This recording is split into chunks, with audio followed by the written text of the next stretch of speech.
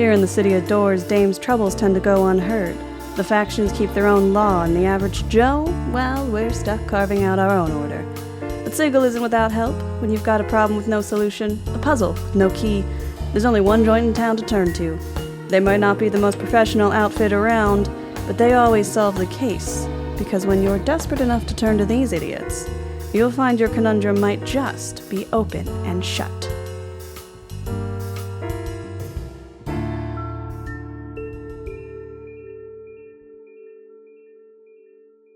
Hello and welcome to our little mystery-solving D&D campaign, folks. My name is Austin. As always, I'm joined by my sod scared of getting scragged by Shemeshka. Say hello, everyone. Scrag? Is that so bad? Is that so unreasonable? We were just talking about this, like, is it a phobia if the fear is completely rational? Yeah. Yeah. I was like, I'm not afraid of drowning. I just think it would be the worst way to go. I live by that. I don't have any phobias because all the fears I have are rational. Yeah, exactly. You can't trust the ocean farther than you can throw that bitch. Yeah. Anyway, welcome back to Campaign 2, Season 2, Episode 9, the penultimate episode of this campaign, which is exciting. Things are beginning to wrap up, but before we can get into this next segment of our adventure, Sophia has some things to say. She's going to say it now. I've been sick all week, so I didn't prepare a bit ahead of time. Yay, campaign. Thank you so much for listening all this time. We are so close to the finale, it's terrifying. But we are still hanging strong in all the ways we usually do. There's the Discord server if you want to talk to our Rolling with Difficulty community. There's a lot of great conversations going on in there. You can follow us on Patreon if you want to support the podcast. You can stick to a YouTube or your podcast platforms if you'd like to. And right now, in an exciting turn of events, we have extended the Kyana and Finbar pin pack sale until tomorrow, as of time of upload, March 15th. So if you have not yet, for some reason, ordered your Kyana and Finbar pins, and what are you doing? Do not separate. They must be with their Captain Plug. You can go on to crabmate.com/rollingwithdifficulty right now and order those for yourself. Pre-orders are expecting fulfillment this summer, right around when our third campaign will be kicking off, so that's super fun. But yeah, you can go check them out. They're super cool, designed by our very own Wally.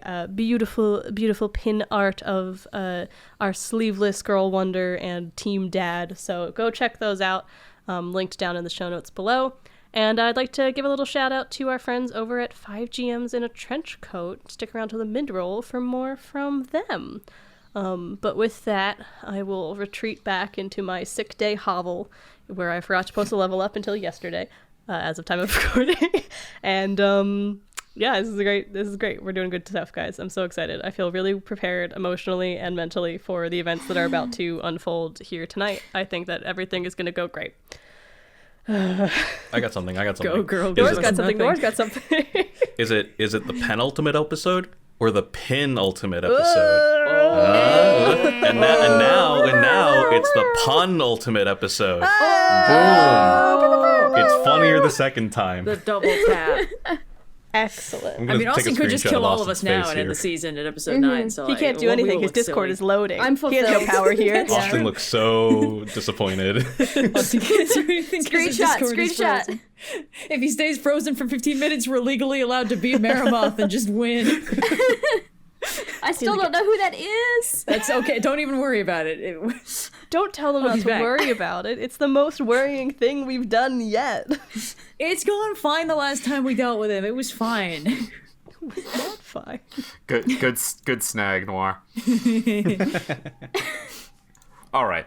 Well, after that high energy introduction, they can't Sophia, all be winners. Okay, sometimes I get to be a little bit, I bring the energy to this podcast. We're moving on. Don't call too much attention to it.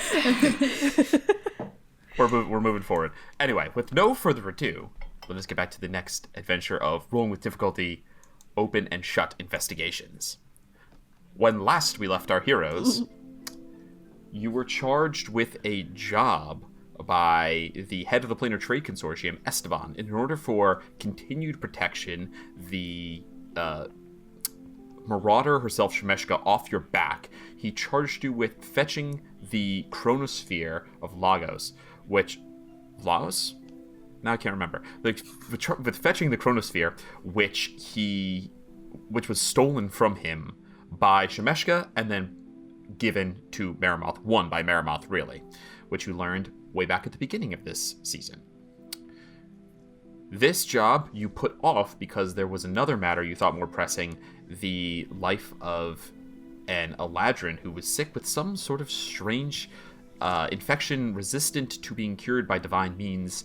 You were fortunately able to save her life and root out a conspiracy that ran all the way back to Bileyg's origins here in the city, sent a message back to Sigil after saving her life and learning of this evil plot by the Lady of Rot, and now hope that some good will come of this information, perhaps even the return of Bileyg and Fally to their rightful place back in Mount Celestia. However, having now put off the Maroth job, it stands before you, the only route that you can see back to safety here in the cage, back to not having to look over your shoulder for Shemeshka in everywhere you go. You have to steal the Chronosphere. So, investigators have opened and shut.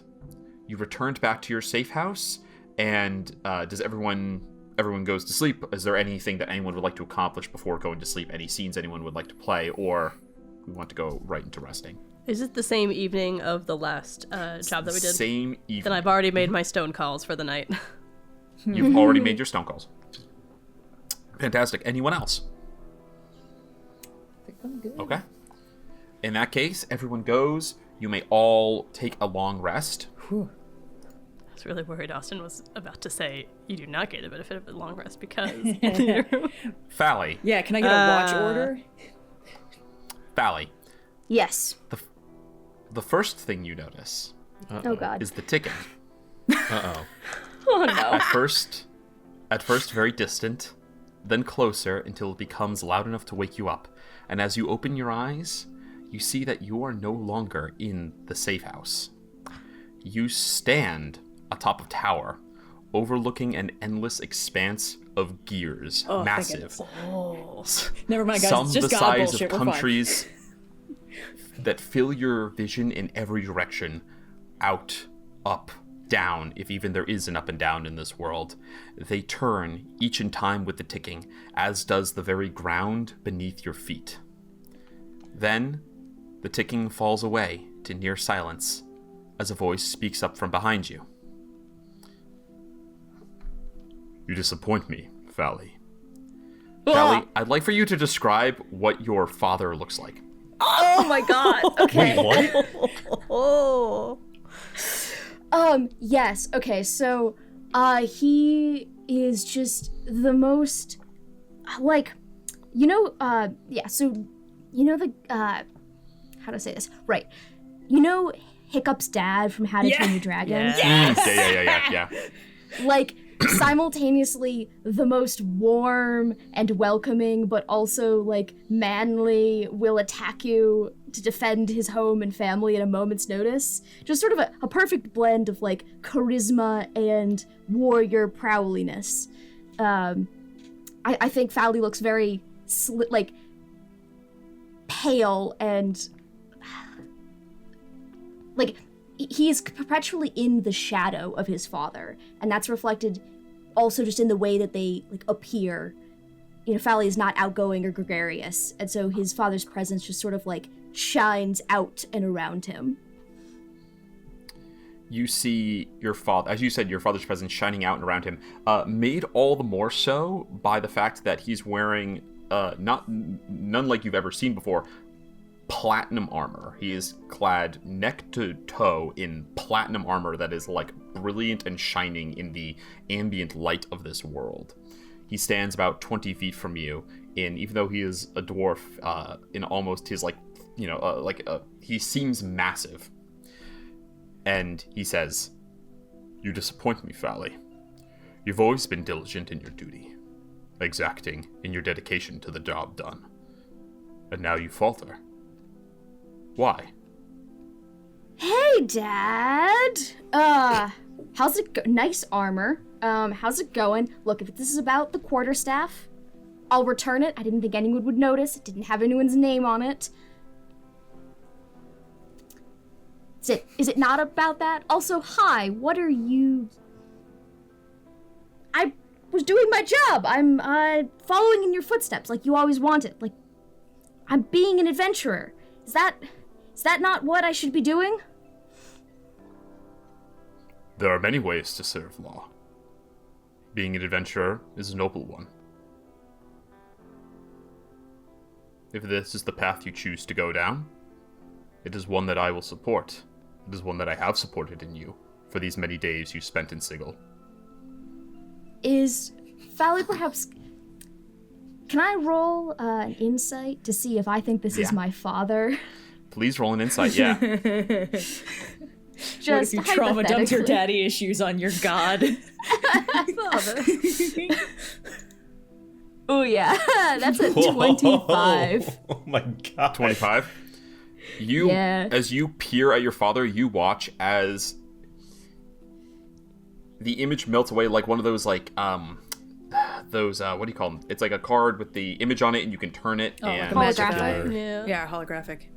Yeah, holographic, thank you. Like a holographic image, as you focus harder, the image of your father fades away, and a 40-foot tall knight, clad head to toe in that platinum armor, but he has the helmet on with the helm down.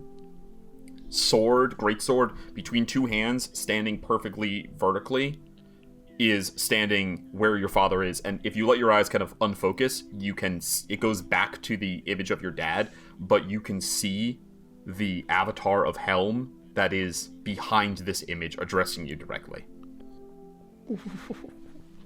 Ooh. Fally puts his hand across the sigil on his chest and bows and says, "My Lord Helm! Yes, Sigil.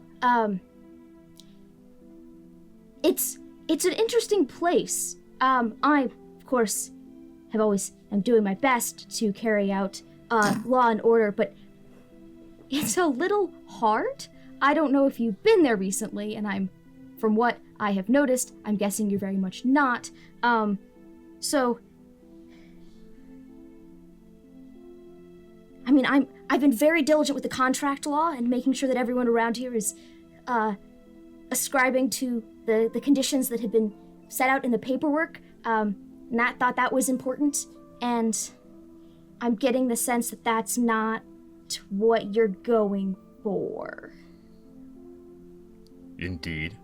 You serve me in many ways. It is all important. It is not for a servant of justice to decide what detail is too small to ignore. And in this way, you have been diligent. You have been an impressive follower of order. Why did you not see to it that those who sought to do evil upon the world were dealt with? My lord, could you... And forgive me. Normally I feel like I have the answer to this, but could you clarify perhaps which evildoers I was supposed to be specifically punishing? Because I've been told that the fiends in Sigil, I should just let them be unless they're doing anything. Indeed. It is not our motives that need to be punished, but our actions. It is the actions of one Tetch and one attendant putrescent that you did not see to. You hesitate in your actions. You put out a call to others. Why have you done this? My lord, could we perhaps consider the question of Tetch and her attendant putrescence as a work in progress? After all, is it, well... And Fally thinks to himself, if I tell the god of Helm, is it such a bad thing to wait for backup when you see injustice in the world? I will cease to be a cleric of Helm. Go ahead, roll me... So you have that, but you don't say it. Go ahead and roll me a deception check.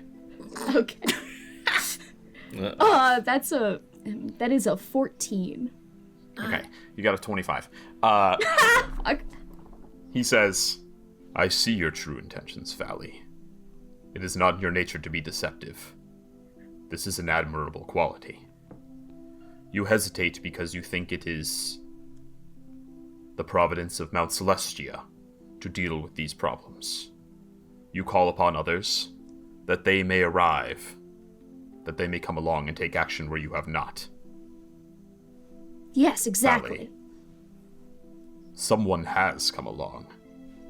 The Vigilant has sent an agent to deal with these sowers of discord and death.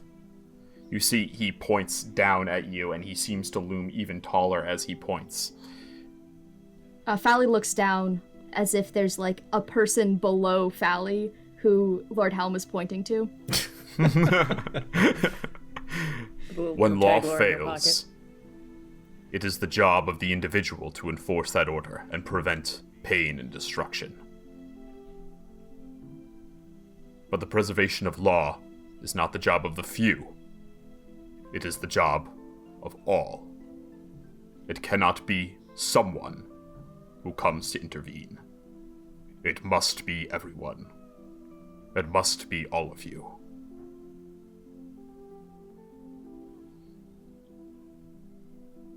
So is that I can wait for backup and we can go together, or I gotta go do that right now? I cannot influence your actions. You have the gift of mortality. What you choose to do is yours.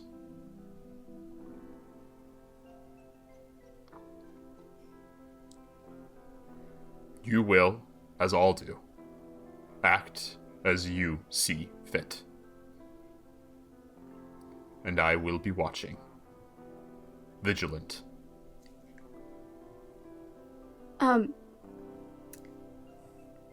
I think Fally is really struggling to articulate that Sigil feels like a different ball of wax to this sort of clear-cut morality. He doesn't want to question Lord Helm. And he says, My Lord Helm, forgive me.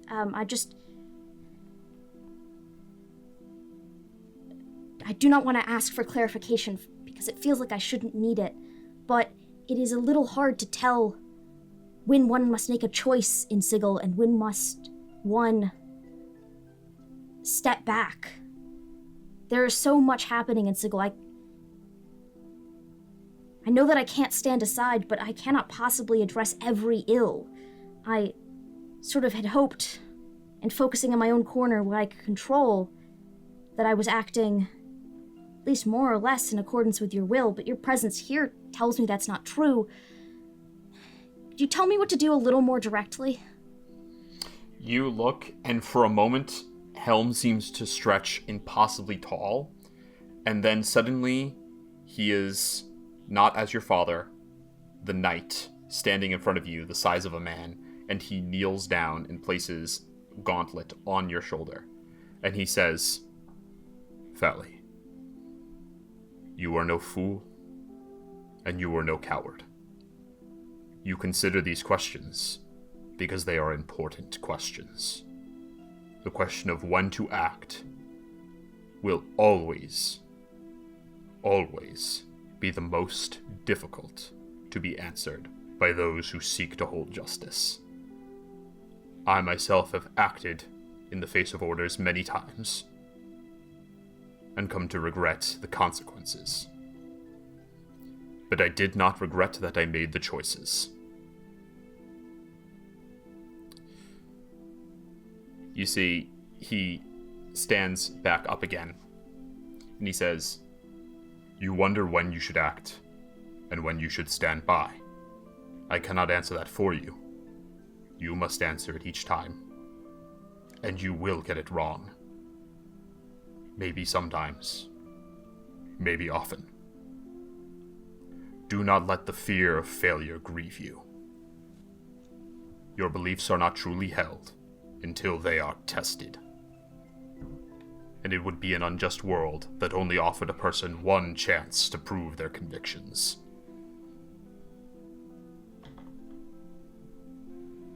Okay. I cannot tell you where and when to act. That is for you to decide. That is why you are my gauntlet. You are already vigilant. You must now be. And he closes his hand, and you see the eye on the back. As he says vigilant, the eye glows. And then he says, you must now be resolute. And the whole gauntlet glows. Fally holds up his own gauntlet, which is much smaller and not glowing, as sort of a matching hoorah! He resumes his position and waits to see if you have anything to say. So Fally right here doesn't want to lie and say, yes, I will go make a decision. Mm-hmm. So he's just spinning it. He's really hoping he just he's just spinning this a little bit. I think that he is really hoping that Helm is going to say something dramatic and cutting, and then he's going to wake up, and it'll just be this sort of like a resolution to the scene in which he can keep thinking about it. Those were like two dramatic cutting things that could have led to you just waking up. And so he's like, oh no, okay, Helm is gonna, like, he's getting the, like, it's like, okay, Helm is not gonna let me off easy here. And Fally says,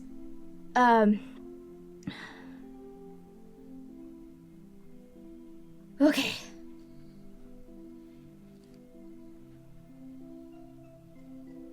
I don't know if it's gonna be the right choice, but I promise that I'm gonna make a choice. That is all that is ever asked of a mortal. That is all the gods ever seek of you. Okay, great. I'm gonna go figure out what that is now. Thank you, Lord Helm. Frit remembers himself and bows and says, thank you for your wisdom and the pointed reminder. Bows again. Go forth, Fally. Know that your god has faith in you. Oh. And that's where you wake up in the warehouse to the on the door, which wakes all of you up, actually.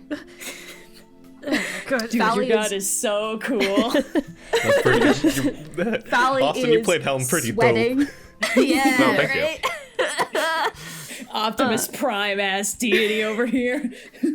Gonna start shuffling in the big Fally. robe and the eye mask, like, oh my gosh, coming! Yeah, Fally, you sits guys straight up out of bed, sweating. And is Bileyg nearby? Probably. You guys are all sleeping in the same room. I'm napping with my back against dog. And Fally's like, so random question, but if the incarnation of your god, who is guised as your father, says that you're not a coward, is that automatically true? You said this was a hypothetical question? Yeah, very, very hypothetical. Totally just thought experiment. Oh, well, you know, I don't tend to deal all that much with the gods, but they're pretty known for knowing their stuff a little better than we do, so... Okay, that's what I was afraid of. Thank you. Hey, no problem. Was that knocking? Yes, Yeah, I'm on it. by the way, considered. Agni basically spent all day yesterday recovering, but Agni is also here in the safe house. Oh, good.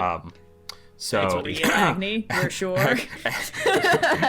Real Agni for sure. Agni like looks at you, counts 1, 2, 3, 4, and then looks at the door. I've been shuffling over and taking the eye mask off. Right. You take the eye mask off. You open the door to the safe house where no one's supposed to know where you are, and you see there is an Arcanoloth in long robes. You see Aikin standing outside. Yeah, of course. You the friendly fool! fiend, You've doomed yes. us all. Get in here. He's got a little box under his arm, and said, "Good morning. May I come in?" Please do. I'll show him Oh, inside. thank you.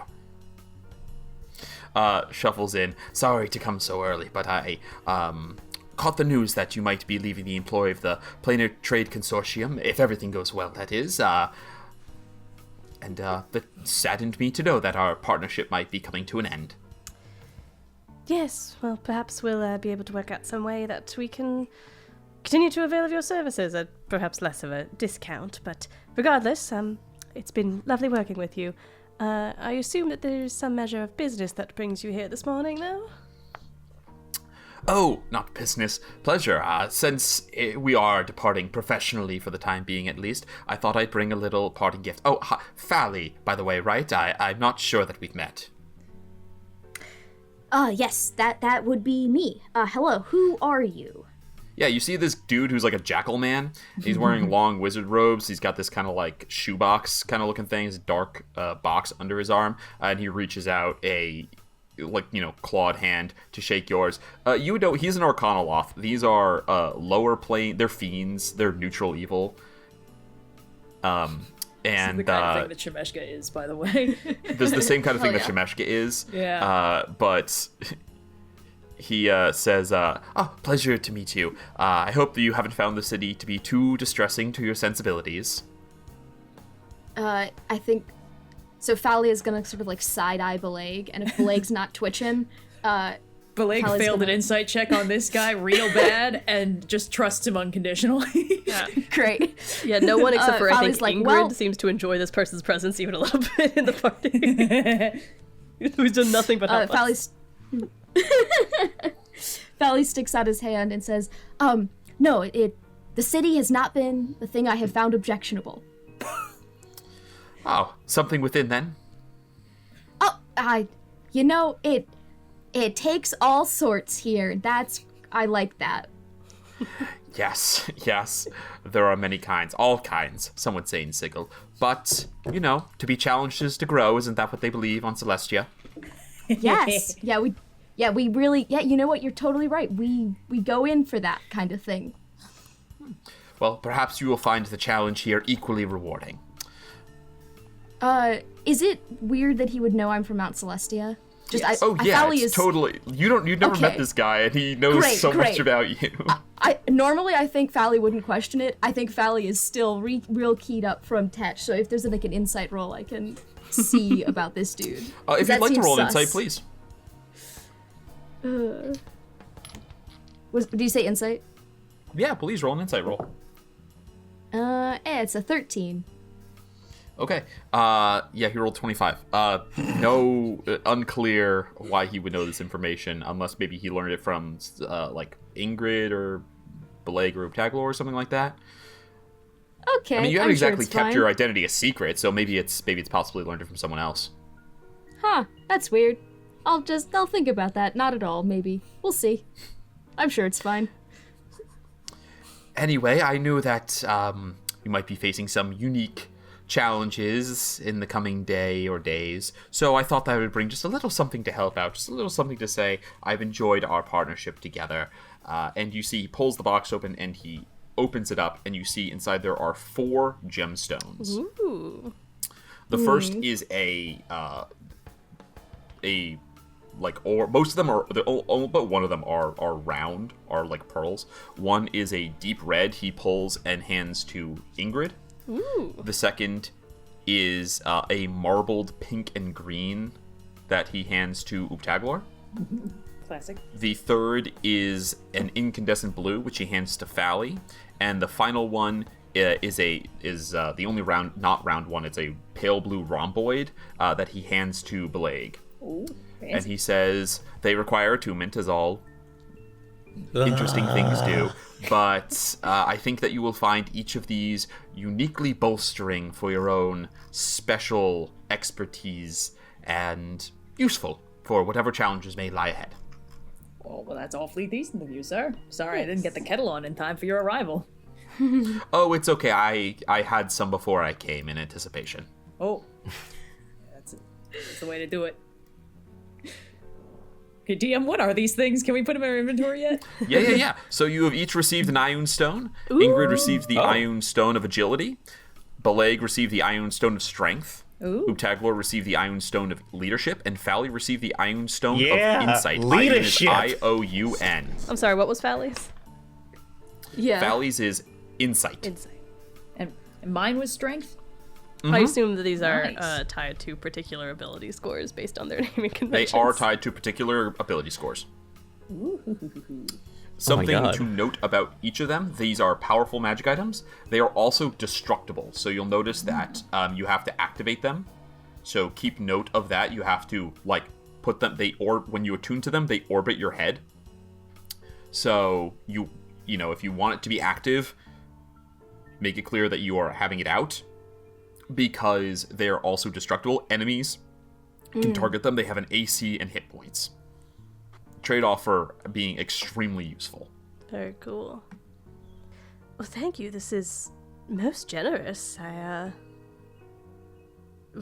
have nothing to offer but sincere thanks, to be quite honest. We're in a bit of a pinch, and every little bit helps when it comes to the jobs we're taking on. Well, I'm happy to help friends get out of a jam. Please do come visit, and hopefully we can make an arrangement to have a more professional exchange of ideas and services going forward in the future. Of course. I mean, you are an information finder, and we are detectives who find information. I'm sure there's something we can work out. Exactly. Well, I have many things to take care of, so toodaloo. Goodbye, dear. What a swell guy. And unless anyone else has anything to ask or say to Aikin, he departs. No? Yeah, think we're I good. think I have all the lingering things that I'd asked him to do are taken care of. See, All Agni right, goes, we gotta resurrect your old, like, detective guy, too. We got a lot to cover in We these don't last two episodes. have to Oh, boy. resurrect him. Yep. Did you ever hear from Lothar how to, where to find Laurel's soul stone? No, but I thought I'd check in on that after I was certain that I wasn't about to be, murdered by Maroth. So that's on a to-do list for No, after. Shemeshka. The distinction is important. Well, No, I'm we're not at risk so of both, sure remember. about that because We I are risking assume both, but yeah. that today our adventures will take us in what will get us out of the safe house most expeditiously. But that I assume means stealing from Maroth, who, as far as I understand it, is prone to kill Murder? first, vivisect, and then ask questions in that order. can't Can't vivisect. vivisect after you're You can't killed. vivisect It's- when you're- Well, Yeah, which one is it? Because in the episode I just edited, you guys It's said you just can't do a live Vivisect is vivisection. very specifically alive. No, it's live vivisection is redundant. It's not that you can't Yeah. do it. It's that you have to. I'm just trying to Once they learn die, from our it's past dissection. experiences. Well, no, it's easy to remember because after they die, then it's dissection. Look, So- whatever it is, Hey. I would like to remain in one piece.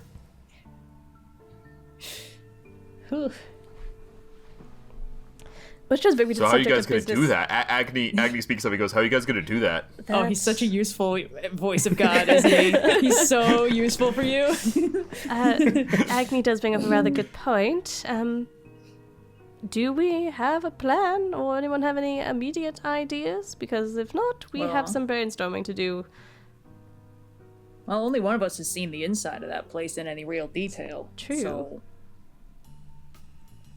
If remind me again what we're stealing from whom. right. Okay. Yeah, What's you missed a little happening? bit. Yes. So I'm ride so, or die right here. There's, but- So Um, there's this fella, this real ornery sort named Maroth. He's a death tyrant. Death tyrant, yeah. Oh, Undead hey. beholder, yeah. Like a beholder but dead. But also not dead. That's the problem. okay. The Chronosphere is this artifact that it grants you like immortality, but also it doesn't have caveats, so it doesn't make you undead or like a vampire or a lich or even like an angel or other extraplanar beings that are immortal. You can still be like mortal and thus have free will, but you just kind of get to keep going. So Maroth doesn't need it, but he doesn't And want anyone Maroth else is, to is have it. obsessed with like life after death. There's an entire conspiracy regarding separating the soul from the body and trying to examine the effects of that. Yes, and also relatedly, Meredith runs the dead bookers, the folks who take care of all of the dead that would otherwise be piling up in Sigil. So his lair is at the top of the Mortuary, which is very appropriately named. Also, Death Tyrant, that is technically like creature category undead.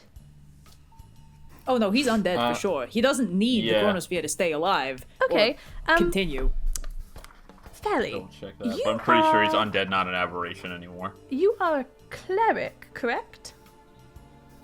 Yes. And For now.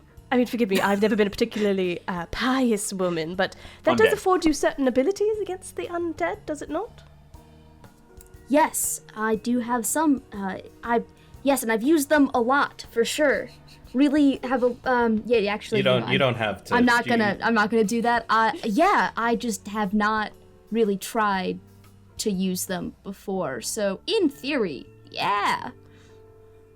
What are what kind of abilities, Varia? Like, do you repel them from a certain area, smite them on sight? What are we talking about here? So I can. I'm thinking of turn undead, but I don't know if there's anything else in the category. Yeah. Like I've got turn undead. Let's see. I did change all my spells around, so I'm just double checking. All good. Yeah.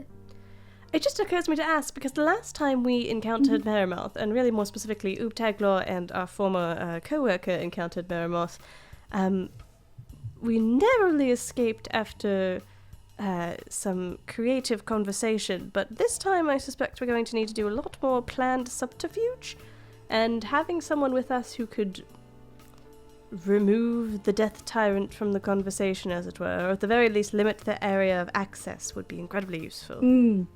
Yeah, okay. Yes. So there's a few things about that. I don't know, Fally might have more options than I do, but the ability to turn the undead, it's not like a force field. They can still get at you. It just takes concentration and effort on their part. So Also, you would know that certain power levels are immune to it. yeah, that too. Yeah, it's a wisdom saving throw of 14. Gotcha.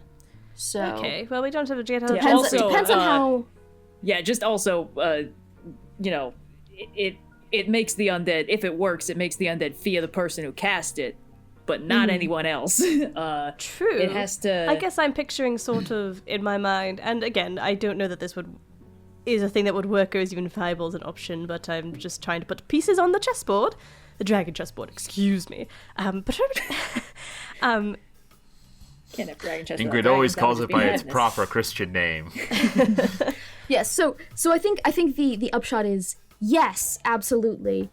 I do have some ability to, as you say, turn the undead, but it's not necessarily a guaranteed outcome. Right. And also, if anything happens to me, bye-bye the ability to turn the undead. Yes. Yeah. I can do it, So- but only once a day, and it might not work, so it's never really been worth it before. Okay, well, I guess returning to square one, does anyone have any particular plans here? Because right now the only route I can see is we sneak our way up to Maroth's lair and attempt to steal the Chronosphere out from under him without him noticing, because I don't know that we all walk away from fighting a Death Tyrant, and I'd like to So- walk away. Well, we do I have, have one question. I have one thing. Oh? Oh, sorry, Bileyg, you go. Oh, well, I just wanted to ask, Ubtaglor, you've been in his super secret lair. Did you see the Chronosphere? I don't believe I did. It's still Well, it unclear seems to you guys what it looks like. Although Yeah. you know about the shape and size because Bileyg found the box it was in. Yeah. So you it's know some it's kind of not sphere. like a beach ball. Yeah. Yeah, it's like dragon basketball size, so. It's no, it's small. It's like Like paperweight It's size? It's like the apple map from size. Treasure Dragon Planet. softball? track and softball. Yeah, Dragon yeah, softball, somewhere like, around like there. a dragon grapefruit, yeah. Yeah. You could Like hold dragon in in one front of hand. everything. That's how you make it fantasy.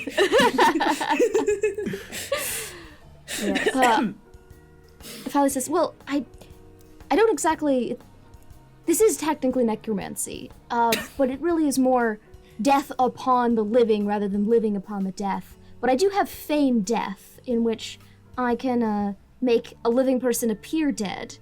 And as I understand it, this death tyrant does collect dead bodies. So if we're trying to sneak someone in, How many people can you do that might be to? useful. I can do it to one person. Oh, and then now that I think about it, I also have to touch you to wake you back up. I believe. Well, yes. So you're correct about that. Let me bring up a quick it's thing, duration, Def. right? There's 1 hour. Yeah. Yeah, so it is 1 So hour. you I have believe you 1 can get it on hour. multiple people. So after 1 hour, they can just wake up on their own? Yes. Yeah, after an hour they wake up naturally. Assuming you haven't You can been put as many people in as dissected. you. Couple things. Couple things to it. vivisect. Yeah. Oh, so Once it's, again. yeah, it's not concentration, and it is. So yeah, Yes. I could do it as many people as I wanted. So there's a couple. It's an interesting point because there's a couple things here. It is a ritual, which means you wouldn't have to spend any spell slots if you didn't want to, but it would take you 10 minutes for each person you put under, which means that if you put By the 3 time you people get to under, the last person. you'd have half an hour. But half an hour may be plenty of time, right? But yeah, Can you cast it on you could also yourself? put yourself. You could also put yourself yeah. under. You would just have to be the last person to wake up. Yeah. Tactically, So- getting ourselves all, like, completely incapacitated and then smuggled into the heart of the bad guy's lair is such a bad idea, but narratively, I'm not sure I can resist.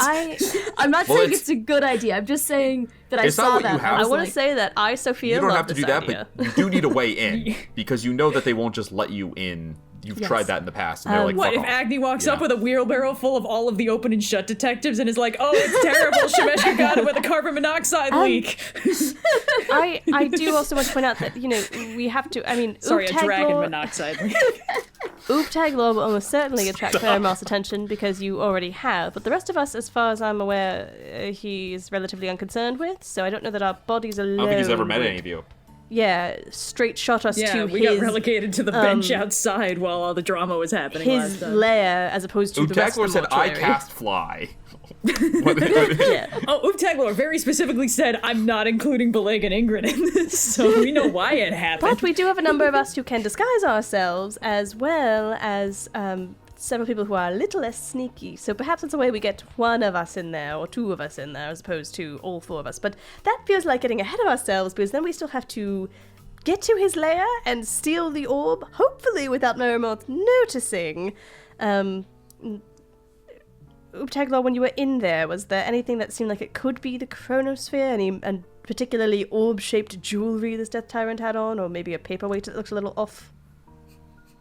Can I do a check to Enter your mind palace. to recall? Yeah, go ahead and make a history check. I miss Fearless Eidetic Memory. Okay. History? 19. 19. You know what? Give me a second. I think perhaps more appropriate than telling you, I can just show you the map as it stood when you were there last. So, Uptaglar's been in. Maybe I just described it though. I had this prepared when Uptaglor and I have Nyx- never seen this map. You just described Okay. it. Yeah. Yeah, so I had this prepared when Uptaglor and Nyx were maybe going to fight Maroth. So I've just had this sitting around for a long time. So anyway, yeah, so you'll recognize where you came in, the like furnace thing, the dead body. This is how you remember. This is exactly what it was like. There was a dead body on the table, a bunch of blood being remember like it drained, was some yesterday. torture devices. There's a whole row of crypts, right? Like storage lockers in a morgue kind of situation, and then just a bunch of tables and sets of different weird alchemical things and various scissors and knives and sewing needles and implements of destruction. I do remember you describing the green orrery-like object. Oh yes, that's his orrery. Okay, so I know that is an orrery and not in fact It is not something that is orrery housed in like the it is Chronosphere simply blockade. actually an orrery. Yeah, well, it looks like the Planescape, right? It's a bunch of, like, glass spheres and then, like, drawings and etchings on the turning wheel things. What do you call it? Like, the rings around that represent... It's an... As many models are of the Planescape, it's an abstraction.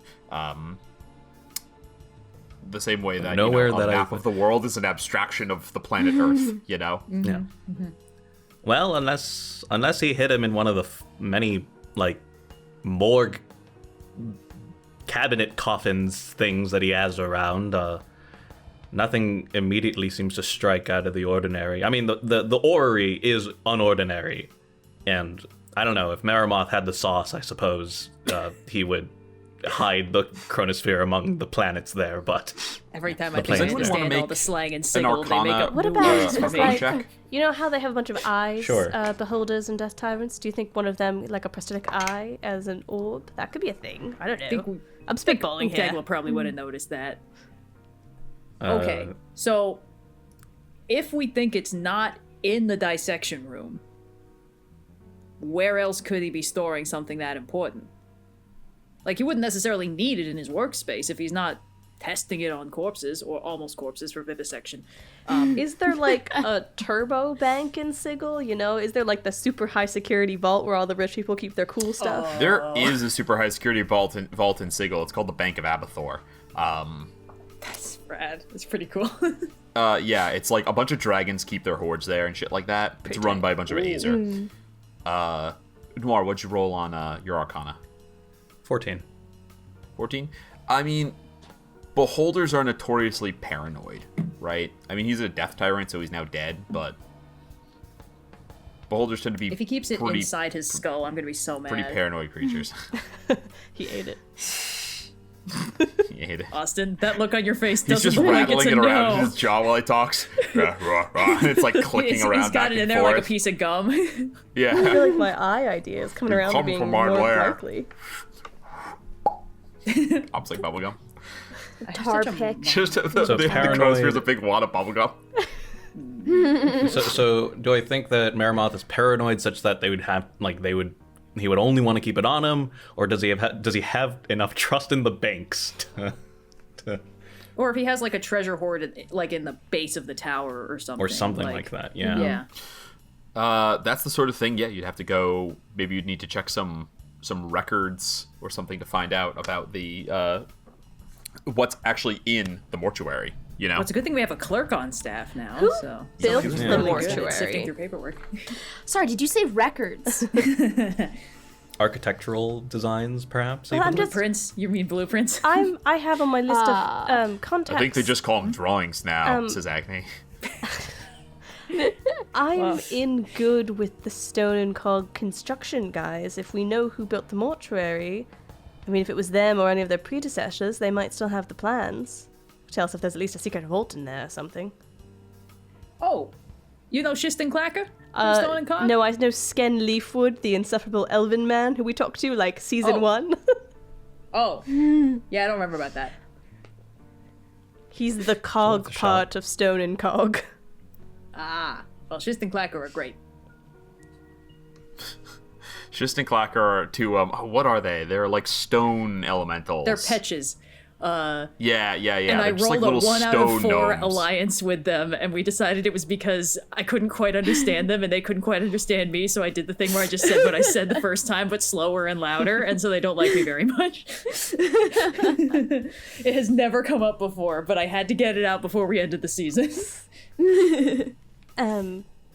But I suppose if we wanted to start somewhere, we could go searching for records of the construction of the mortuary, because it seems like at the moment, the only possible places it could be are in the vivisection dissection arena, as it were. I'd prefer not to go there if we absolutely can avoid it, so should determine if either of the other two options are valid. It could be in the super secret vaults where dragons keep their hoards in Sigil, which again, not a great place to have to break into, but needs must. Or there is a secret vault in the mortuary itself, where our very particular death tyrant keeps his goods. Something that we would only be able to find out by either breaking in and searching, or getting our hands on some plans for it.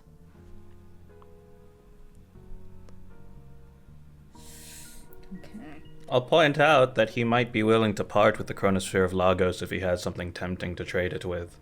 Do you think there's anything tempting for him to trade it with that's not literally Esteban? A facsimile of Esteban. Oh, we're doing this plan again. I mean, I'm just putting it out there. No, it's not a terrible idea, and currently we have nothing else going on, so it is option. Well, it is slightly a terrible idea because, I love the concept, but Maroth's entire thing is vivisecting bodies, and he's very good at understanding how they work on the inside. And I'm not sure your simulacrum would hold up to even a little bit of scrutiny, and then we would all get in so much trouble. No, but we did hold Estevan to promise that he would protect us from both Maroth and Chemeshka, so...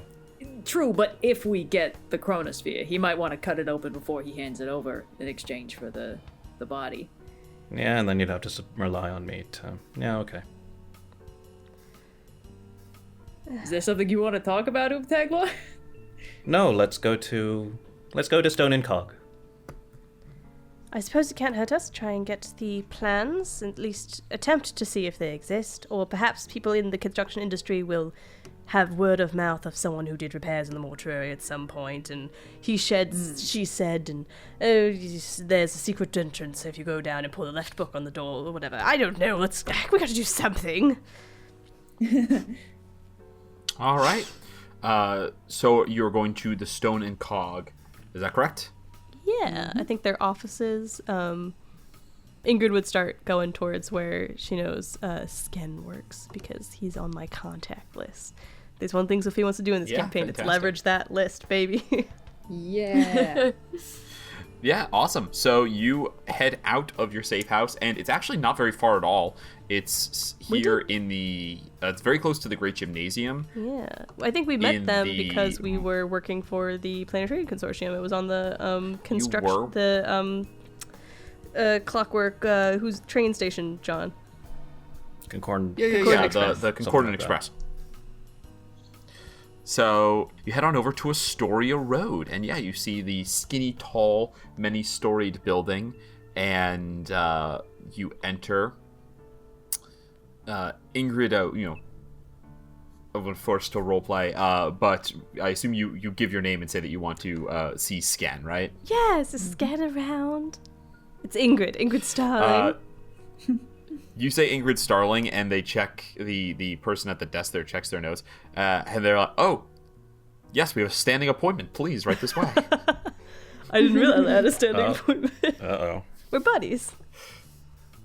You Or this follow is a date, upstairs. 50-50. You fall upstairs to the office that you've been in before, and see the door opens, and you are let in, and you see sitting behind the desk, pretending like he's closing. You see Sken. You walk in, and Sken has a book that is open, a huge tome that is open to blank pages, and he's holding a quill. And then he closes it as if he's been working on something, and he brightens up and he sees you. He says, willowy elf man. He sees you. He stands up, says, "Ingrid Starling, what stars have aligned to bring you into my..." And then you see Taglor, Bileyg, and Fally all file in behind you. He goes, "Office today. Welcome to Ingrid and friends. I really only have the one chair.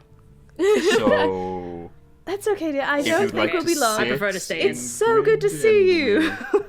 Walk in, do the You as well. friendly, the ever meet greeting of I'm picturing what all of my older relatives do, where it's like kiss on the cheek, the Yeah. No, Yeah. that's no, old school elf nonsense. Old school elf and nonsense. then hands at a distance, hold hands at a distance like you're appraising each other.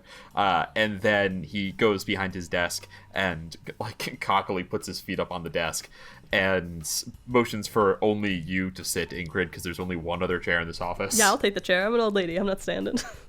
Screw you guys. What can wanna sit down. to what do I owe the pleasure of this visit? Is it just pleasure or business, perhaps? I'm afraid there's some business involved. Now, I know that you are the person to talk to when it comes to construction in Sigil, and we have a bit of an, odd job from the Planar Trade Consortium that we need plans to a particularly notorious building for, and I was wondering if Stone and Cog, or more particularly my dear friend Sken, could provide those. For the mortuary, well, I have to say, it's a very well I didn't say mortuary, but I kept assume that Austin's secret. filling in the gaps. Oh, I'm sorry. Did you say mortuary? My Yeah, my I think we're mistake. just moving this along. It's okay. Yeah. Austin This isn't like was. how did he know? Is Maroth in the room with us right correct. now? I can see Red's face on the Sometimes Discord Austin call, and I imagines was like, something that happened. He says, "Oh well, we're not usually in the market for giving away the plans. First, there's the professional protection of our trade secrets, and there's also the client privilege. We don't make any promises that no one outside will see, but we like to maintain a measure of professionalism. Ingrid, roll a persuasion check. oh yeah. Yay.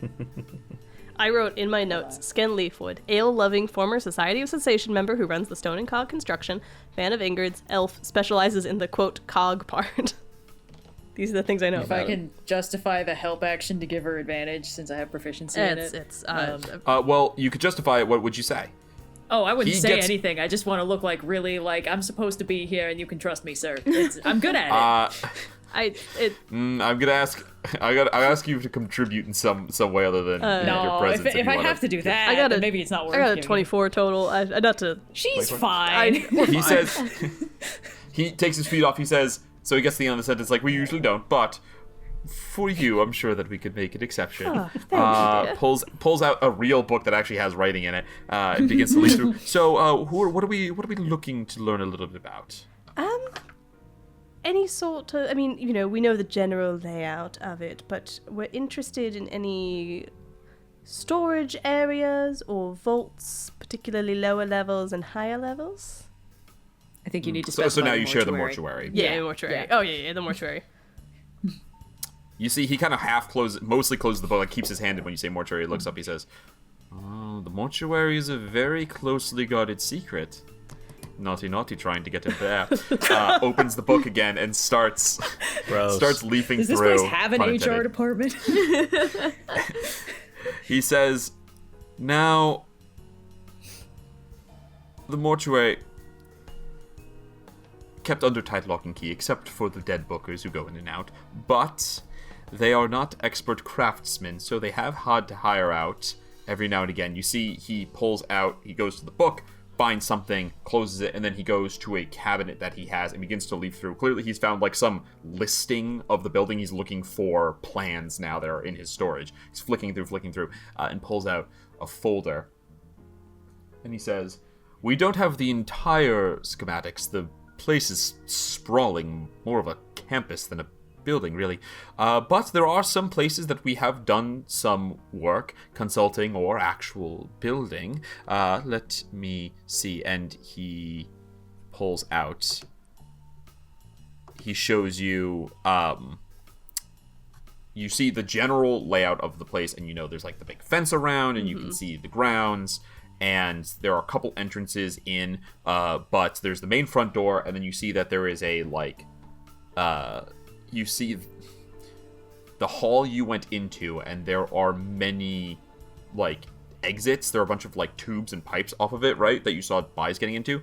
You see that they connect to lots of different rooms underneath, and he points this out. So this is corpse shipping and receiving. So this is where most of the tagging and movement goes. To the crematorium, pulls out and shows you that there's a whole shit ton of crematorium rooms here, that and how the ventilation works. He points out to pump a bunch of smog into the atmosphere of Sigil.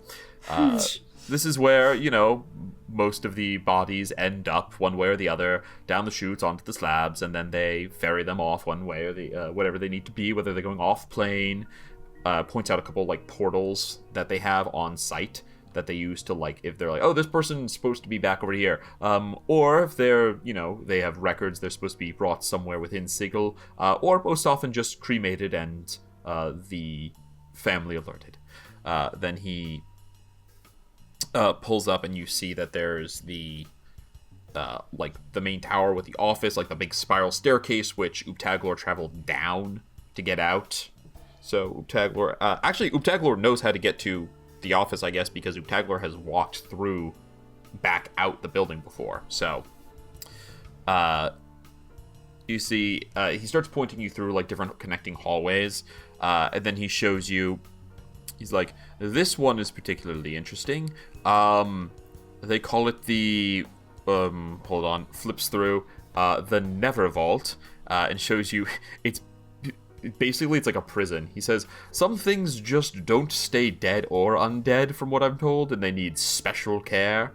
And it's just like a row of prison cells, like detention level from the Death Star, kind of. And then he pulls out the biggest, like, he's been going through layers of paper, right? He pulls out the biggest one that's on the bottom. And you see that there's, he's like, and of course, most interestingly, the entire sub-basement is cleared out for the spirit sump, which I've done a little bit of consulting on myself. And you see it's just this, like, huge pit that has a bunch of, like, catwalks and things like that. To, like, Sump? walk over it. Sump, yes. Sump. There's various spirits and apparitions appear in Sigil, and because they have nowhere to go, they can't return back to their home planes because of the cage. The spirit sump, collects them and keeps them all contained. Would there not be this is stupid. Would there not eventually be a spacing issue, or are they just all clipping into each other?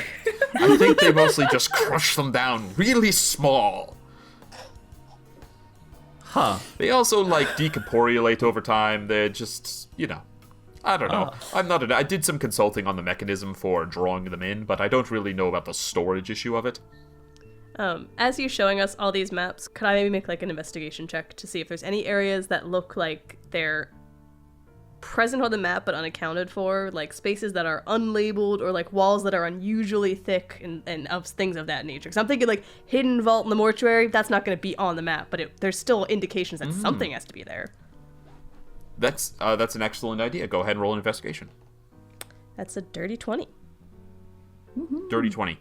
Honestly, it seems like these maps are pretty thorough, and so you don't think you're looking for a hidden room of any kind. Fally's going to speak up and say, Taglor, just from my understanding, I'm still piecing some things together.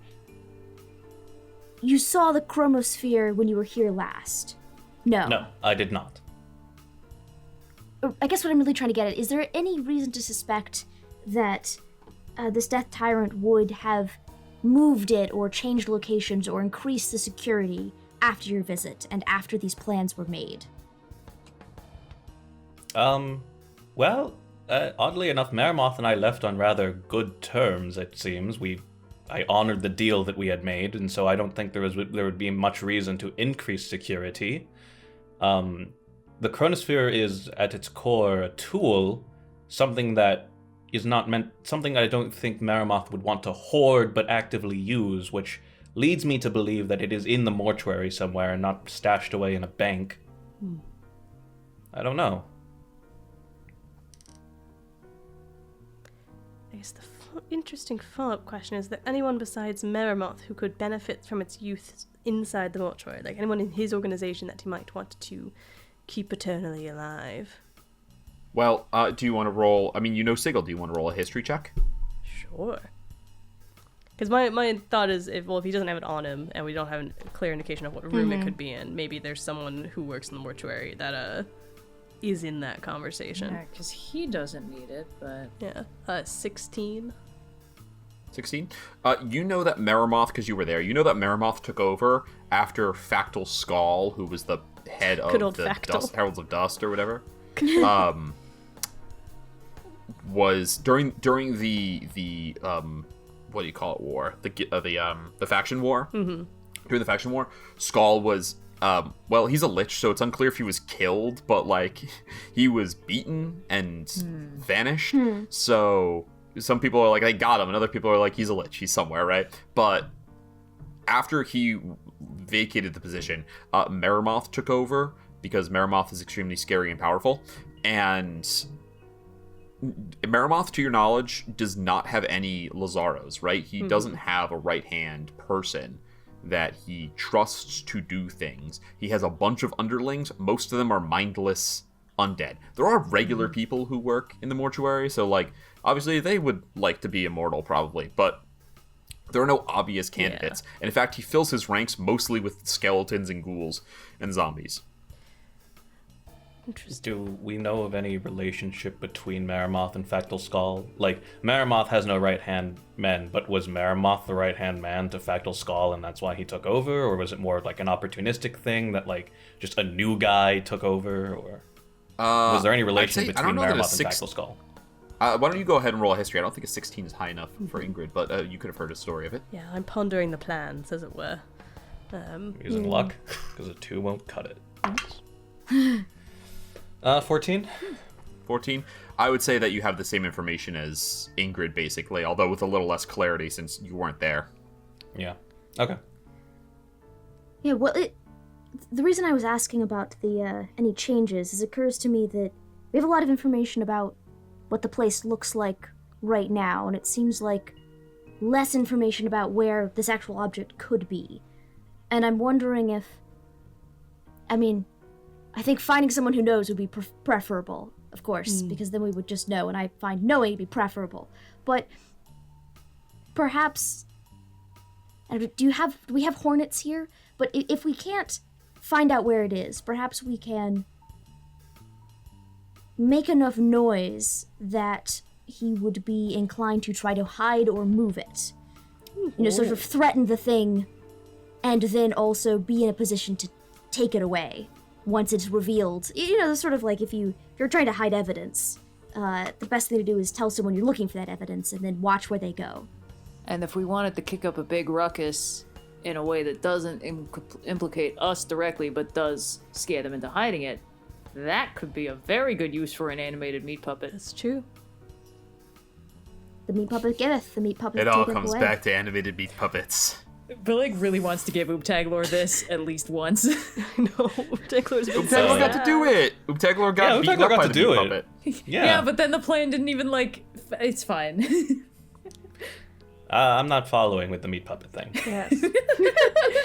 I suppose, thank you, Sken, this has been incredibly helpful. I know the most delightful little cafe.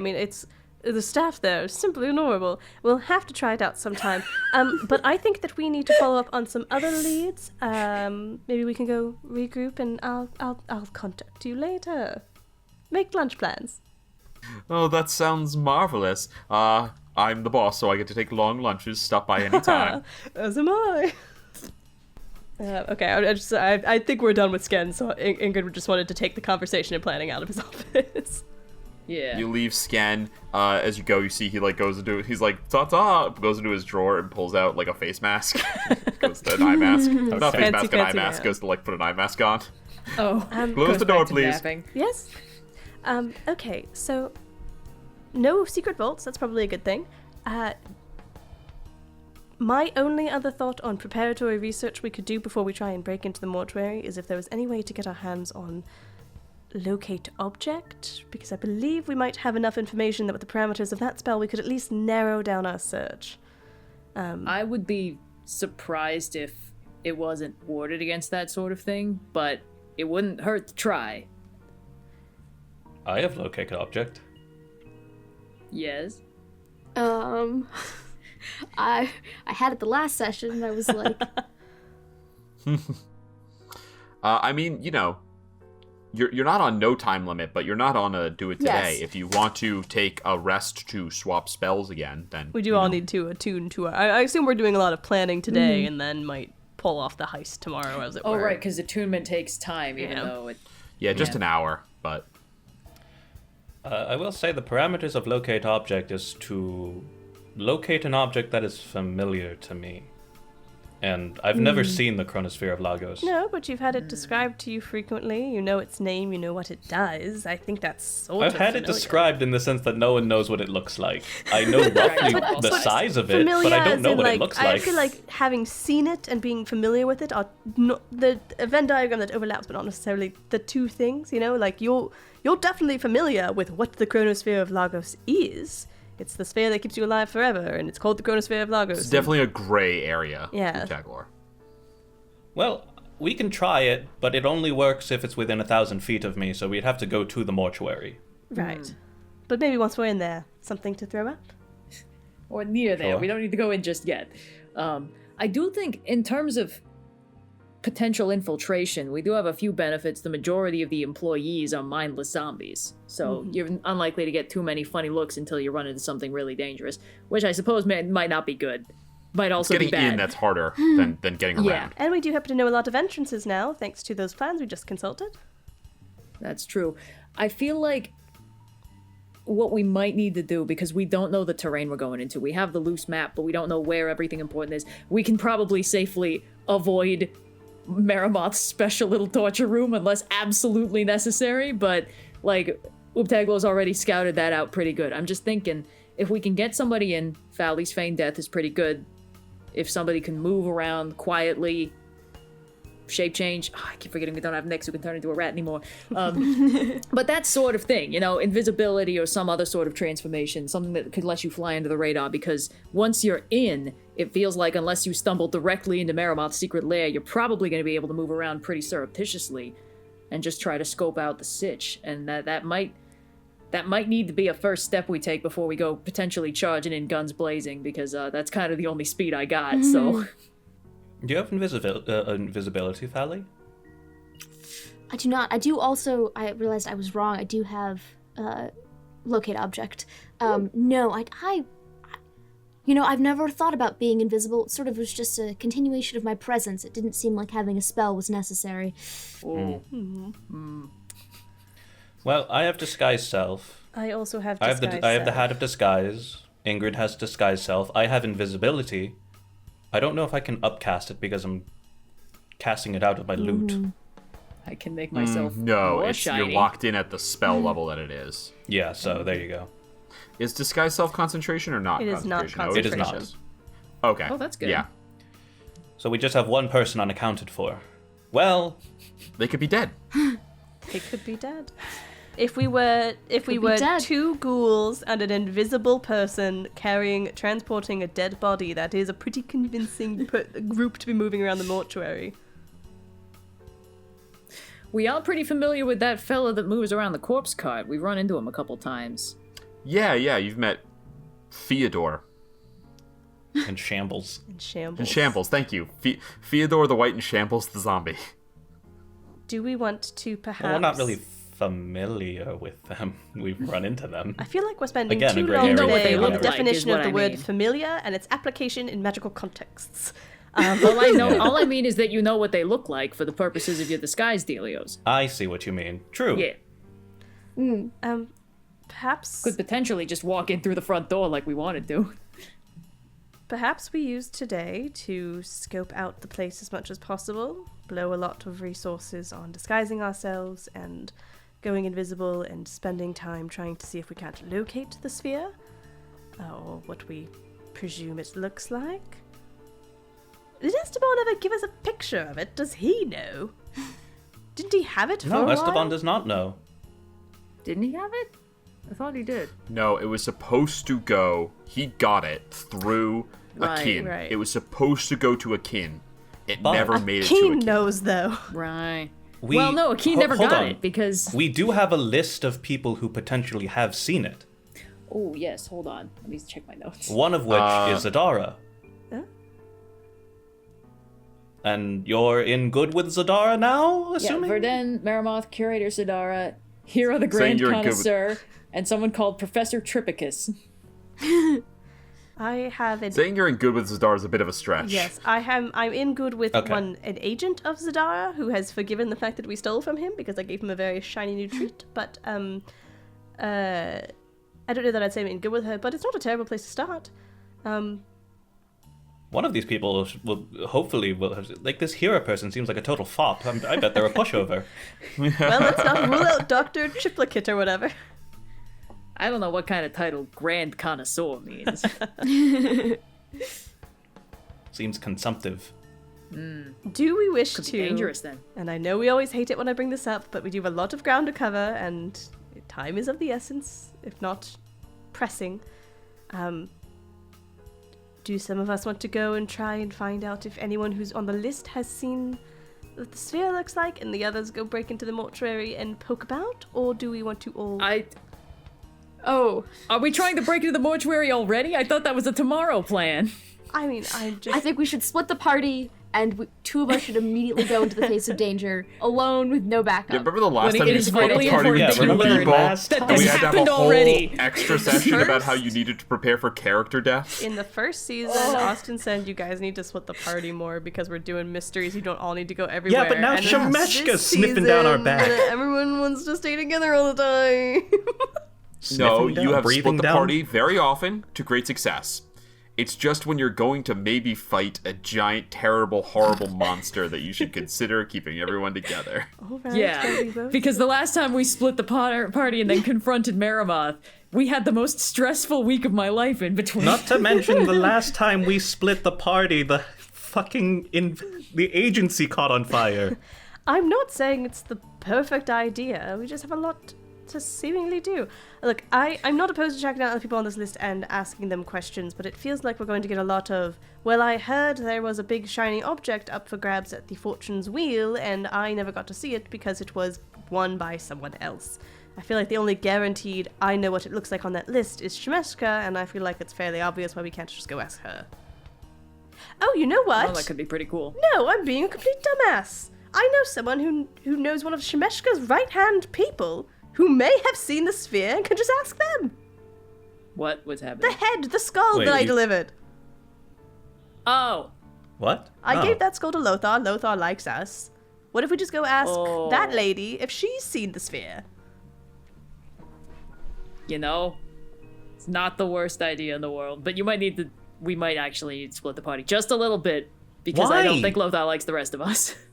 I think Lothar's fine with the rest of us. Ingrid is the rest of us. Like, I don't know. Ingrid's Ingrid's transgressions were our Splitting the transgressions. party and going into the seat of danger, the mortuary. Splitting the party, go talk to, Yeah. Well, perhaps I can go visit Lothar and see if I can't get the information from Adamok. Do we have any other leads we want to run down in the interim? I think it's very clear to me that we are not going into the mortuary today, but in preparation for Yeah. going in tomorrow. And the idea is that if you get a description of the Chronosphere, we could potentially try to get within 1,000 feet of it and hit it with locate object, and that would be us sort of loitering around the base of the mortuary. It would at least to help do us that. point us in the right direction, so, like, if it's below us, we know we don't need to go up towards Meramoth's secret special room. Or, Right. if it's off down a corridor, we know whether to turn left or right. I don't think it's going to tell us, ping, here's the exact location on the map where you can go to collect your special little prize. But I think it could help, narrow down what could be a very lengthy search of the mortuary. Or if it's even in the mortuary at all. Okay. The spell can locate a specific object known to you as long as you have seen it up close, within 30 feet at least once. So that's less So gray. it just doesn't work no So it matter doesn't what. work no matter what. Okay. Sounds like you guys are gonna have to do some investigating. Boo! Oh. Wah, Fally wah. says- Oh. I want to be a Fight my detective death tyrant, you big campaign. baby! Was there... So perhaps, if we're looking for someone who has seen this before, do we know exactly how the Chronosphere made its way to the Fortune's Wheel? Is there perhaps a shipping company with a manifest, employees we could speak to, who might have... not saying that any delivery person has ever, violated the terms of their agreement and looked at the thing they were delivering, but hypothetically, it has been known to happen We're once or gonna twice. kidnap the UPS guy, teach him how to cast a spell locate object, sneak him into the mortuary, carry him around, and use him like a dowsing rod. Let him grind up 7 levels of bard. And wait for this whole thing to blow over. As not everybody, I fear what may happen there is that a lot of the people who likely would have been transporting it either were working for Shemeshka or have since been dealt with by her, so I don't know how likely we'll be able to get to them without getting right in her line of fire. I fear that the locate object train might not be a lead to run down, it sounds like. Do we have any other kinds of information we'd like to get other than we have the layout of the mortuary? We're fairly confident the sphere is there. Is there anything else we want to try and find out before we plan our grand heist? Is there any kind of quick escape thing Oh, yes, any excellent. of you can do? Like any sort of emergency teleport or out I the can nearest banish window? you. And that, So None of us. So for a minute, we're kosher. So none of us are actually from Sigil, which means if you banish us, I think we're like permanently on whatever plane we originated. I believe If I- Tagler was born in Sigil, right?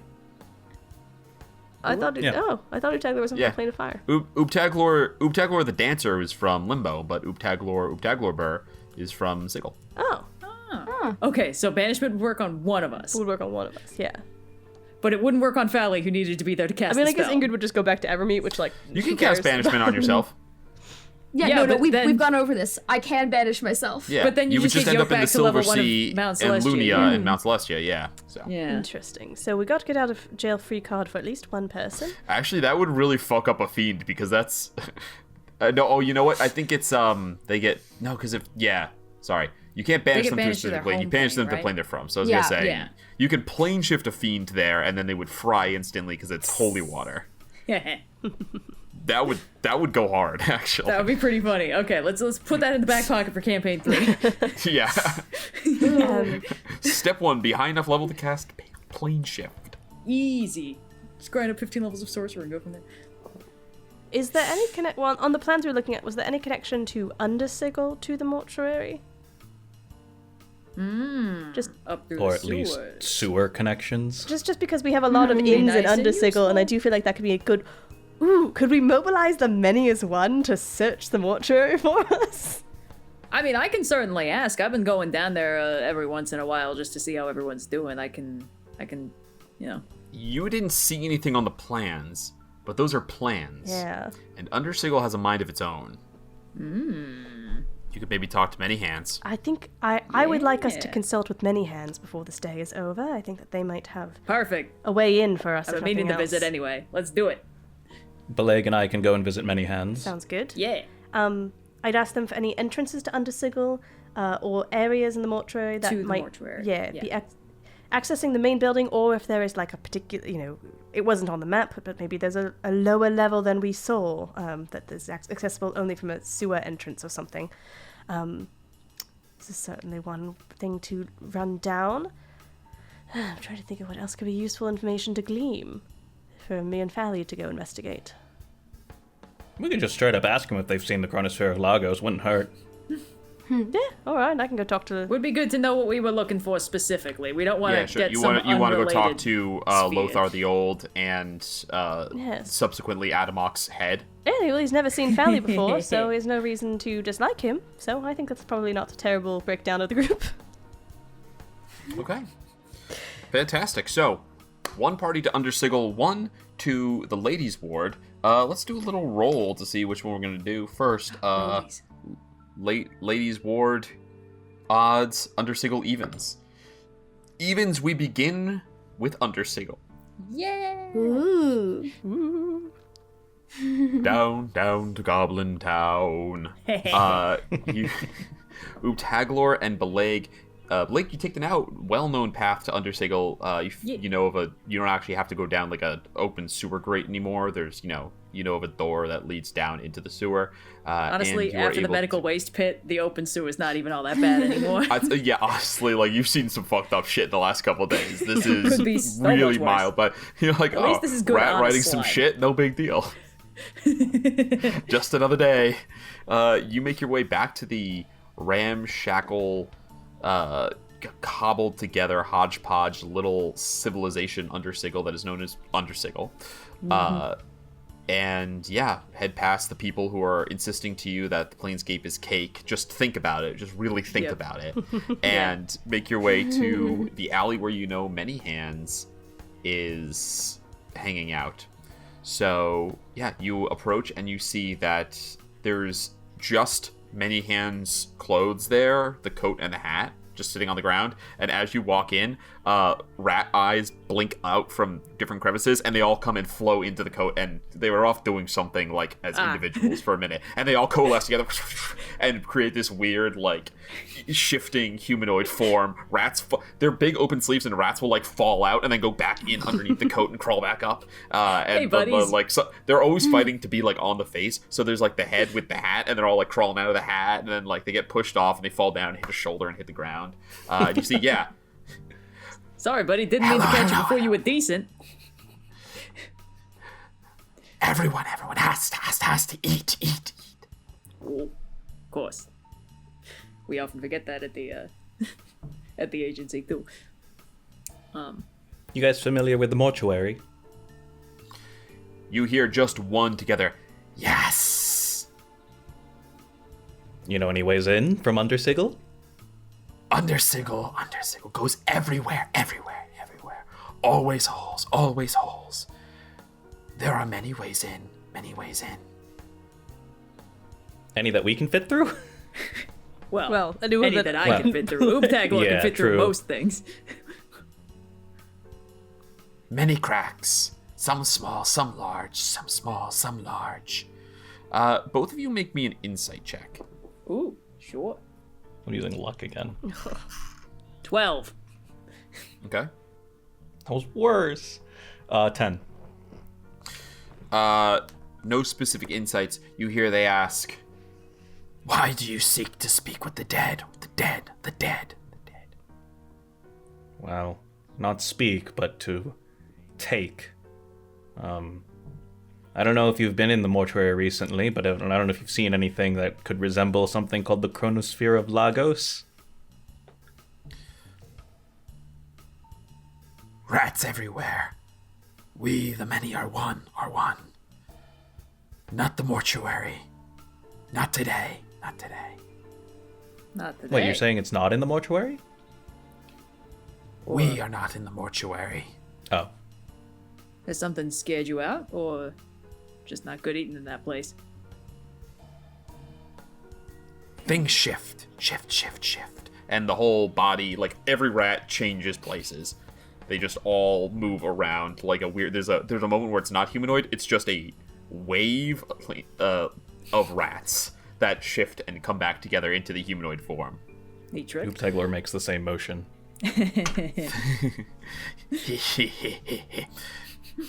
Things shift, things change. Change is dangerous. Stay away. Something's happening in the mortuary today. Things are happening. Yesterday, today. Who knows how long. Things change. How long have you been avoiding the mortuary for?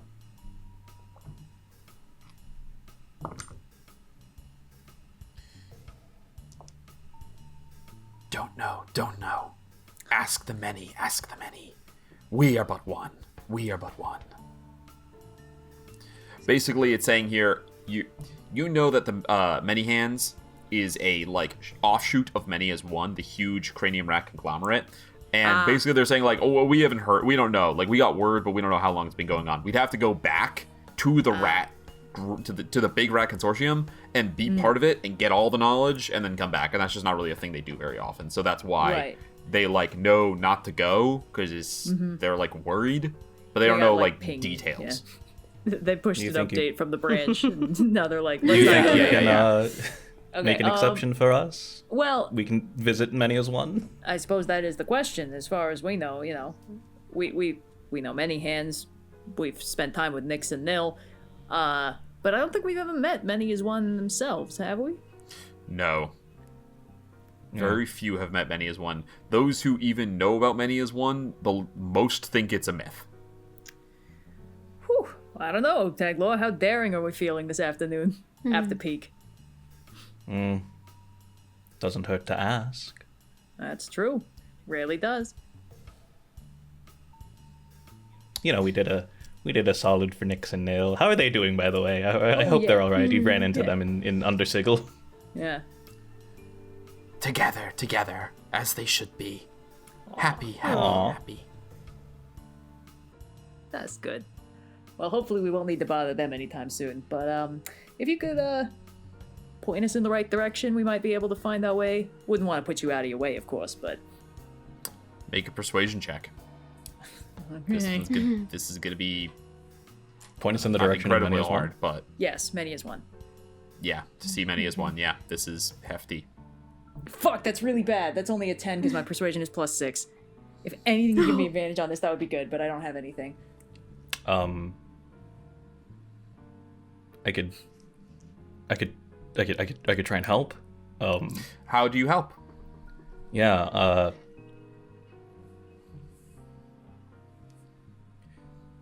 we understand the importance of what we're asking you, and we promise that we'll be as respectful as possible. This is something that threatens our lives, and we wouldn't do it if we didn't have any other choice. I'm kind of hoping that you can take us on credit for this one. Bileyg, roll advantage. One more roll. Well, it's better. It's a 15 now. But appreciate it. Promises are like the sewer water, stinking and then gone. Many have said that they wanted to speak. They wanted more. But, And they all say "but" together. you have helped Nyx. You have helped Nil. We will show you the way. I will show you the way Ooh, character to development. get in to the mortuary. We appreciate that. Thank you. Thank you. So yeah, so If they there's won't take anything you we to can see do. the many as one, but they won't reveal where the many as one is hiding, but they will take you in this secret way to the mortuary they know of. Perfect. If that was an option, hell yeah. I assumed we had to go to the source, but this is even better. It's different levels of trust, right? You are certainly trustworthy to them, and so they're like, this secret that's not really ours, or like not really like critical to our operation in Sigil. Yeah, we will absolutely share this for free, no questions asked. Yeah. I see. but If we too succeeded, expensive. we could have learned why they're avoiding it, but as things stand, You could they're have just like, gone "We're to the gonna let many you as into-" one and learned a lot Right. more. Yeah, the many as Okay, one is cool. near omniscient. Cool. So Come here when you are ready. We await. So, when you are ready, the many hands will show you the way. Breath of the Wild ass. Are you ready to take on that divine beast yet? You sure you don't have anything to take care of first? What if many hands was like, now or never? Let's go. Let's go. Split that Just party forced for you good, to split the party. baby. Speaking of, is there anything else you would like to say to many hands before you depart? Just that I really appreciate their trust, and if they ever need anything, let me know. Many Hands is like the one entity in Sigil that Bileyg has no problem making handshake deals with. Just a bunch of little guys. We all gotta look out for each other down here. If you run into Nyx and Nil, tell them Open Shut says hi. Always. All right. And with that, we leave the damp under Sigil, coated in slimes and algae, and head to Good the most homegrown beautiful slimes. district in all of Sigil, the Ladies' Ward, and the campus, the enormous property that is owned by Zadara, now well known to the Sword Archons who guard the gates. Ingrid, you, and Fally are escorted in to see Lothar the Old, brought below by his stone guardian that looks... Fally, have you been here? I don't think you've been here No, before. I don't think so. Unless I think I might have walked through the ladies' ward right on the very first did, part yes. of my trip. And you've Yeah, been when I here first long enough to arrived. know of it. So this is the nicest part of town. It's where if there were municipal there are kind of municipal buildings. Like there's a big courthouse here, because a lot of interplanar law is tried here. So there's a lot of that going on. And the wealthy people of Sigil live here. Which is why it's called the Ladies' Ward, because they're like, if the lady lived anywhere, this is where she'd be. But no one really knows where the lady lives. Yes. So you head to a beautiful, sprawling campus that's like gated off from it's spiky and tall and looming, this fence, like most of Sigil, but instead of crushed together houses, it is just an expansive campus, and there's like grass inside and shit, which you very rarely see here in Sigil. Space is like such a premium.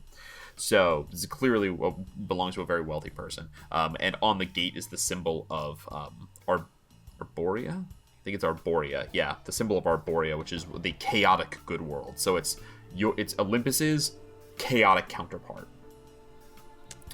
There are sword archons, which are angels with swords for arms who guard, and they seem to know Ingrid and understand what's going on here. They lead you both to a small building that is on this campus. The door is opened by what looks like a 10-foot tall ghoul, with like long tongue, distended jaw, except it's made out of stone, and it's super spooky because it just moves very friendly, like opens the door and gestures for you to come in, but it has this permanent like face snarl on it at all times, and you descend out. The upstairs is one room. It's one small square room, and then there's a door on the other side, and you open it, and there's a staircase down, and you go down into a huge, well-furnished but mismatched basement that has rows and rows of bookshelves filled with skulls.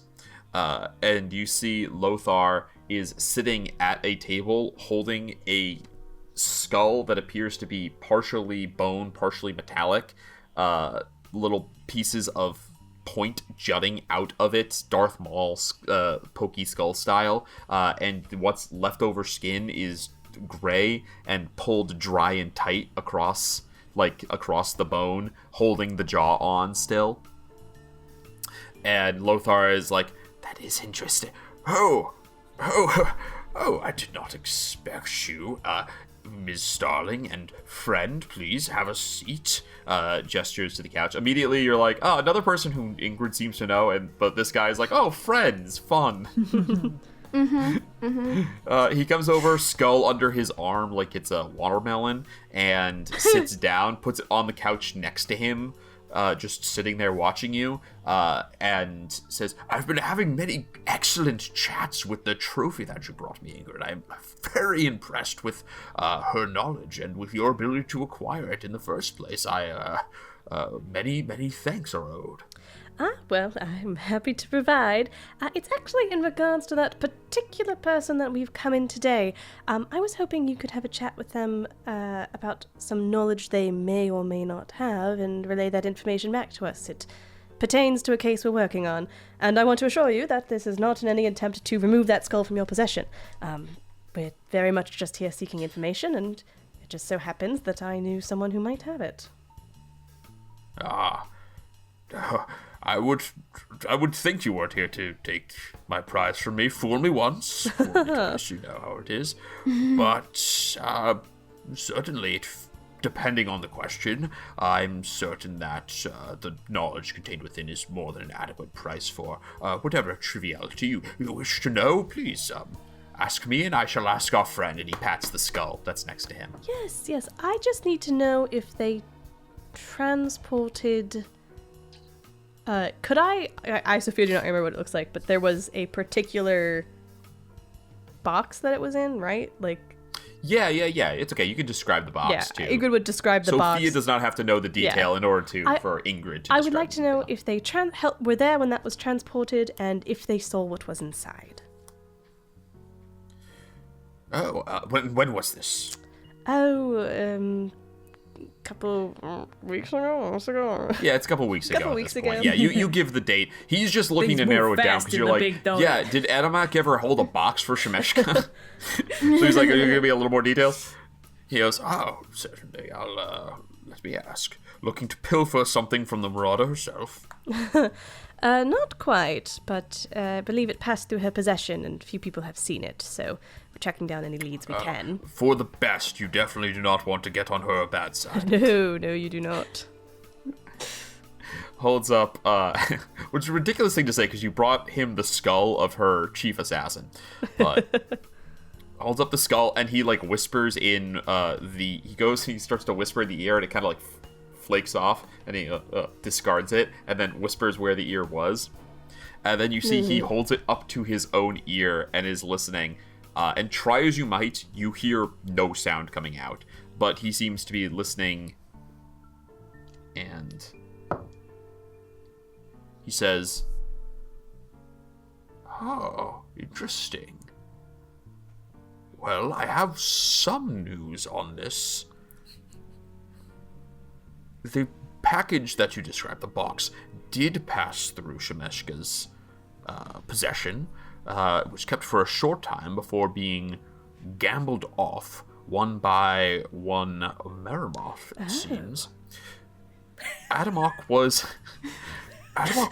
not privy to seeing the specimen itself, but she did have the privilege of briefly holding the box that it was in, when making sure it was safely transported from safe to safe before the gambling commenced. and she describes the box as heavy, but far more interestingly, the feeling of holding it. She was very briefly immortal, I guess. Well, this has been most enlightening indeed. I can't thank you enough for asking this question. I'm sure that I would not have Did you hear the tapping I was making on the mic? It's important. You were tapping on the mic? We didn't hear it. Did you hear that? Oh, he says it was she described it as heavy, but far more interesting, the feeling of holding it. Oh, it has a heartbeat. Oh, a heartbeat. It has a pulse. Sorry, Discord's completely filtering it out. I realize it's coming yeah, up we on the did mic, not- but we yeah, did no, not it did catch not that. filter. That's why I asked, because you were like, okay, yeah. So Yeah. it has it makes a pulse. sound, or it has a pulse, or this thing's so fucking That's weird, dude. What are we interesting. dealing with here, man? Well, that's Fally It's a Fally bug leans over hunt, to man. Ingrid. It's a bug hunt. Is it alive? Great. Fally kind of leans over to Ingrid and sort of, it's like, what? Can we ask about what happened when this Maroth, whoever he is, never heard of him, I hear he took has an possession eight-pack. of it? Did Tremeska was Tremeska okay with this? Did anyone supervise the handoff? Did they deliver it anywhere? could you ask Adamok if she was present for the handoff? Oh, from- yes, I heard. Yes, Yes. yes, Sorry, I don't mean to be rude, but I am sitting no, across please. from you. I did hear. One more time. Taps on the skull and then whispers, gets an answer back. Shemeshka was more than pleased. She knew that one would leave with the possession, but that the others would owe her a great debt, and there was no way for her to lose. Best to be on the good side of Maroth. And Maroth left with it directly from there. Good to know. Any other What questions? happened after that, she does not know. Well, this has been most enlightening indeed.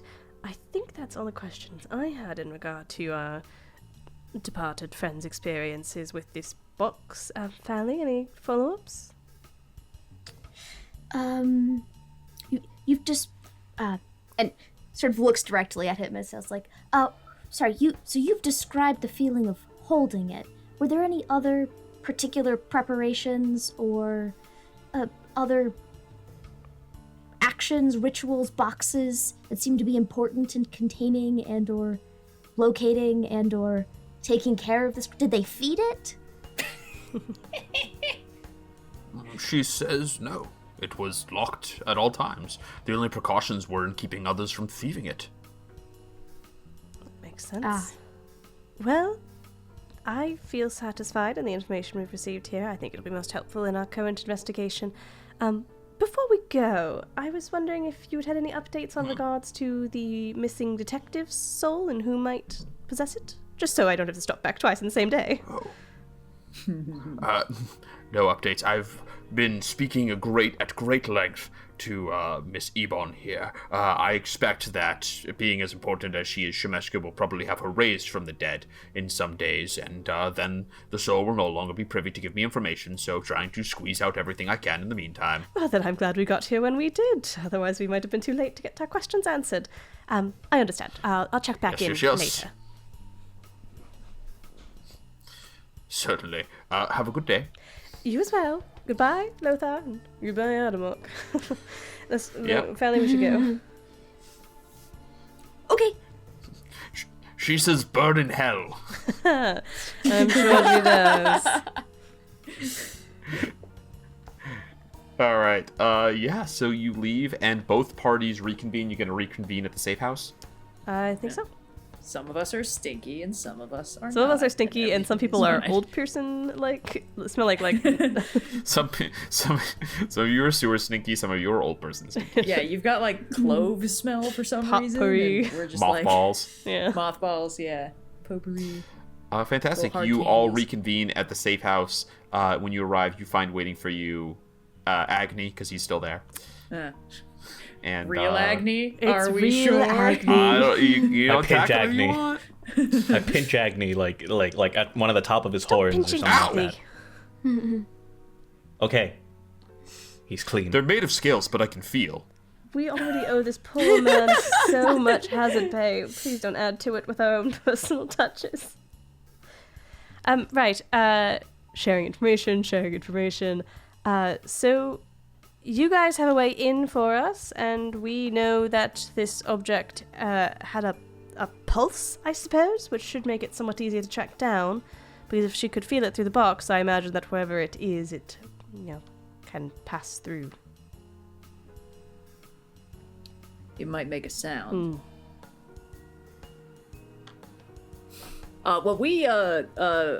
Many Hands is gonna show us a secret way into the mortuary from under Sigil. Whenever we want. Honestly, real stand-up bunch of fellas right there, so. They come from good rats, and I'll give Meech a little scratch. Yeah. So that'll at least get us in, hypothetically help us bypass all that potentially being sort of dead temporarily thing, which it was a good plan. I'm glad we're probably not gonna have to do that plan if I'm being completely honest. So, yeah, so perhaps we rest today. We spent a good part of the day gathering information, as it were, and then tomorrow, bright and early, we go down into those sewers and use Many Hands' way in to break in. Now, I do think it might still behoove us to do the dead plan, just because I feel confident in Ooptag lore and myself's ability to disguise ourselves. But from there, that leaves 2 people who are wearing heavier armor than the rest of us. And if we are going to be sneaking about, it would probably behoove us to give you some sort of boon if we could. What the dead plan means that they'll be feigning death so they can't move. Yeah. True. Fally and I can just go in through the sewers and hope it spits us out in an unobtrusive location and then just kind of go from there. Like, it's... At some point, we're going to have to start clanking around in armor no matter what, even if we go in feigning death. All right. If you're comfortable with it, I'm comfortable with it. And I think we should start... We'll probably be at the lowest possible level, so starting from there, feel for a pulse until we find it, and hope desperately that it's not at the top where Maroth is. Yeah, it's as good a plan as any, I suppose. Is there any way we could perhaps get that escape route working? Yeah, if anyone We considered has a very ideas- long rope. Not a bad idea. I probably can't bring Dog with us, unless it's like a really big hole in the sewers. I Well, wouldn't. if all goes well, the we escape feign plan death is on- our way. The escape plan is our entrance. We would just have to sneak our way back down the mortuary and out. If the plan goes awry, we're gonna have to kill Maroth. Which means that I don't. The exit speaks for itself. I believe if the plan goes awry, maybe we just run like hell. Is that also an option? I mean, if we And don't the idea have to is- fight Maroth, I would love to not fight Maroth. And we We might either be able face to- Maroth or face Shemeshka. What's your choice? I feel like it's not that black and white, actually. I feel like there's a way we get out of this without having to fight Maroth. If we successfully find a way to steal it and he's not keeping it in his eye socket or something like that, we might be able to do that. Yeah. But I'm not saying we'll fight nothing. I'm saying just, if things go awry, we either have to, right? Am I not? Is there an instance where it goes awry and we don't? I guess encounter I'm assuming Maroth? if it goes awry and we're not in Maramoth's room, like if it goes awry and we're in the lobby or something, let's just book it out of there. We're not running. Yeah, and then we'll have to face Shemeshka. That's what I'm saying. I think there's a slight miscommunication. Hypothetically, if Maroth is not in the same place as the Chronosphere, we might be able to get to it without having to ever encounter him, and then we could just book it out the door with that. That's not the plan going awry then. Well, Okay, I see sure, what you there's mean. 2 points at which the plan could go awry. Before or after we have the Chronosphere. If it goes awry before Chronosphere, then maybe we have to fight it out. Post Chronosphere, we could just run. Is that... Yeah, in which case the Yeah. exit would be is the same place as our entrance, like I said. I see. So In that case, the plan didn't go awry. So what we're saying is basically, if the plan goes awry, we have to just stick with it, because if we don't get the Chronosphere, Shemeska just hunts us down no matter what. And we don't have Esteban's protection. That's what I'm assuming that if we get the Chronosphere, we're out of there. You know? Yes. So that's not the plan going awry. The plan going awry is if we get caught before we have the Chronosphere in our hands. I suppose I would rather escape and try again. I know that we will still have agents of Shemeska after us, but I guess what's stuck in my mind is if we're in there and we have not yet encountered Maroth and we have not yet encountered the Chronosphere, the plan goes horribly awry, let's leave and regroup and try again instead of... How would the plan go horribly awry if we have not encountered... Okay, well, he might have a mini-boss or something, but I do want to highlight that if that happens, we can do the other plan, where we kick up enough of a ruckus that they get squirrely and hide it somewhere else we might be able to get to it. Sure. You see what I mean? We could pull a plan B out of plan A going awry if necessary. I feel like we're focusing too much on the plan going awry. Let's just try and pull off the plan in the first place. Oh, because that never It's gonna happens go without wrong. plans. Why are you even planning contingencies? Everything's gonna go off without a hitch. Okay, voice of God. I trust you on that. Well, I bring it up because I think that with the plan set as it is, it would be a great time to go to break, and we'll pick up the following day, where if anyone wants to change out any spells, which I think is maybe Yes. just Fally, the paladins can prepare, I Nope, believe. definitely me. Then you can, but otherwise, yeah, is there anything else that you'd like to take care of before resting for the night? I feel like we should all have a conversation with Ooptek Lore at some point, because it seems like they're really going through it, but I don't know that Ingrid has anything to say before this plan happens. I feel like we gotta get through the adventure. Yeah, give Oopteglor more time to fester. Oh no! Little bubbles forming in Oopteglor. All right. If that's all, then we are going to take our break here, and we will see all of you back here in a few minutes as our heroes rise for their attempt to steal the Chronosphere out from under the watchful eyes of Maroth. We'll see you all in a minute. It's nice to be able to do like a thievery thing that actually feels morally good and righteous. This is a new experience for me. Rolling with difficulty. 5 GMs in a Trenchcoat is back. And this time with Season 3, as GM Tanlin uses Dungeons & Dragons 5th edition for her story. Imagine the stench of fear, of sweat and of blood, cold stone beneath your palm as you feel your way down an impossibly dark and endless hallway. Here there's as much fear as there is isolation, and as much hopelessness as there is violence, or at least fantasies of it. Join Callan Omoris Caldwell, played by Adam Gonzalez, Reen Sato, played by Kim Siyuki, 2.5 Horns, played by Jesse Espinoza, and Onder Madison, played by Tanner Sherlock, as they navigate the kingdom of Miltant and the horrors that await them.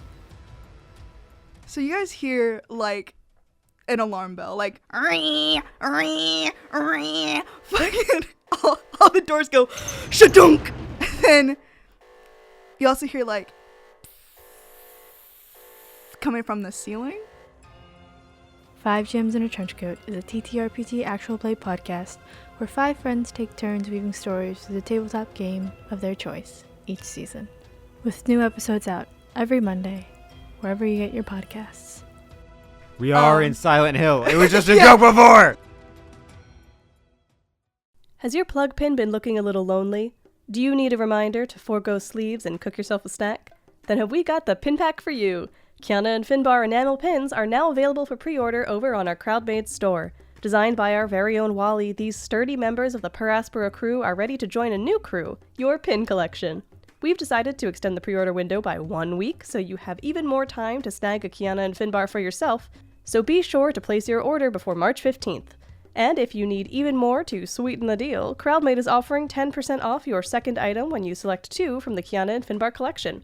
So what are you waiting for? Head over to crowdmade.com and pick up the Kyana and Finbar pin pack for yourself. Twice Rolled Tales is a New York City-based TTRPG studio creating on-screen actual plays that pack a big punch. They feature a rotating cast of some of the best TTRPG performers in the city, and completely original genres and system mashups. If their prop work isn't enough to inspire your home games, then check out their published adventures. Their most recent titles include Tabletop Gone Mad and Burning Down the Goat. One-shot games, great for hours of madcap fun. You can find Twice Rolled Tales on YouTube or direct from their website, twicerolledtales.com. Rolling with difficulty. And welcome back. When last we left our heroes, you had done some investigations into the best way to not only get into the mortuary, but also trying to find some information on the Chronosphere that you're after. And it turns out that you were able to find information on both subjects. You have your way in through the bottom, following many hands, and you gain some information as to the strange nature of the Chronosphere itself. So, investigators have opened and shut. The day comes to you. What would you like to do? Point of order. We all attune to our Ayun stones, right? Yes, I assume that you are all now attuned.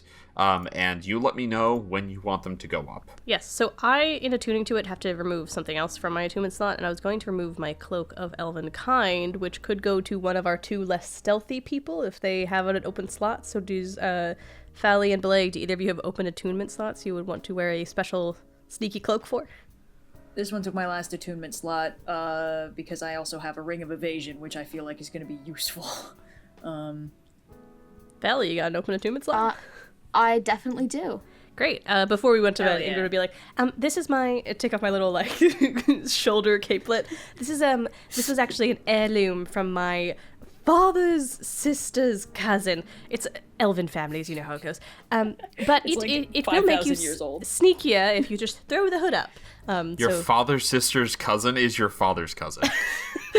Maybe he's like a half sister or like a stepsister. It's one of those At first I was gonna go, that's your aunt's cousin, and then I was like, nope, that's just your dad's cousin. Look, it doesn't matter how they're related to me. I have the cloak now, and it will make you sneakier. And I feel pretty confident in my ability to go sneak about. So here, perhaps tune to it, and you can add a Cloak of Elven Kind to your inventory. Hell yeah. Fally throws it on. It's full size on him. Yeah. All right, you attuning to it, you get advantage on your stealth checks. Yes. Oh, that balances out. Just a flat check. Yep. Because you also Balances out, gives you a full flat plate check. disadvantage, Not baby. terrible. All right. Cool. Anything else? I think that's all inventory management. Look, before we head out, I highly prioritize all of your individual lives over any respective in-shitting that we could get into, so if push comes to shove, and there is an option for you to either sacrifice yourself or flee, please flee. Good? We'll deal with whatever faction or person comes our way as a consequence of that, but I would much rather all of us get out of here alive than one of us gets separated and whatever it is. So just push comes to shove, please prioritize your own life. Understood. All right. So, am I to take it that you are all going to go see the Many Hands? Yes. Yeah. Preemptively start popping Yep. and prestidigitations on my boots grown down. You make your way back to the city of Undersigil, Fally, for the first time. Come and find this weird stitched together, tied together planks and boards and random things that have floated down through Sigil's sewers to create this little home for the people without any home in Sigil. Those who are so outside that even between angels, devils, demons, aberrations of all kind, elementals, they have no place among all of those myriad people. And you come and you meet for the first time the collection of rats that form a vague humanoid shape that they call Many Hands. And yeah, Many Hands rises to greet you, all of you, in the normal alley where they hang out. And If you're ready, follow us, follow me, follow me. and is going to lead you through the sewers of Sigil. Creeping through the dark, you occasionally have to get kind of low and crouch to get through, which is honestly not really a problem for any of you, because Many Hands is more like a liquid than a solid, and does not think of space in the same way you do, so we'll just go through holes that are inconvenient and expect you to follow. But at the Ingrid being the tallest of all of you, you're able to follow without any real loss of progress, you make your way down through the twisting labyrinth until you come to a stone tunnel that is large enough for you all to stand in, and Many Hands comes to a stop and then does a kind of twisting motion. Their body extends instead of being humanoid, kind of becomes this like corkscrew spring shape, and you watch as they spiral up, and you look up and you see that there is a crack a couple feet wide that is going up into a dimly lit room above you. And in fact, there's a little bit of light pouring through. You can see the dust particles kind of drifting through the very still air here. And yeah, Many Hands points you up into presumably the mortuary that you are currently standing underneath. Oh. I cast aid on everyone. Hey. Yay. Okay. Oh, yeah. What level are you casting it at? I believe just a second level. I don't think it's different. Third to fourth It goes level. up by 5 each time you upcast it. So second level is 5 hit points, third is 10 hit points, fourth is 15 hit points. Yes, then I will cast it at level 3. Nice. Okay. 10. 10 additional hit points and increased maximum to the 3 of you. Ooh, 47 hit points for Ingrid. Oh my god. Any cave You diver normally have comments for us, 37. Lenny? Yeah. And That's any cave crazy. comments? Remember, if you see water and it's a cave, it means you're going to die. Don't think differently. Everyone who does cave diving dies eventually, and they die cave diving. I was gonna say everyone who does die eventually. Every cave diver does die eventually, but like they die cave diving is bleak. Cool. All right. You live long enough to stop being a cave diver, or you die a cave diver. Oh. Terrifying. How are you all getting up into this room? Well, It's I'm like- pretty tall, It's like so if one 7, of the 8 feet up. can one of the strong guys give me a boost, or I give one of them a boost, and then we just Oh, I sorta- got you. like a Yeah, human all pyramid, right. and we could just reach down and lift the Look. rest up. If you need an additional, 4 feet total. I will not force a athletics check here. I think it's reasonable to say you can boost Ingrid up.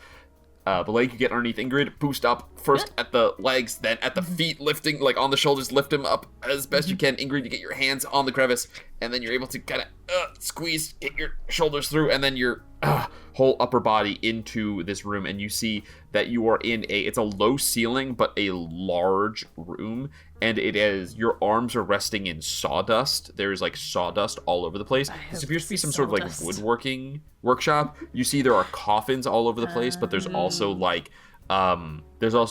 a boat being constructed in here, a small funeral boat, and carriage or chariot or something like that. It's mostly just wheels and axles at this point, but Getaway car. We make our escape in the funeral boat. That's very funny, and ooh, that's good. just gonna ride in a canoe down the steps of the mortuary. Legolas surfing on the shield style. Yeah, I'll reach hands down and be like, All all right, right. jump up, come on. I'm gonna try and boost everybody. You might be overestimated. Do you have Yep, rope? yep. Yeah, I'm sure I got rope, right? There's no way. I don't know. Let's check your inventory. Do you got Have rope? rope? No, I find that kind of pedantic and annoying. I assume that you all have adventurer, I basic have. adventurer I nonsense, have. which includes rope. Bedroll, which could function as rope, right? You can drop that shit down, just climb it like it's I Rapunzel have 50 style. feet of rope. You can just. You think a bedroll acts like rope? No, it doesn't If act it's like, only but 7 feet. you know when people can, tie all climb those up hankies together to climb out of towers and fairy tales and blankets. shit? Just whatever. You could just Hankies? I think you're Sheets? imagining a Tying magician 1,000 pulling handkerchiefs out of their pocket. together. you could a long sheet of fabric, Bunch of like a washcloths sleeping bag, together could to function climb out of to Rapunzel's drop tower. something down and pull. Whatever. I'm not. You know what? I'm breaking it myself. None of you get to come It's in the hole all, anymore. It's knots entirely. There's no rope. There's just knots. Ingrid's leaving. Because then you can just keep pulling out the handkerchiefs, and then you get as many as you need to. You're on your own. I'm not helping anybody get up anymore. Oh fuck! Oh no! All right, but I think you have rope, right? Yes, I have 50 You're good. feet of rope. I'm also not really pedantic about adventuring gear. I assume that you carry the basics. Yes. I've never do you have a torch? When have we although ever used a torch? I'm sure you all have dark vision, so it doesn't matter. Anyway, you roll, get the rope down. Everyone is able to climb up except for Ooptaglor, who just kind of, I assume, slithers up. Yeah. And you come into this workroom. You're kind of behind this large table, and as you poke around, you see there are a few zombies rolling around in here. Everyone roll me a stealth check, please. Oh, must we? You don't really have to, but I do want you to, so... Oh no, dude. Fally. You're rolling it straight, Fally. What's wrong? Nothing. Fally rolled a 3. Okay. Oh boy. Well, zombies do not have a great passive perception, but I'm pretty sure they're gonna beat your 3. Ingrid rolled a 23. Could I compensate for Fally somehow? Oh, Christ. That's not how it works. Passive perception is an 8. So, okay. Fally, what do you do that makes noise as you enter this workshop here? I also failed my stealth, so I think we just collide with each other. And our armor Oh, both you makes also got noise. under an 8? Yeah, I rolled a 5, so it was better than 3. You two have got to make Fine. disadvantage. The both of There's you nothing I can do. You both think you're going the other way, and you walk into each other, and you see one zombie's head pops up and then rips and kind of starts hanging back and forth, and then it goes and motions to the other one, and the other one goes, and the other goes, and the second one kicks something hard and then starts to slowly meander over to where you're all hiding. What are you gonna do? It's scuffed. It's scuffed. Go back down. Go back down. Okay, Lord, turn into a zombie. Turn into a zombie. What? Talk him down. Turn into a zombie and tell him to go somewhere else. I'll use my hat of disguise to turn into shambles, I guess. I just sort of motioned Yeah, away. Sure. All right, you turn into a zombie and stand up. The zombie that's walking over.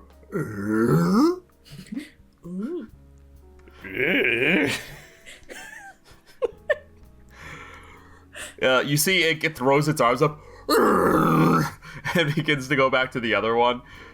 You know what? Make me, just for the hell of it, make me a deception check. Come on, Taglor. This guy has a passive insight of 8. Minute 1. It's an inside of 8. I rolled a 16. Taglor is one of their so own. early. How could we have boofed Okay. it this bad? You wanted us to make a stealth check immediately. Yeah, you have to sneak around here. I feel like that was clear from the time that Nyx was sneaking around here. Yeah. Well, to be fair, So that went anyway. extremely Death. badly for them, so... Well, they made it all over the place with great stealth rolls. Anyway, yeah, the zombie takes, you deceive the zombie, and it goes back to work, and the rest of you keep hiding Jurassic Park kitchen style from the zombies that are mindlessly milling around here. Who has a worth stealth? Who's worth it stealth? Hello. I'm gonna cast invisibility on Bileyg. Yay. Okay, Nice. now you both are rolling straight. The Yeah. return of Invisibileyg. All right.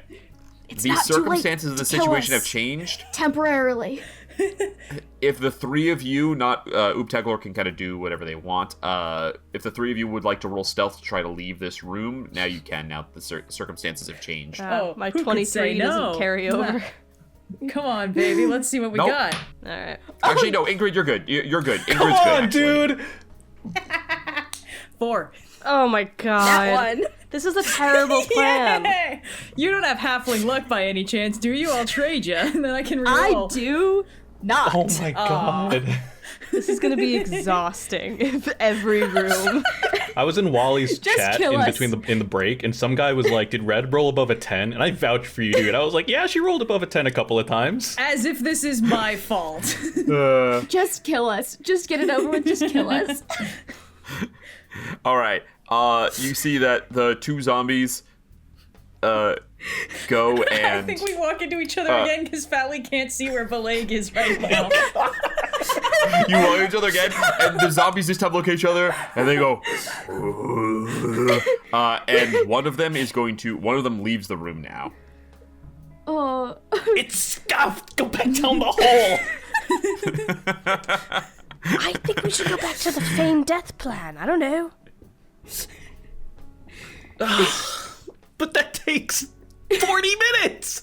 Oh no, I can do it instantaneously. I just lose spell slots. Fally can cast it instantaneously and Okay. can bring someone out of it instantaneously. If Fally goes under, Fally is stuck for the full hour. Yeah. Oh. Cool. Good to Damn know. it, and Bileyg's the invisible one. Okay, Do we even try to press on, or is this a good cut your losses kind of point? I see what you mean by plan going awry without having the Chronosphere in our hands. Look, we can do what we can, but if we want to start fighting our way in, Fally and I would be good at that with these clowns. If we want to do There's this only pure one stealth, zombie left in the room. if we want to do this pure stealth, Fally and I can't come. You guys know how this works. I'm sorry, it's just how it is. We can go dead, or we can go not yet dead and then die for real. Or we can Could do what Bileyg's hypothetically saying, just kill all the which zombies is and then just hit. take our way. Yeah. I'm team hit the zombies. I was team run away, but now circumstances have changed, and I need to be team hit the zombies. Aw, I'm proud of you, kiddo. Nice It's one. not that I'm Thanks. against hit the zombies, it's that we're going to be hitting zombies every step of the way to wherever we're going. We're at the That is kind of the lowest thing with possible level right now. Like, we really needed to make a smidge more. Okay, if you guys think that we can sell the bit as we are two normal zombies carrying two normal corpses, don't mind it. I'm okay with this plan. Nebulously. Yeah, definitively that is, like, extremely non-suspicious. I mean, not that there's no circumstances in which you'd need to, Yeah. I wish we had made Fally invisible, bluff, because that would but- be slightly easier to bring Bileyg back out of, but, like... Bileyg literally glows! What are you talking about? Yeah. Bileyg was the dead body in this scenario, and Fally was invisible because Fally could bring Bileyg out of dead bodiness, you know what I mean? Yes. Just act dead. Just act dead. Just, Yeah, if I can just pretend to be dead without having to actually feign death, Great. I would be Both of so you, on board with that. I'm gonna cast just... Yeah, it's a performance check. Ooh. Let me see. If that's charisma based, I stand a chance. I'm gonna cast Disguise Self so that Ingrid turns into, like, a ghoul, like the middle manager ghoul we saw before, you know? Sure. Do you want to be... Yeah, there's... so just a quick... There's zombie and skeletons. They're mindless. There's ghouls. They're slightly more mindful, but they don't really, like, talk or anything. And there's whites. Whites are full-on, like, people undead. They can talk and stuff like that. I'll be a white. Who was Theodore? Theodore was Okay. a white? Theodore was a white. Yep. Do either of you have, like, minor illusion where, like, I can stay invisible, but you just have, like, illusion corpse over, like, me slung over your shoulder or something? I don't know. Like, that might be too many layers. We can just... I hate to make you waste the invisibility. It's a really clutch move for me, but, like... I mean, I didn't waste it. I didn't spend a spell slot. It's just that I can't cast it again. I can only cast it once a day. Yeah. Okay. All right. It's at this point we've had a lot of discussion. Yeah. Ingrid has become a white. You see the second zombie returns, has a white in tow. You said Who there comes was a, into the room, you said there was a cart. like permanently snarling because a bunch of the lip is missing on the top and bottom. The leg is going to stand extremely still and try to make no noise. You said there was a cart or Yeah. a canoe or something like what? There's a boat, like a funeral boat, like a Viking funeral boat. dead. built in here. Oop, Fally load them up jumps in the boat. Tries to play dead. All right. I'm not gonna ask for another stealth here at the Thank moment you. because I assume you've already been alerted. They don't see you, but you've been alerted. I'm offering any character another chance to intervene before this white just walks around the room and finds you. I am a white, so I'm gonna, having given Oopteglor the direction to start loading the boat, turn around, go towards them, be like, you're a little slow, we're already taking care of it. What is it you're taking care of? This one said there was something bumping about. Is it the rats again? Yeah, I think that we gotta, something's going wrong, they're getting in somehow. It sells it. If your Sound lungs sicker, are sound decomposing, you should get that looked at. I'll take it up with Afterlife Medical or whatever. We got this handled, you go back to what you're doing. All right, make a deception check. Yes, please. That's a 17. Yep, 17 is enough. Alright, get him cleaned up. And don't throw him out this time. We feed him to the dogs. Makes sense. I'll start shuffling back over to the Of course party. it makes sense. All right. So the white leaves. The zombies go back to their work. how would you like to try to proceed out of this room? Are you going to attempt to stealth, or are you going to try a new plan? I think they need to just play dead at this point, because I think stealthing Guys, is going to be functionally impossible. What are the odds that you would fail a third time? It's DC Rolling 8. at What are the odds you would fail a disadvantage third with time? dice that haven't At cleared an 8 least today? until we Well, get out of the you roll straight now, basement. Red, because of the invisibility. Oh, that's right. Mm-hmm. Look, What if you are you wanna- both rolling 1d20? What are the odds Okay. that you would roll a 1, 2, 3, 4, 5, 6, or 7? Basically nothing. Sure. Okay, so my suggestion is, are we like putting Fally in a cart and moving them that way? Or... Yeah, we gotta find a cart. Okay. There are some things you can move them around in here. There's Okay. there's like a There was that chariot. cart's the wrong, like almost like a wheelbarrow in here. Great. Right. Yeah, okay. yeah, So yeah. here, Bring my out your proposal dead, is throw them Fally in goes there, the throw a blanket wheelbarrow, over them, let's and go. I also go in the wheelbarrow, and any excess clanking would still be like covered by. Okay, it's a dead guy in armor. That makes sense. Yeah, totally fine. I'll allow it. Great. All right. Here's my question: is Fally going under, or is Fally going to? Is Fally going under a spell, or is Fally just going to pretend to be dead? The Because casting one is a time is performance check, and the instantaneous, other Yeah, is right. Could I pretend to be dead, and then if I arouse suspicion, just sort of like Really hit the quick. button? I'll let you roll here to see how convincing of being dead you are, and everyone else can tell you if you're being convincing or not. Okay. Awesome. Performance. That All is? right, so go ahead and roll a performance check to pretend to be dead. Could I give Fally the help action as someone who has played dead recently by just kind of giving them acting pointers on the finer points of playing dead? Lenny. No, no, I don't think so. Lenny, my guy. That is a tenuous advantage. So what'd you roll, No, lady? I think Ingrid really should help me out. I feel like it's not a tenuous advantage. I have You so have much 2 better performance. bards.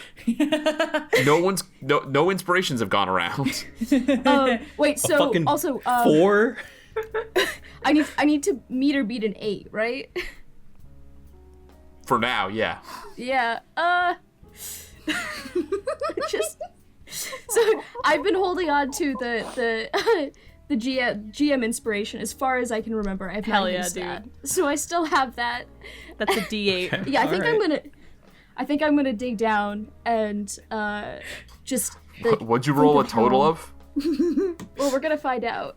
What did you roll on the regular check 4. before the D8? 4. That's with your charisma. Oh yeah, because you're a cleric, I have not a paladin. negative Jeez. 1 to performance. Yeah, I'm not. Look, I have an 8 charisma. Fally was working at the DMV. Personality was not super important up until this moment. Why are you all so obsessed with coming up with great plans and not using them? All right. I think Fally's just gonna hit himself on the all look chest at Fally, and who's die. lying in a wagon in a cart, and looks like a kid pretending to be asleep in the back seat of the car, so they'll get carried inside. Fally Like, You know straight they're up really dead if you sneezes. hold their hand up. You hold their arm up and it stays up. Rigor mortis, they call that. there's a lot of like. Fally seems to think that dead people twitch often. The idea of you two as zombies just like patiently explain, not even doing the voice like, well, you know, they're really dead if you hold up the hand and it stays up. Statler and Waldorfing our way through this goddamn mortuary. It was boring. It was pointless. I loved it. Okay, so I can blinded and incapacitated. Just double checking. Any spells I cast with concentration. Never mind. Okay, yes.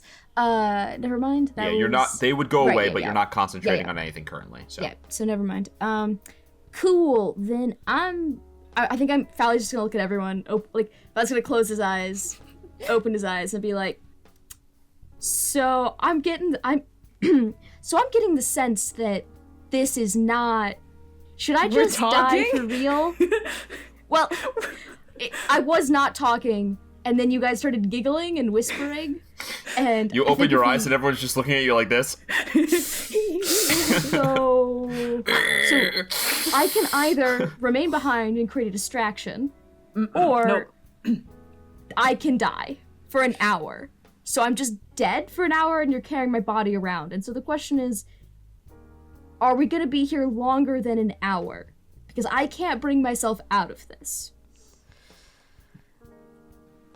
Because carrying my dead body around, if I'm not gonna be useful, That's because probably, I'm dead. If we have a destination in mind, that's probably the best way. But if there's no way to bring us out of it early, we literally become dead weight. Unless the idea is that we're not trying to immediately break out, but we're trying to get somewhere, stash our bodies, create a distraction, and then this does require splitting the party again to some extent. But yeah, if we're trying to create if we go create a distraction, and then the people who are dead wake up and hopefully didn't get, cremated in that hour. Well, you don't have polymorph by any chance, do you? No. I do have polymorph, but it's all I What? got. Oh. As far as 4th level spells go, and I was kind of hoping to save it for Maroth. I don't know. Yeah, no, that's, yeah. But it's an option. If we're doing this the stealth route, we basically have to be pretending to be dead. I do think loaded in a wheelbarrow under a sheet, once we get out of this room, I think we can probably skate by Gets them. harder. That's a good point. That's a good point. It does get harder when we get out of this Once room. you get out of this room, it gets harder, not easier. Right now, the DC is 8. Yeah, but if we're under a sheet, whatever.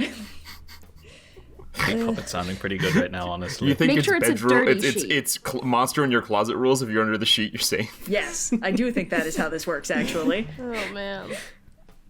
As long as it's not a clean sheet. Oh, yes, we've learned from our mistakes.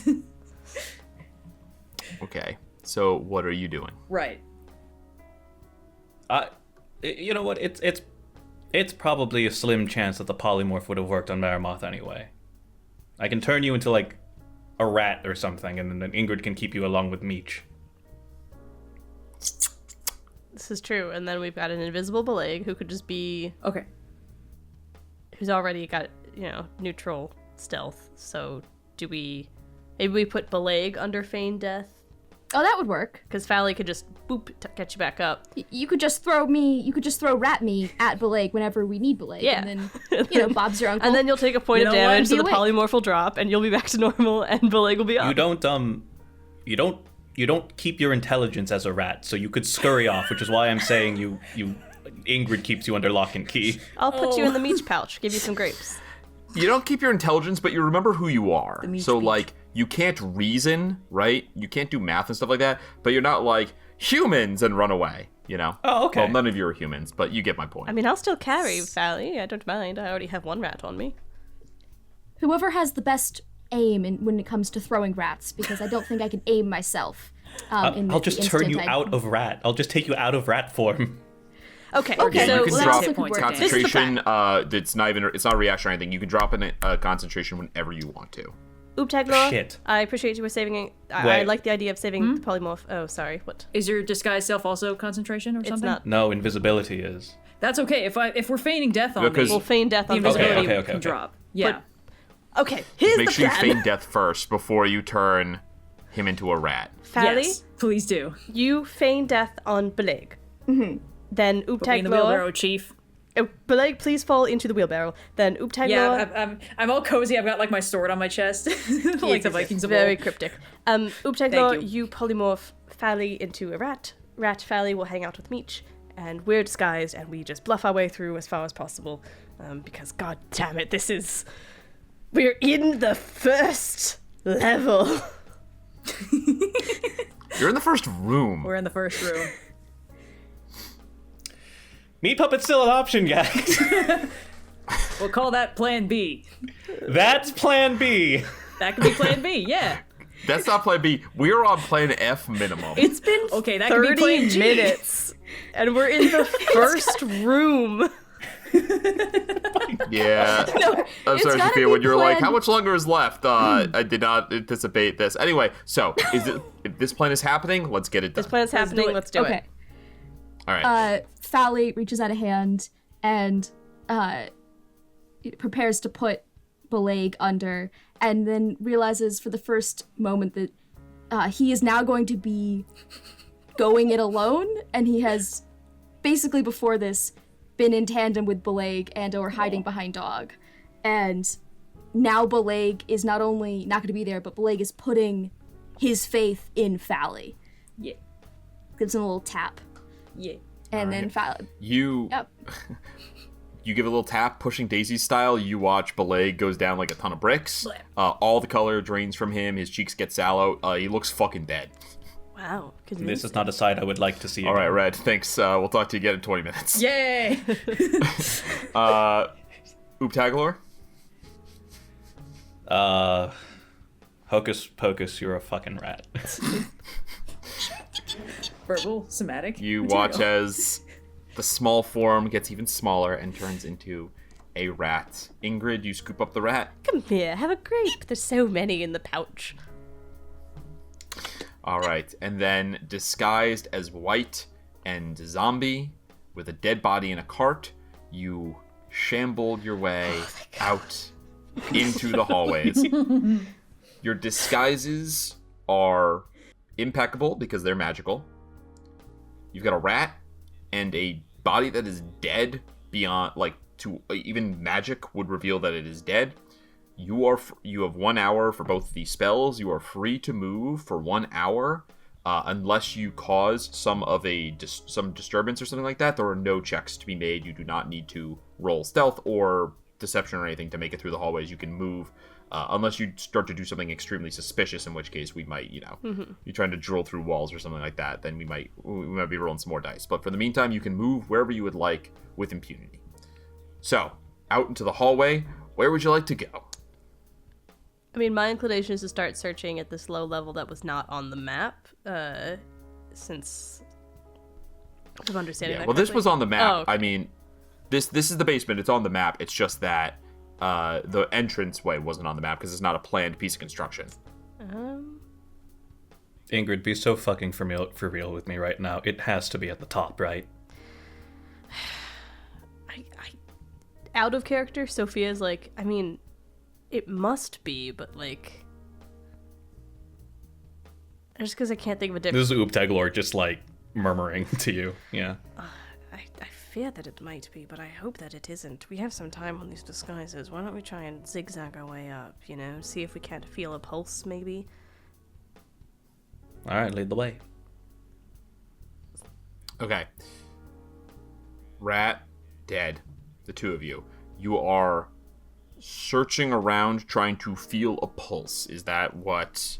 I think looking for anything that looks like more of a storage vault to start with, like place where you would store important, objects, but knowing that it emits that like pulse feeling, just kind of trying to use the sense of like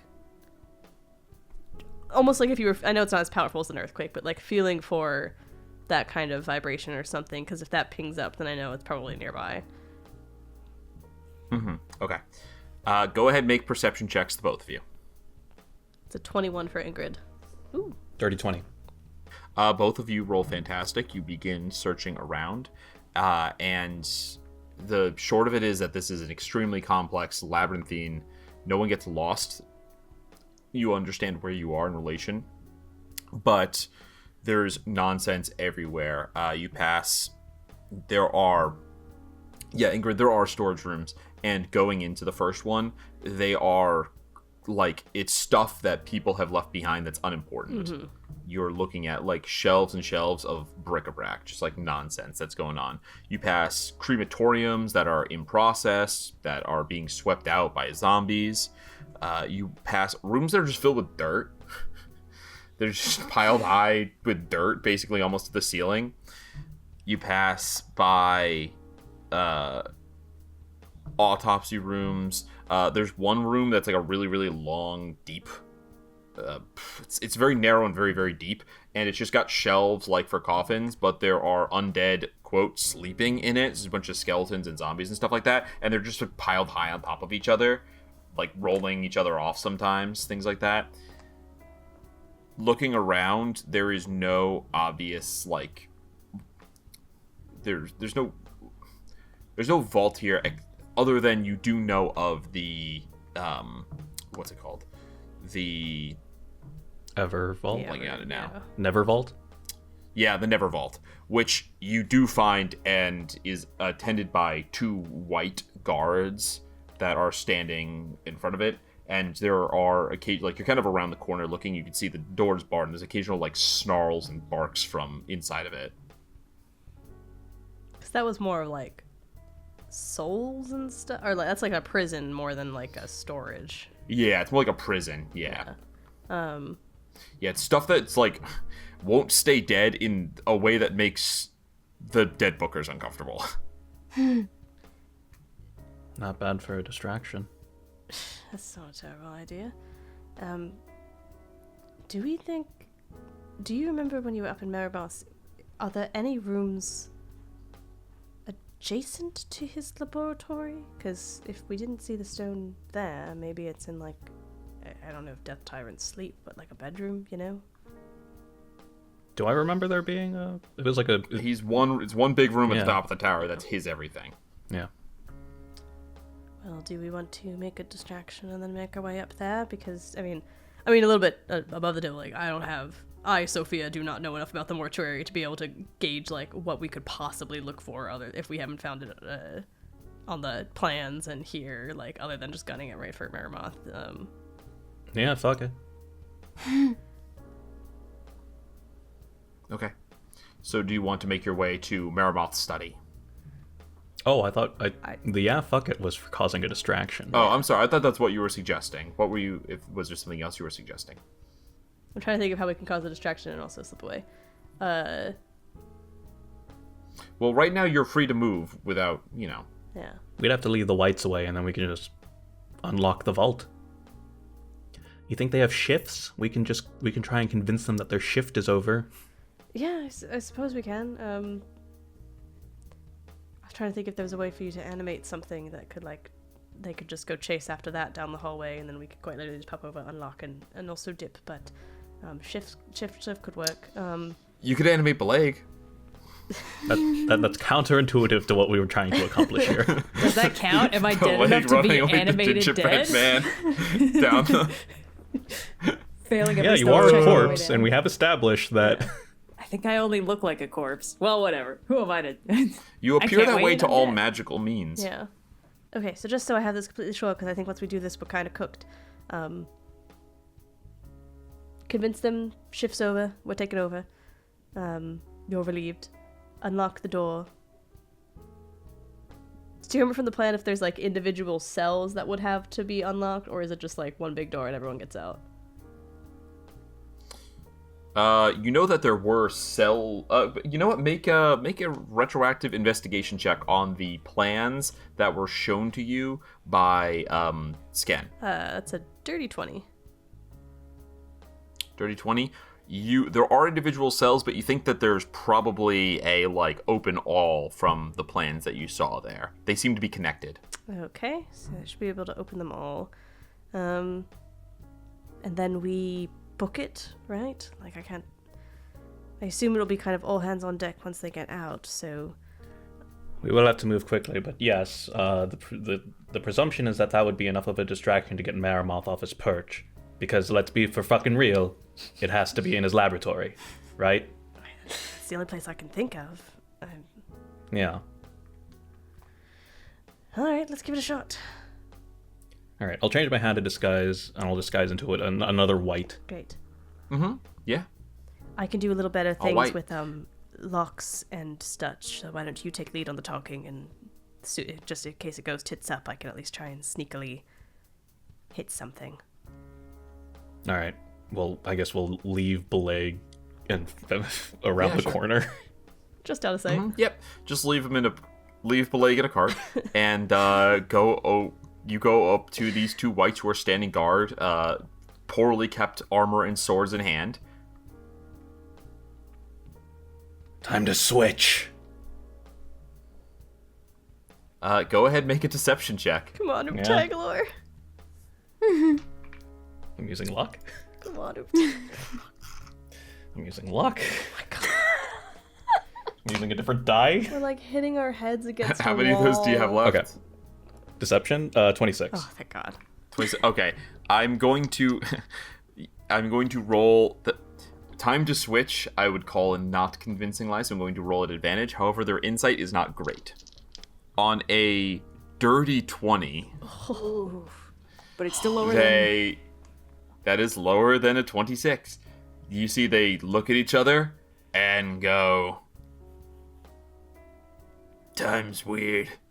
And then swords dragging on the ground to, like, head off to go leave. I'm gonna...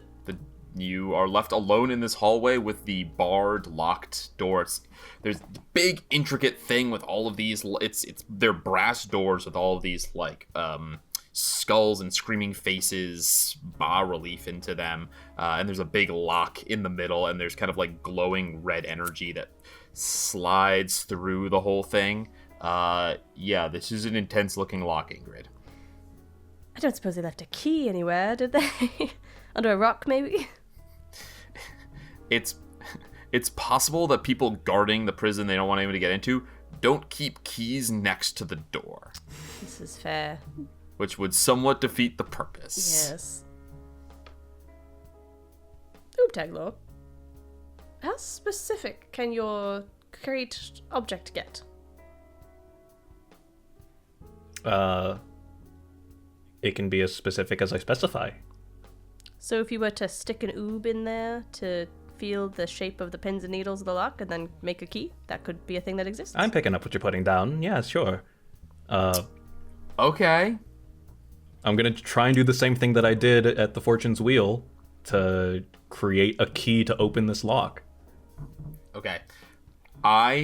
You stick your Ubi hand in and use your creation to create what you think is a good facsimile of the key. Or this actually, is still hold on. going to be... Mm-hmm.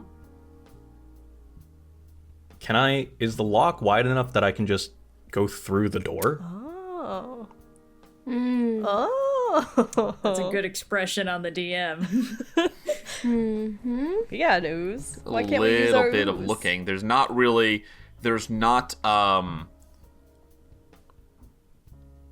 I'm just thinking big door, big lock, so... Big door, big lock. Big door, big lock. Actually, no. Ignore me. I was like, the door's got to open from the other side, right? Yeah, That's not the right. point of this vault. Well, maybe there's like... But it is a prison. So you think there's maybe some levers Yeah. on the other side? Yeah. I think you might be able to get through here, Ooptaglor. Okay. A lot of the defenses, I mean, they don't want people going in, but most of the defenses are about things getting out. Like, basically all of them are about things getting out, not about people getting in. I'm not sure how fruitful this will be, but I'm looking for levers to open up the doors. I mean... Once you get through? Yeah. Yeah, okay, so you ooze through, your armor comes off. Yep. By the way, all of that investigation, 15 minutes. Okay. Okay. You got 45 minutes left. Remember how long it takes you to put on armor. You Yeah. ooze through, end up here. The door is easily openable from this side, and so you open it. The doors swing open with a faint scream, and you see that there is this is a, like, it does not match the rest of the building. This looks like old fucking stone. Like, nothing here. It's finished. Someone carved this out, but someone did not carve this out when they carved out the rest of the mortuary. This place is old. It is everything. The floor is cracked everywhere. The walls are cracked. It looks more like caverns that have been hollowed out. There's broken pillars and things that are just left lying around. There's, like, supports and, like, rubble and stuff like that.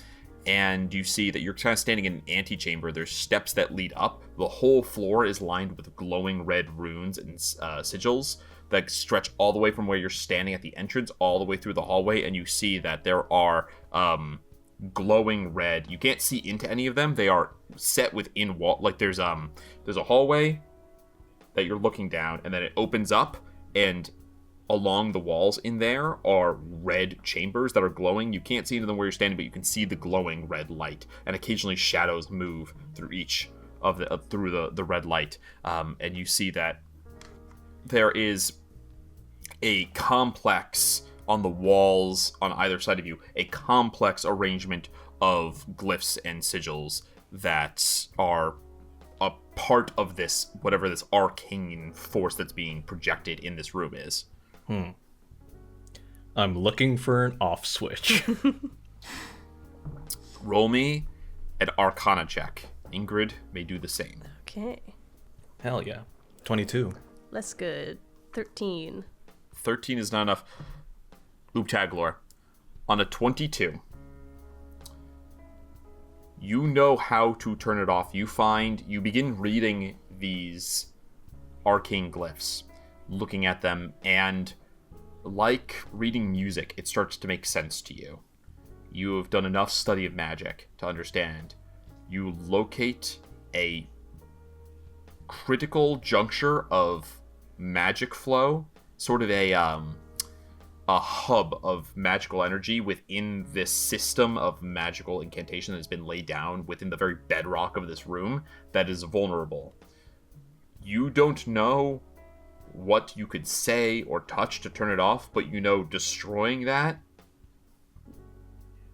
will take the whole thing out, like lighting a fuse on dynamite, just like knocking over the first domino. Everything will go if you take out this chunk of runes. Okay, I relate that to Ingrid. Okay. Can I just, like scuff it out, something like that?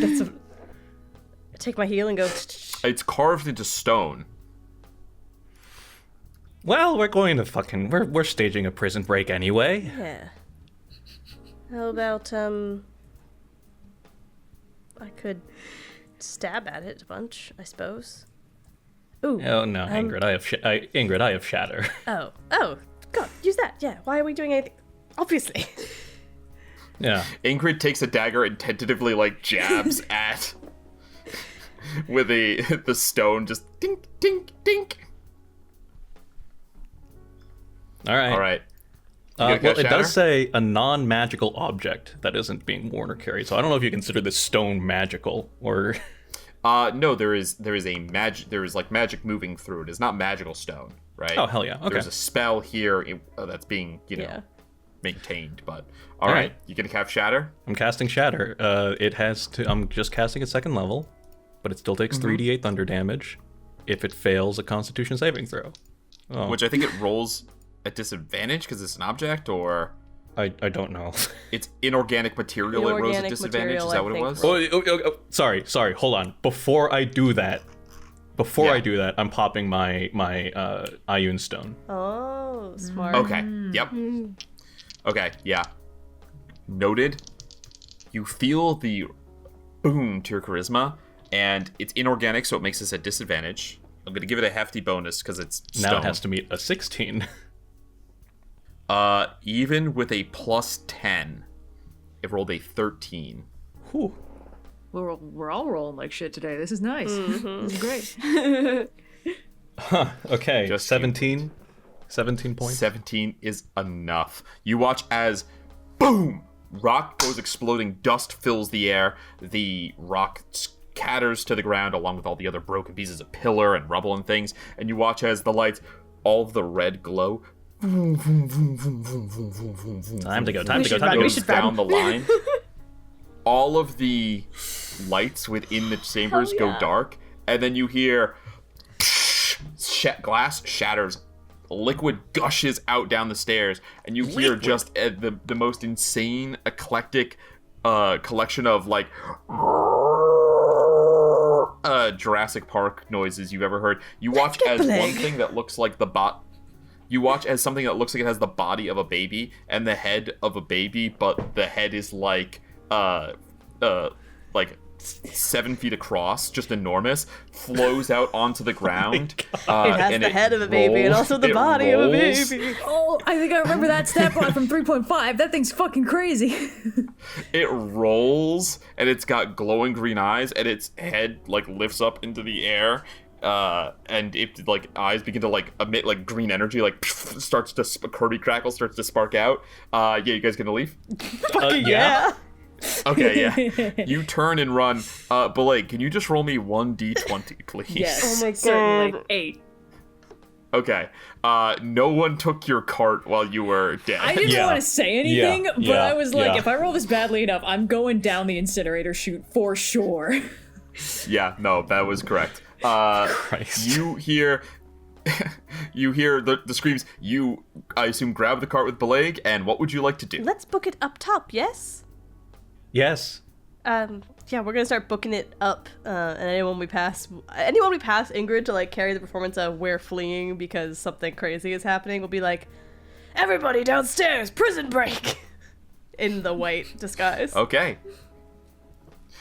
Yeah, you start passing a bunch of zombies, and like some of them hear the and start to limp downstairs, and other ones hear it, and then like just one of the, you see one hears that and goes and plays dead, falls down to the ground. Wow, what a smart idea. Fantastic. You make it to the spiraling staircase that leads to Maroth's study. You can't take a cart up this staircase. So yes, I what are you can. gonna I'm do with casting Bileyg? levitate. Oh. Okay.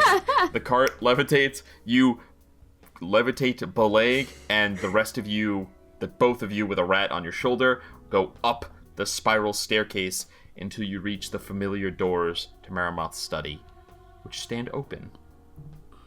Entering inside, you see there is no one there. It is quite the way that you left it, Ooptaglor. Okay. This is the time, right? To get Fally out and Bileyg I'll up. hand Ooptaglor the rat, like, take care of it, I'm gonna start investigating immediately. Invisible Death Tire. It's pretty funny, Red. Look, I'm not Hold here. on, let me I write have something to- down for next campaign. I have to, yay! I have to voice my deep inner thoughts. Ingrid will Shut leave. up, you're dead. Ingrid will give Fally the rat back to Ooptaglor and be like, wake everybody up. And I would like to start immediately investigating the room, like, scanning around. Yeah.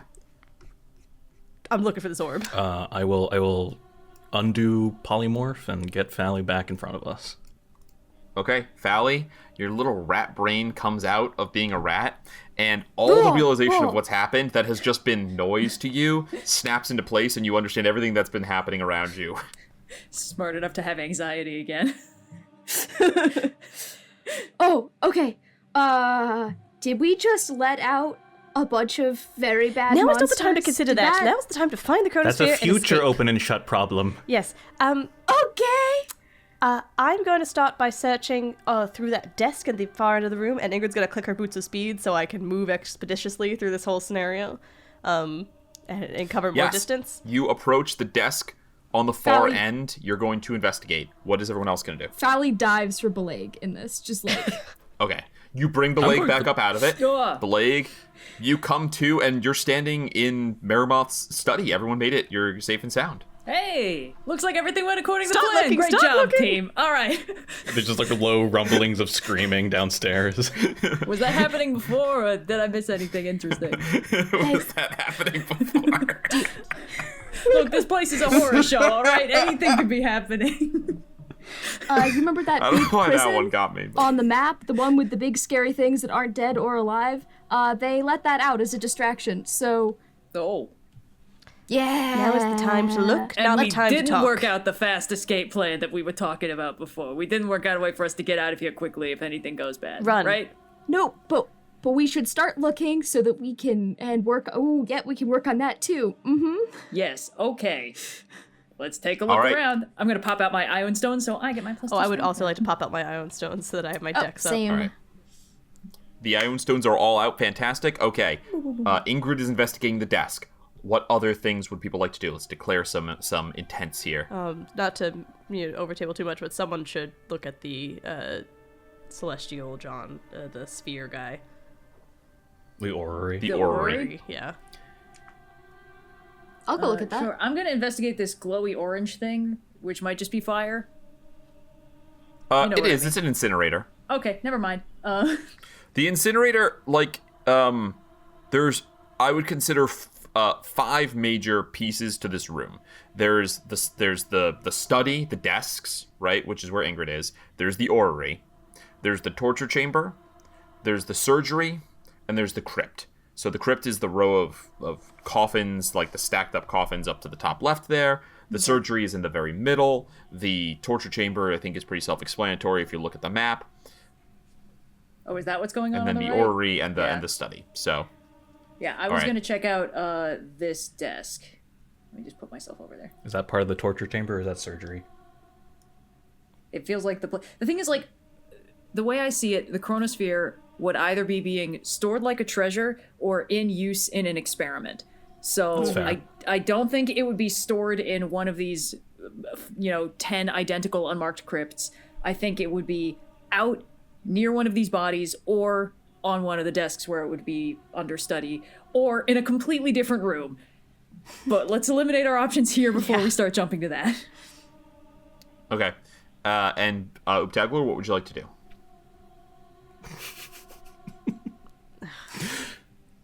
I'm finding Laurel Lockwood and shoving him in a bag of holding. Yay! Oh my God.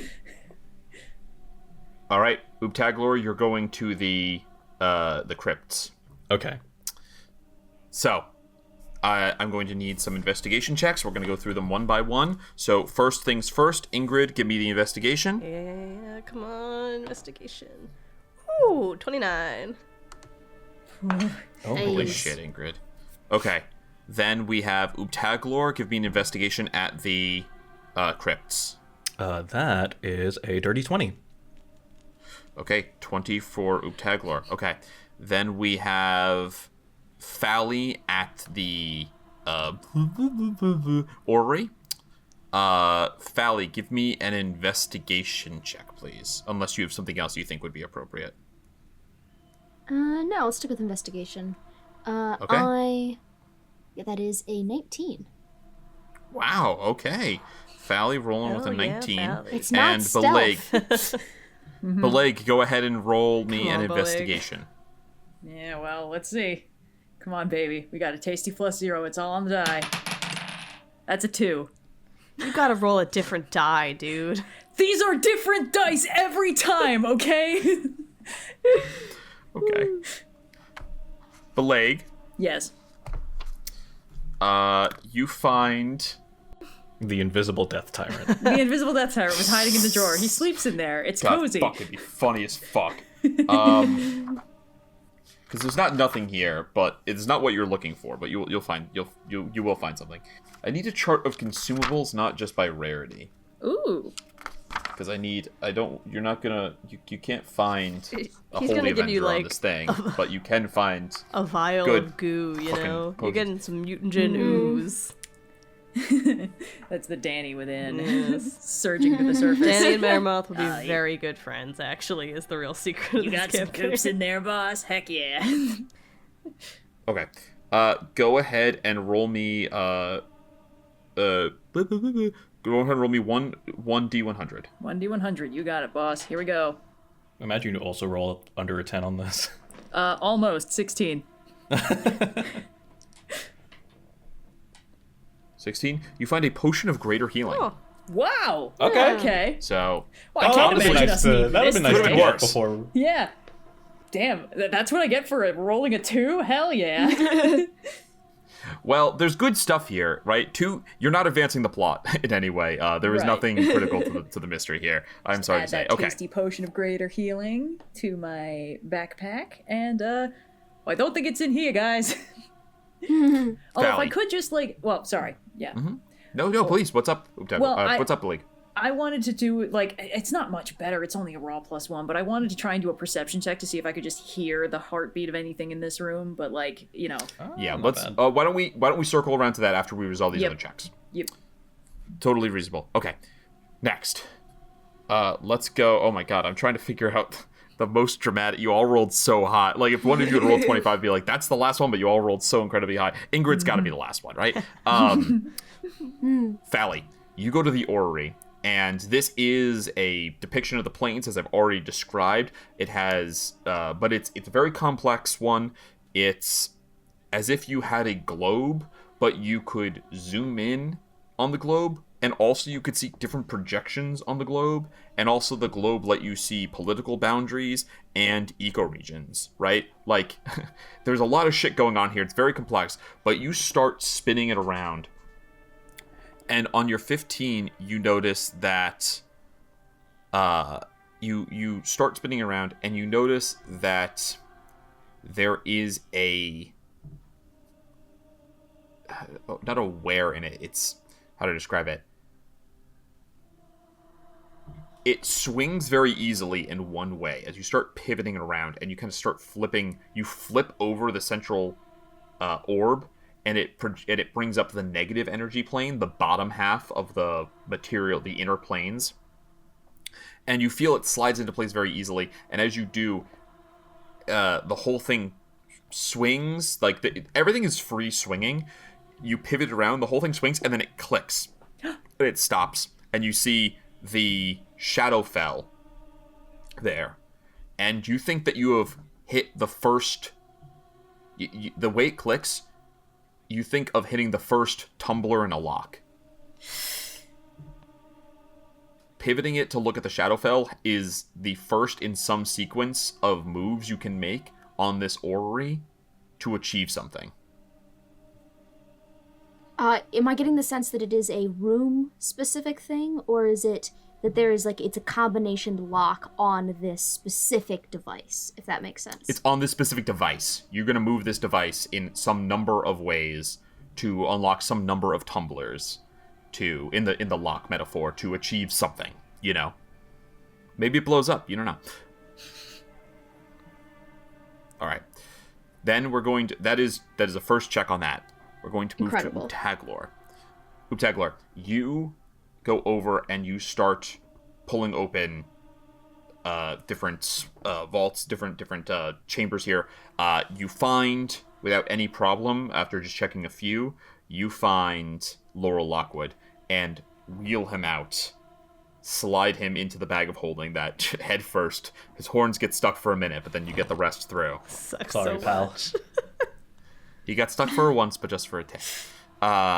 He gets all the way down, and as you pull the bag of holding closed, you notice on the floor, first off, there's blood everywhere. There's blood all over the place. Most of it old, like so old it's gone black. But you notice a trail that is freshly splattered, still crimson and wet, that goes from one of the lockers that is next to you over to the surgery. Just where I am right now, do I see anything on the surgery table where the blood splatter leads? You look over and you see that sitting in a bowl on a table is a heart, a flesh heart, to be clear. Ugh. Okay, interesting. My next move would be to open up the locker that the blood leads to. Okay.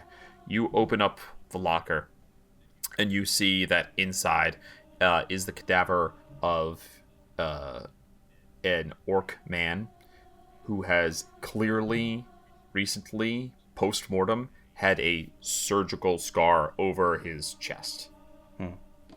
It has not even been sewn up. I think they swapped the heart with something else roughly heart-shaped. Gross. This does make sense as something Maroth would be interested in, let's be completely real. I'm gonna put my pseudopod in the scar and see what's in there. You reach your pseudopod in. Can I please get you to make me a Constitution saving throw? Oh, goody! Gross. I only have a +2. Is this against being poisoned by any chance? Nope. Oh, you wish this was poison. You wish this was something as not fucked up as poison. Yeah. 6. See, it's not just me. We're all rolling like shit today. Speaking of, we cut to Ingrid, who rolled a 29. Ingrid, you go over to the desk, and you begin rooting through papers. There's all sorts of things written down, scribbled here. You see, underneath some books, a blueprint that would normally probably look like nothing to you, except that you just saw it. It's the layout of the spirit sump in the basement. Ah. We would just And there. plans to convert the spirit sump from an anchor for undead souls into a powerful engine that burns those souls. Whoa! That fucking You rules, dude! see wouldn't the know fucking various anything about engines. intricacies. You see the various intricacies of the different controls that are in here, the different magical anchors that hold this whole kettle, this powder keg that's about to explode of fucking spirits into Sigil that holds it at bay, and how they've been converted into a process of pumping magical undead energy into a central source. And on a 29, if you were to attempt to disable any of these, you would roll with advantage. Ah. Okay. You pull this out, all of these connections, something is planned for the spirit sump. And you see the records of clearing out the personnel from the spirit sump that have been happening over the last couple days. All of these you have at your fingertips. When you hear, it's not an explosion, it's more like a guttery wail. I don't have this many Ds, hold on.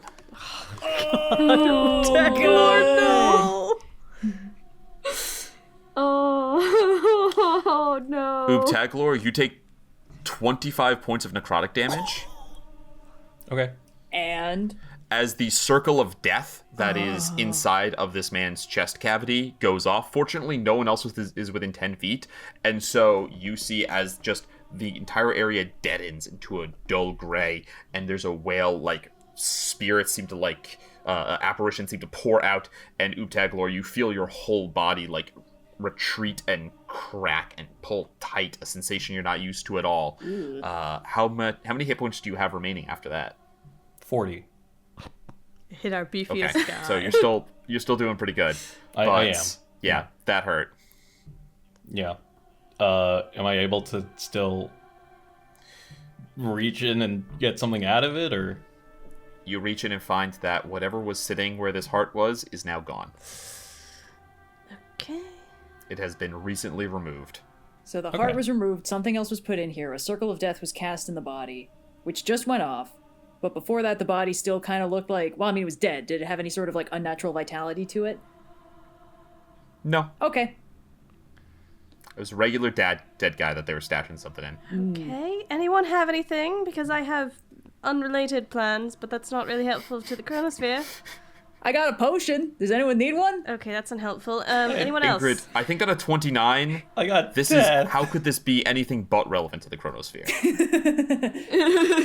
What, you're not going to give us a red herring at the 3/4 mark of the episode? We're at the 3/4 mark. I found this weird combination lock. I don't know if it's related or not, or if it's just a red herring that's sort of around here in the corner. Around the 75% mark of this adventure. With my 29, do I get an inclination that the sphere has been like I think Sophia understands implicitly like this. Of course, it's used to somehow like power or create this thing in the subpunch. But do I get the inclination that it's down there, or that we actually should keep searching? Is there something in the For Ingrid, blueprint that lists like where the in the center of the spirit sump is a place that is clearly designed to put an object. And you see it is the spirit anchor. The plans call for that to be removed and to create a chamber to place something else. Okay.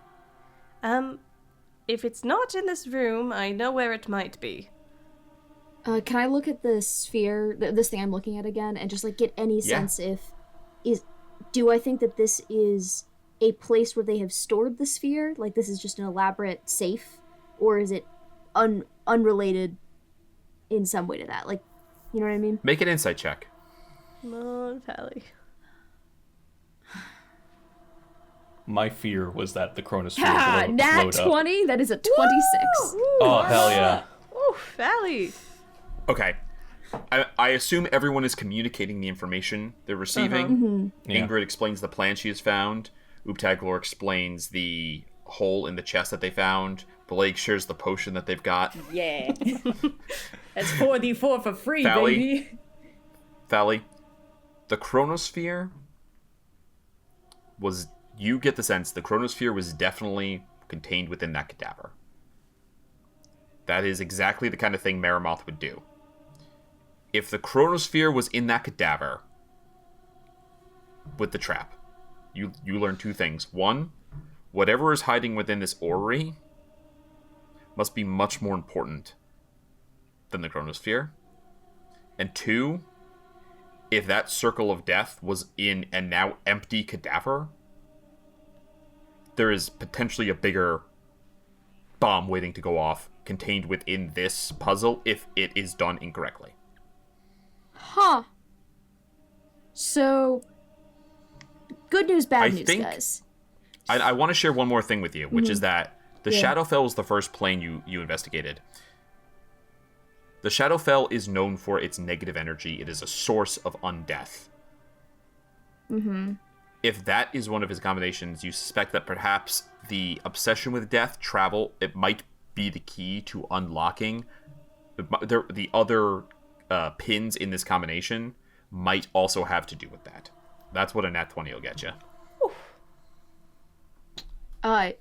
In the sense of other planes of death, or that other planes of existence needs... that have to do with death. Okay, great. Fally says, death, undeath, okay. True death, the lack of, undyingness, that sort of the plane thing. of salt, all that jazz. Yeah. Easegard actually would be a great one.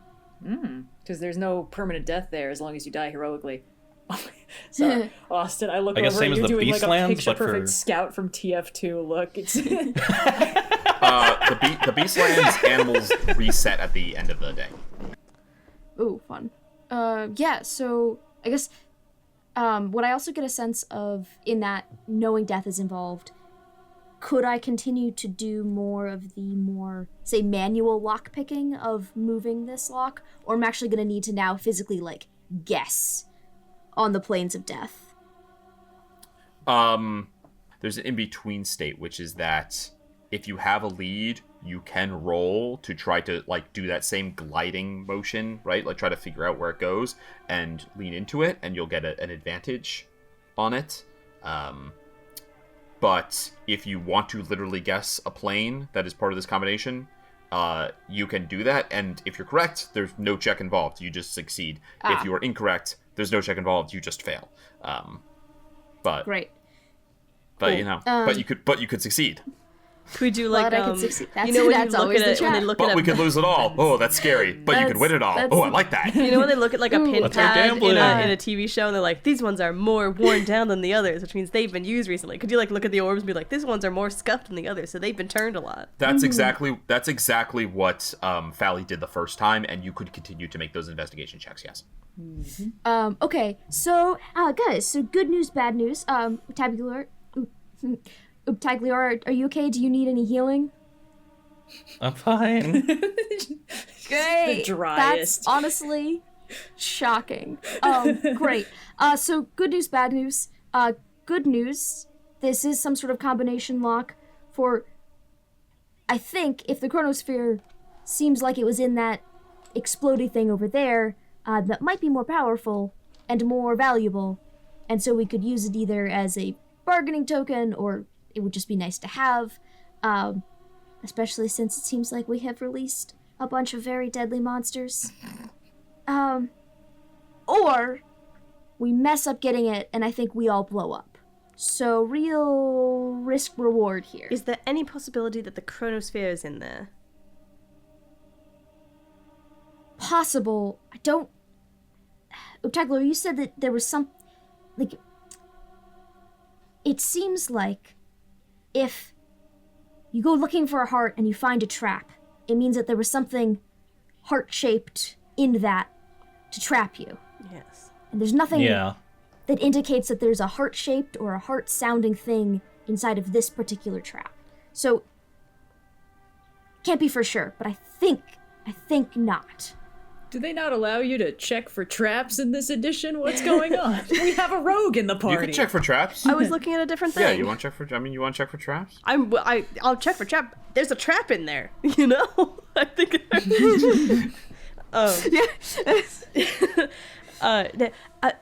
Can I put like a hand over like the center of it where I think anything that was stored might be, and see if I can feel a pulse through it? Because Addermock said she could feel through the box. Yeah, make a perception check.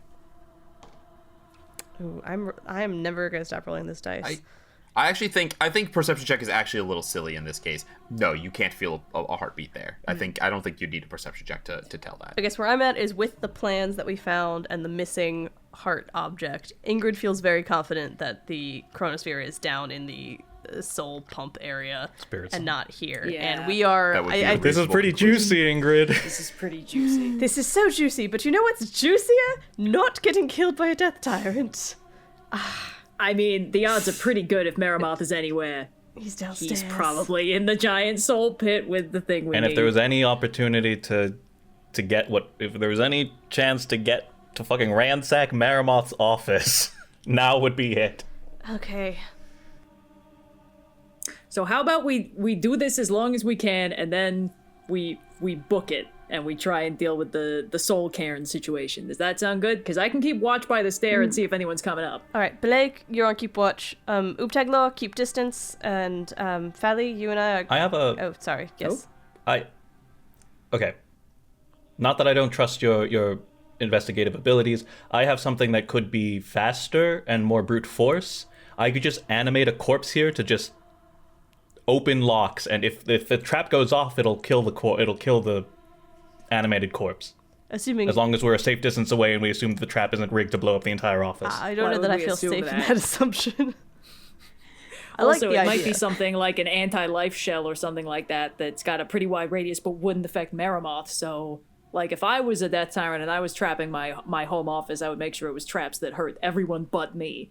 And I wouldn't maybe be concerned with the minimum safe distance of it if all my employees are also undead. All right, fair enough. Continue. I don't know that we have time to debate hypotheticals. Let's find out answers. Could I All right. make a, maybe, I don't know, the history check? This is where Austin's favorite lore check would come in. Because Fally mentioned, like, it's planes relating to death in some way. Could Ingrid go into her mind palace as a denizen of the planescape for hundreds of years and be like, well, these are the planes that I know have some weird association with death and unlife in some way or another, like the Easguards of the world and whatnot? They just pull up a map real quick, available in our merch store. Yeah, go ahead, roll. And then, as we're searching for this, I feel like what Fally would like to do is also help Ingrid in this, in the sense that, if you're trying to guide these combinations, and you are feeling it out, and you're like, okay, I don't know which one it's going for, but I know it's going for a death plane. And if you hit a point where you have, like, a fork in the road of where to push the thing, push that toward a death plane, but more so try to feel it out, if that makes sense. Okay. So, let's start, Ingrid. What did you get for this history check? Dirty 20. Woo! 20. Okay. Yeah, you start going through your brain and racking it for all things that could relate to death, undeath, the what is it? The thing he's obsessed with? True death. The secret of true. So it's like the fucking anti-life equation, right? True death, the true extinguishing of a being, and I will grant you a bonus to, it's not cryptic crossword shit, Red. I will grant trust you a bonus I bet the to acronym this. spells some shit. I will lower the DC for this investigation check if you would like to make one to try to slot it into place.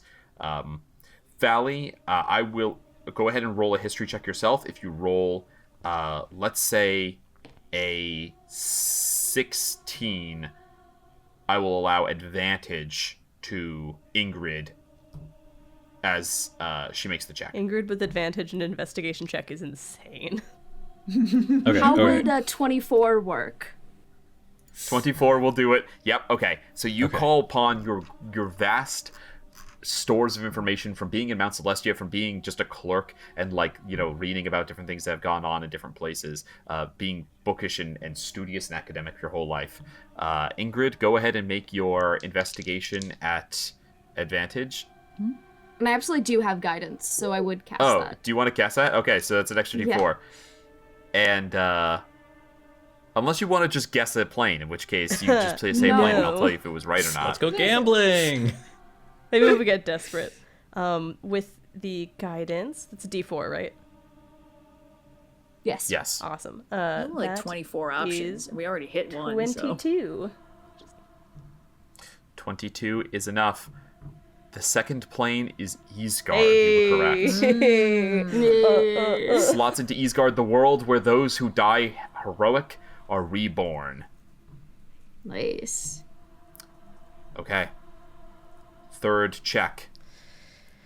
It's gotta be like a... So I actually think, I don't know what order, but the 7th level of Mount Celestia, nobody's ever come back. It's like a level of ascension. But it bring them into where- like Mount Celestia and like the layers of Avernus, where you get the kind of duality of can't be killed unless you are in your home plane, or or can't be killed unless you're out of your home plane. And also the abyss is descending. That's true of all infinitely. upper and lower, though. Don't get it twisted Yeah, with but the Celestia specific and thing- Hell. If you're a lower plane, you can be killed only on your home. If you're an upper plane, you can be killed anywhere but your home. Yeah, but the specific thing with Mount Celestia is that when you ascend to the final layer, whatever happens to you, you never come back.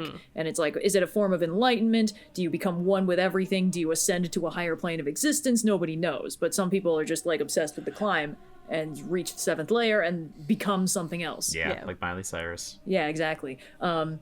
So much like Miley, I feel like that could be a form of true death, or something like that, in the sense that it's a sort of kind of like absolute destruction of what this person was.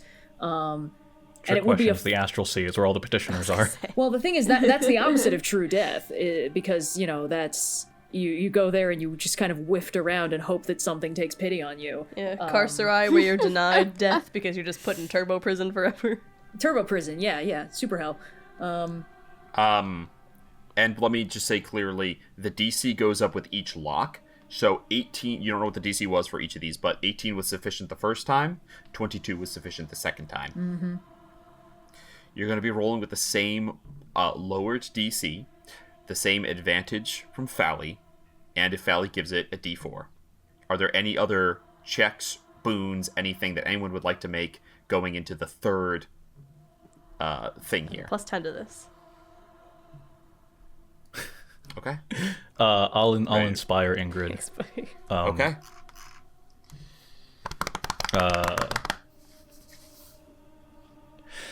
But someone has to strike a pose whenever there's a lock to decode, and that's why Ingrid Starling is our girl. That's Aw, thanks. Okay. Ingrid, take your D8. If you choose to use it here, you can roll before you use it. So. Okay, so I'm gonna use the guidance just because why not?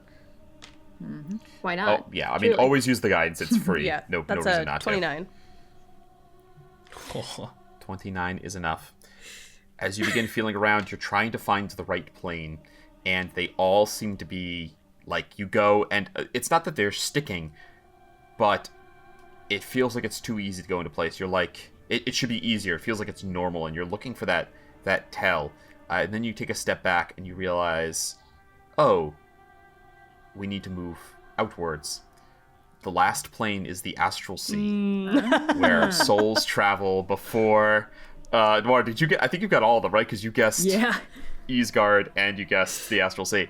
The I think astral about death sea a lot, is boy. No, I'm is kidding. the final plane. As you click into that, you watch as the sphere inside opens, folds, and becomes nothing. There is the trap, which is a cylinder of glass with golden caps at either end that contains a roiling red mass of like ooze filled with skulls that are screaming. Oh, it's probably And then there's the prize, which falls into your hand, Ingrid. Did I put it away like a dumb schmuck?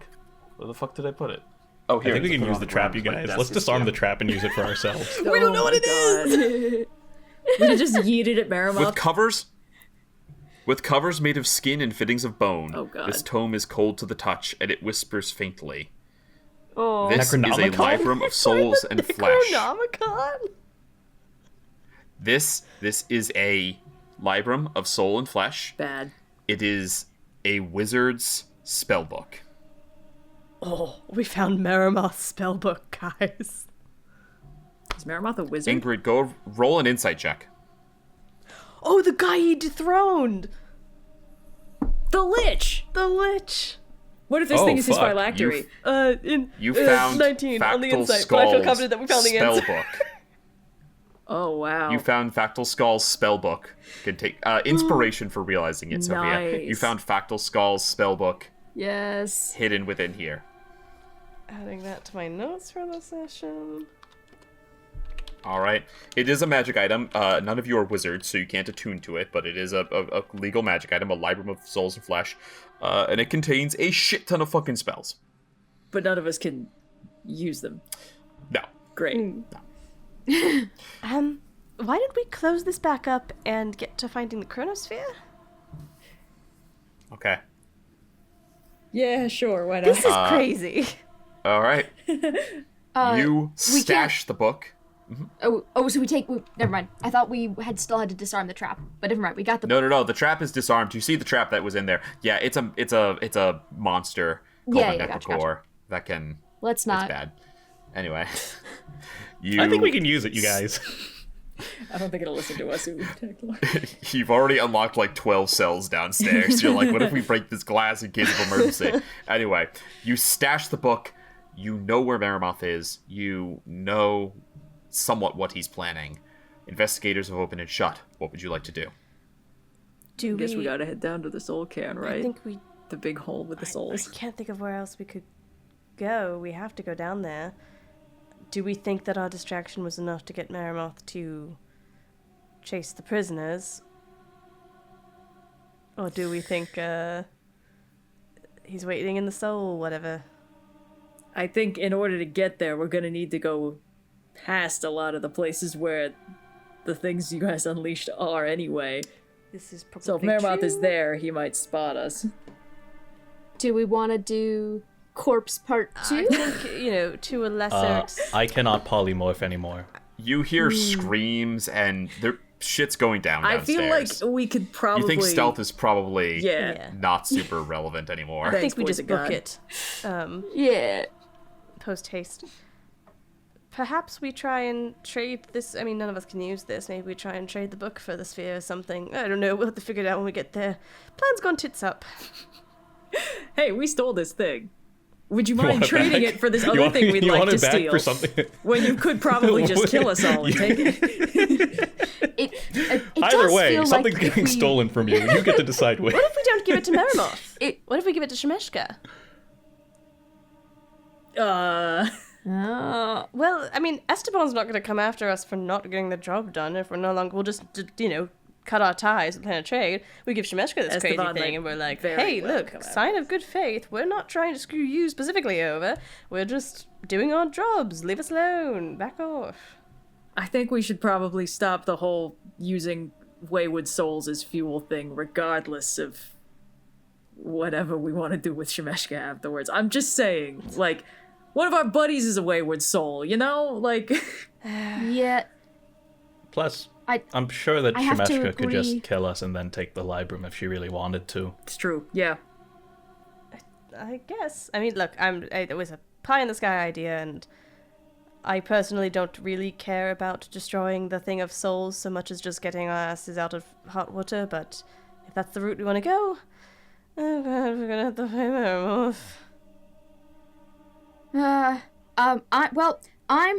going down there yes, I'm with Bileyg on this one. I think we have to go deal with the souls. So I'm going down there.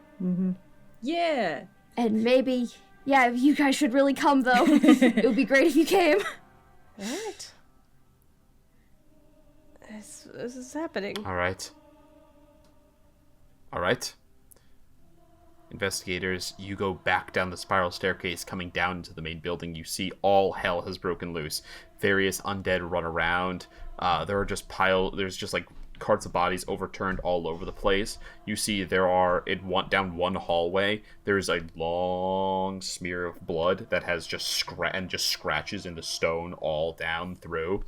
You tear past wights that are arming themselves, flesh, golems, like big-ass Frankenstein things that are lumbering around, trying to follow the sources of the screams that are even louder than they normally are here in the mortuary. You make your way back down and follow, heading to the spirit sump. The way down is a long ladder, and as you cast open the hatch, you see an eerie green glow illuminates, comes spilling up into the room you're in, and the glow pulses. Oh, that's not good. How big is that soul bowl? Going down It holds one soul. Okay. Full of fire Climbing brigade. down We'll the start ladder. scooping.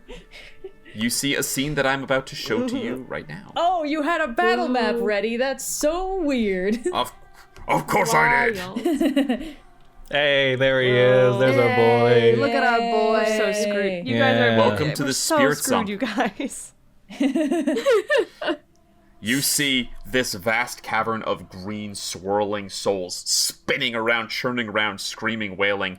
There's these catwalks all around, and there are these platforms, each of them with these arcane devices, which, Ingrid, you have looked at. These are the sources of the power that are pulling energy from the pumps that are drawing energy from the spirits. You see green lightning flashing around as it's pulled in, and the chamber in the middle, this locked metal box that's like almost like looks like woven wicker, but it's metal that is clamped around even at this distance you can see a heart that is beating, even as it appears to be made of red and gray crystal. Really a sphere. That's for sure the floating Chronosphere. skull. It's not really a Yes, that's sphere. it. The giant floating skull that you see, the red eyes floating disembodied from it, turns slowly and appraises you as you all approach and land on the catwalk here. Looks between each of you, lands on Utaglor. Oh, little bird, you come back to play. It is you whose work has led to the chaos above. I knew that someone had tried to stop my plans, but as you can now see, you are all too late. You watch as the energy begins to pulse around. The ritual is already in progress, and time is of the essence. We're going to enter initiative. I need everyone to please roll. Okay. Okay. And place yourselves up at the top here. You see where there's a corner. You can all be within this corner right here. I miss dog. Oh God. I couldn't fit. We couldn't bring him. There's no way he could I fit know, through the no. corridors. We couldn't, and he's too good of a boy. I mean, I can resummon him if he dies. Like yes, but it's the same dog every time. Nope, dog can't Jesus die. fucking Christ. I haven't rolled above a 5. Well, I rolled get a them all out of the 4. way, kid. I guess. Okay. All right, so starting anyone 25 to 20. God, I fucking wish. Okay, 15 to 20. 19. Also 19. And Ingrid definitely goes first. Yeah, I got my dex Okay. boosted with that ion stone. Ingrid and Utaglor both at 19, with Ingrid first. Then we have Maroth at 17. What did Fally roll a 4? Mm-hmm. And Bileyg rolled a 3. Making me say it. You still have did you use the inspiration when you were unlocking that thingy, I did not. Sophia? Oh, okay. So I'll allow it. I'll say it's still in play. Woo! hell yeah. I'm loaded up with inspiration. I got You DM's s- inspiration. I got your inspiration. All right. Beginning of the first round, Maroth's ritual underway. He looms toward all of you. Too late, as always. Puny little people, little mortals. Your time is short. Let me make it shorter. We are going to use our first lair action and initiative count 20. Course of Torment, the souls of the dead whale. Each creature within 120 feet of Maroth, which is all of you, must make a wisdom saving throw. Everyone has +3 because of my aura of protection. Wisdom saving throw. Is this against being frightened? It is against I being get frightened. advantage. You get advantage. This has never come up, but I have brave. It is not a charm effect, no. It is a fear effect. It's a 22. Eat shit. Okay, 22 saves. Yes. Not 1, so an 11 technically. You need that You half-life luck. are frightened until the next initiative count 20. So until the start of the next round, you are frightened. That means you have disadvantage on attack rolls, and you cannot willingly move closer to Maroth. Ubtaglor and Ingrid? 17. 15. 17 saves. What'd you say? 15. 15 fails. You are also frightened. Okay. Okay. That ends the lair action. As all of the spirits scream out and he looms at you, the eyes glow brightly. Ingrid, you are the first to act. What would you like to do? Just to get the lay of everything, because I've looked at the plans, so I have kind of an idea of what I'm looking at here. Yep. I feel like first priority is sabotage this ritual situation.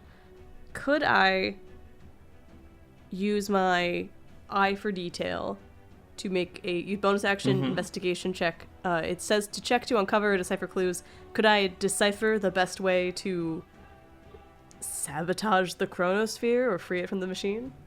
You know what, Ingrid? It's an investigation check to turn these off. And I said you'd roll with advantage because you rolled well enough on the plans to understand them. I'm going to allow you to use the bonus action to turn them off. Cool. But you have to be standing on a platform with the pumps. Cool. You have to be there in order to turn one off. And also, I clicked my boots of speed back in the office. Was that more than the time it would have... I'm trying to think if I should have unclicked them or not. Actually, in hindsight, probably should. I'm not super punishing about that. I'll say that when you knew you were going to be running with everyone, you probably would have unclicked them, and you probably would have clicked them before going down to the spirit stuff. I think it's reasonable. I'm not really a stickler. The 10 minutes is more of like you can't use it in like every encounter for the day, as opposed to like tracking. Like, what a miserable waste of time to track minutes of, you know. All right. Okay. Then I will So, what would you like to do? run up. Yeah, so there are multiple controls on every panel. There's like blue circles and things like that. If you're standing on a square with any of those, you are close enough to... all right, you're not moving towards any of the pumps. You're moving towards the center of the ritual. Oh, okay. Does The pumps every are on each of the platforms surrounding. Gotcha. Every platform has a pump, or is it just the two that are Yep. labeled with pumps? Nope, every single one has a pump. There are jeez. 3, 4, 5, 6, 7, 8. There are 8 pumps. Alright, I'm gonna go to the pump to the left of me. Is this in the pump range where I am now? Yep, you are standing. Yep. Okay, and then I'm going to... I'd love to sabotage this in whatever way I could with a bonus action. Okay, go ahead, roll an investigation check.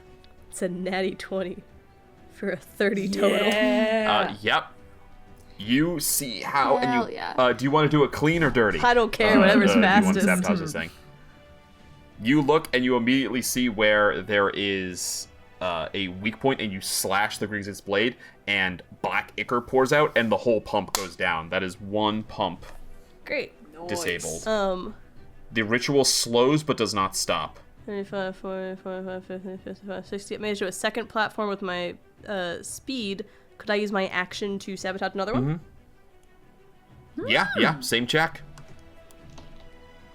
Not as good. 18.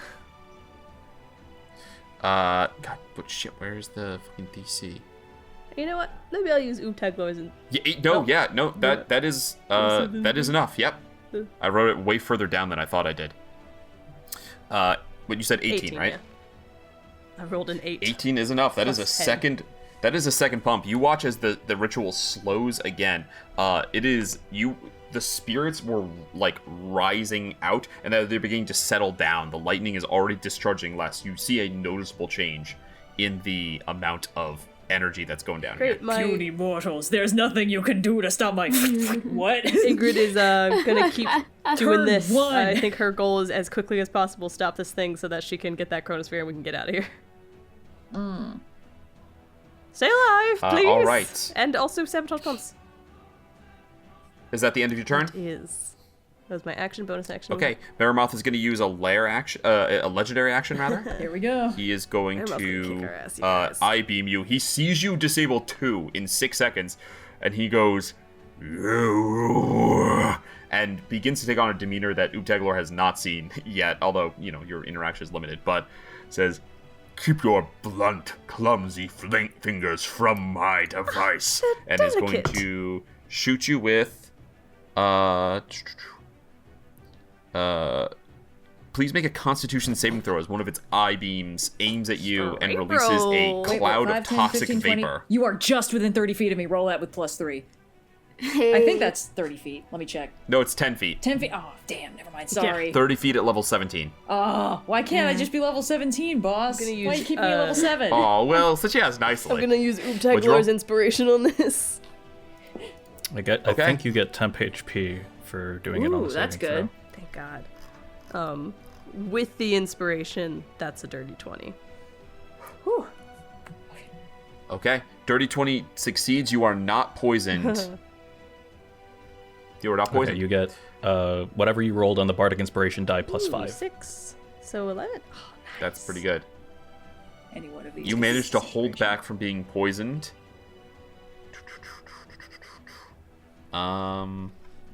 Okay. Oh, and the eye that you were watching, the eye that just shot, has glowing red, goes dim. Ah, it's got a It recharge. has been used. Ooh. All right, Ubtaglor, it's your turn. You're frightened, right? I am. Yeah. Let's see. All right.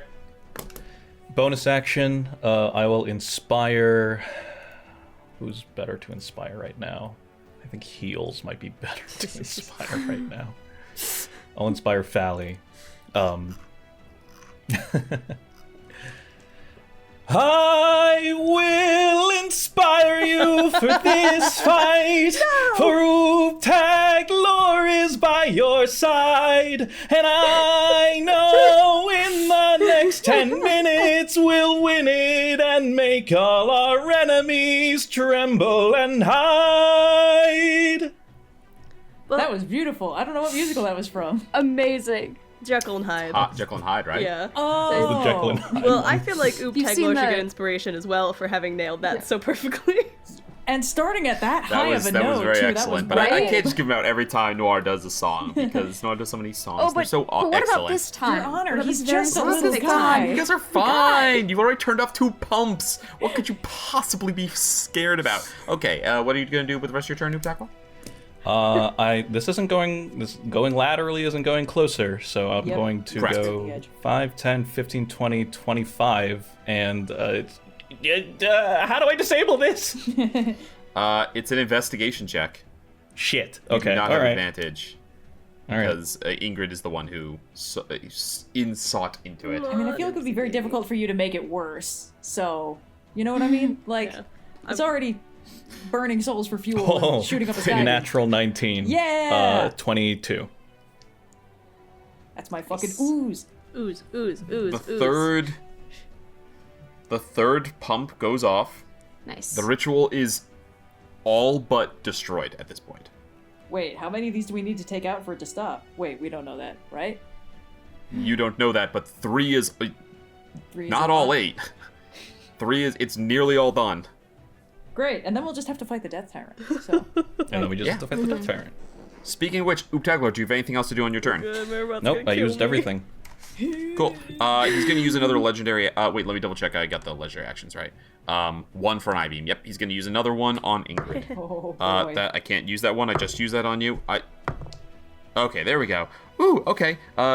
Dexterity saving throw, please. Okay, I'm good at these. Oh, pshaw.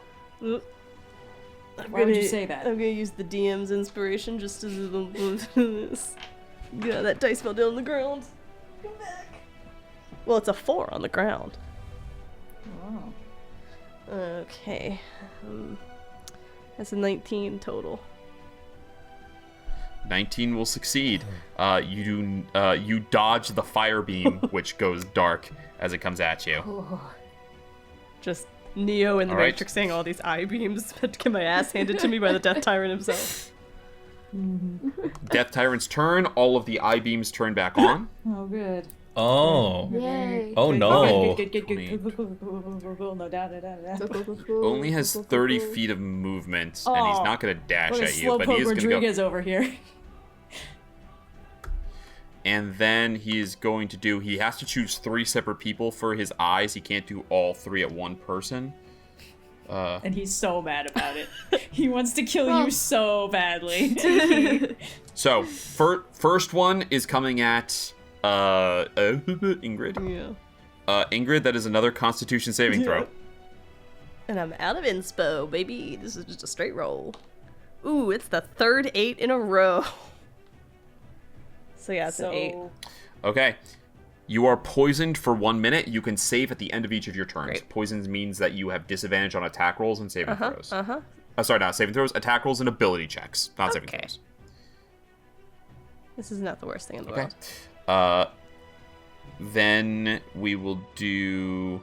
Next one coming at Bileyg. Oh, yeah. Let's do it. Come I on. can't roll. Oh my god, I've rolled so many 3s on the dice. Okay, 1.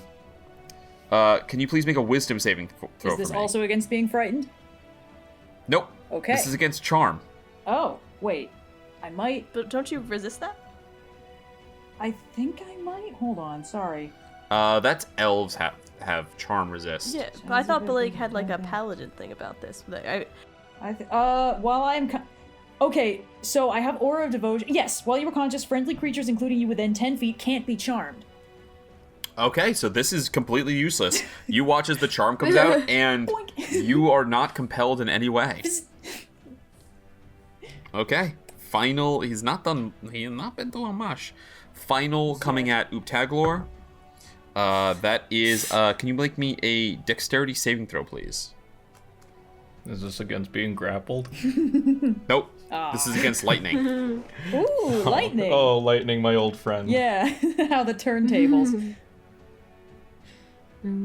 17.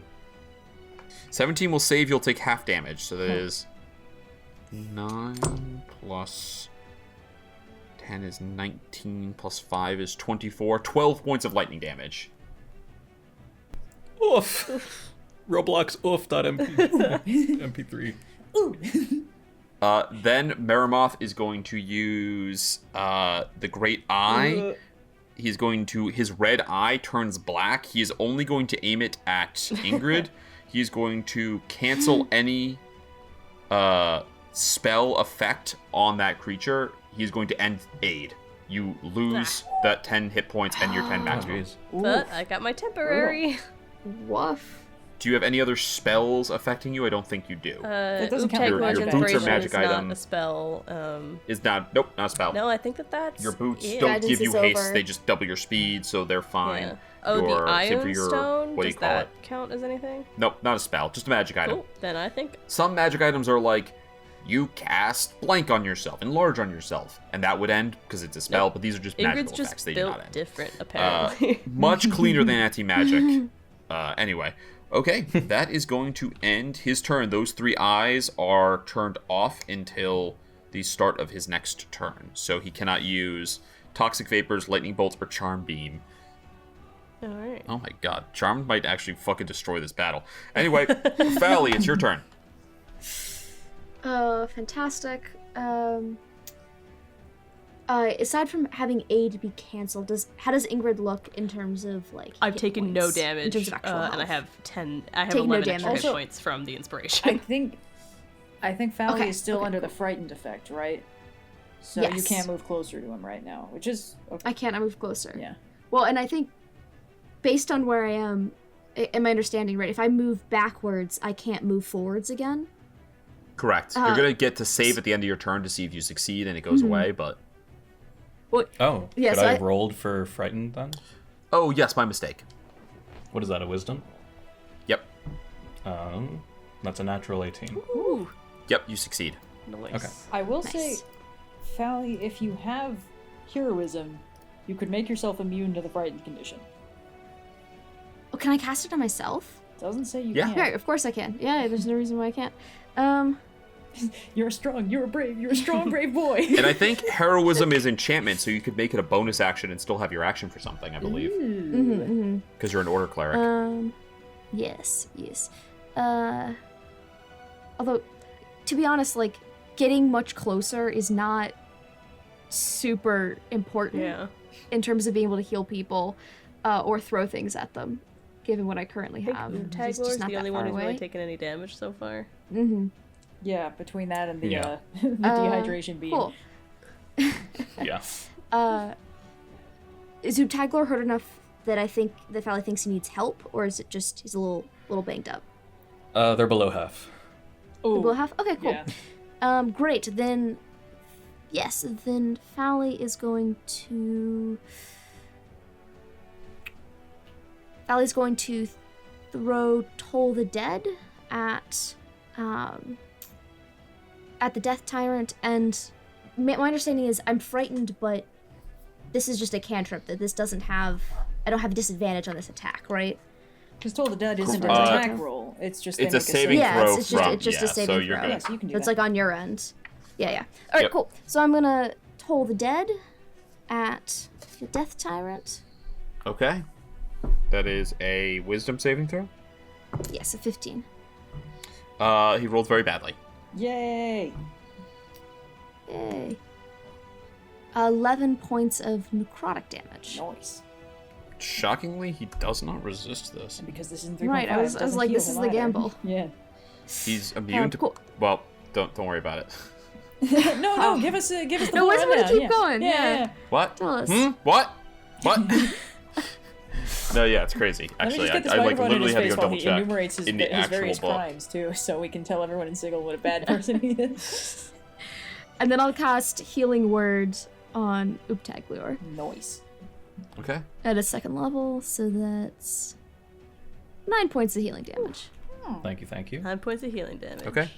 All right. Cool. Is that the end of your turn, Fally? And then I roll save to see if I am no longer... Yep. Roll your wisdom save. And I'm going to take a legendary action, believe it or not. Oh, what? No. No my friggin' God. way, bro. What did you roll? I rolled a nat 1 no. again. I feel like you've rolled far worse than me this session, which is quite I've rolled impressive. a lot of nat 1s. Yeah. Fire beam! Ingrid, make a dexterity saving throw. Yes, and I'm poisoned, so this is a disadvantage? No. Saving throws are not a disadvantage. Ability checks and attack rolls I'll are. take it. Dex is the one thing I can do pretty okay. Oh, god damn it. I was doing so good all Why session. do you keep saying that? I'm a +7 to this normally. Oh, you know what? I got the fear and the toxin mixed up. Poison you save at the end of your turn. The fear just lasts until initiative 20, but we're almost at the end of initiative. It has not affected anything, so don't worry. We're all kosher. Gotcha. 13? 13 will fail. You take... Oh no. I don't have this many dice. No. Better fucking stop. That's okay. I'm just gonna run away. not That's fine. cool, bro. Aw. You're just gonna what? Ingrid takes 50 points of fire damage and catches fire. Oh my god. We got... That takes her out, She's doesn't out. When I had a whopping 48 hit points total with the temp. Okay, so you're not instantly dead. No, at I'm least, but I'm Jesus down H. though. Christmas. Good work, Also, team. Ingrid is on fire unless an action, you can use an action to put her out or some So other I'm effect just that gonna douses take fire, but she will damage. take fire at the start of each of her turns, which will cause a death Yep, save. yep.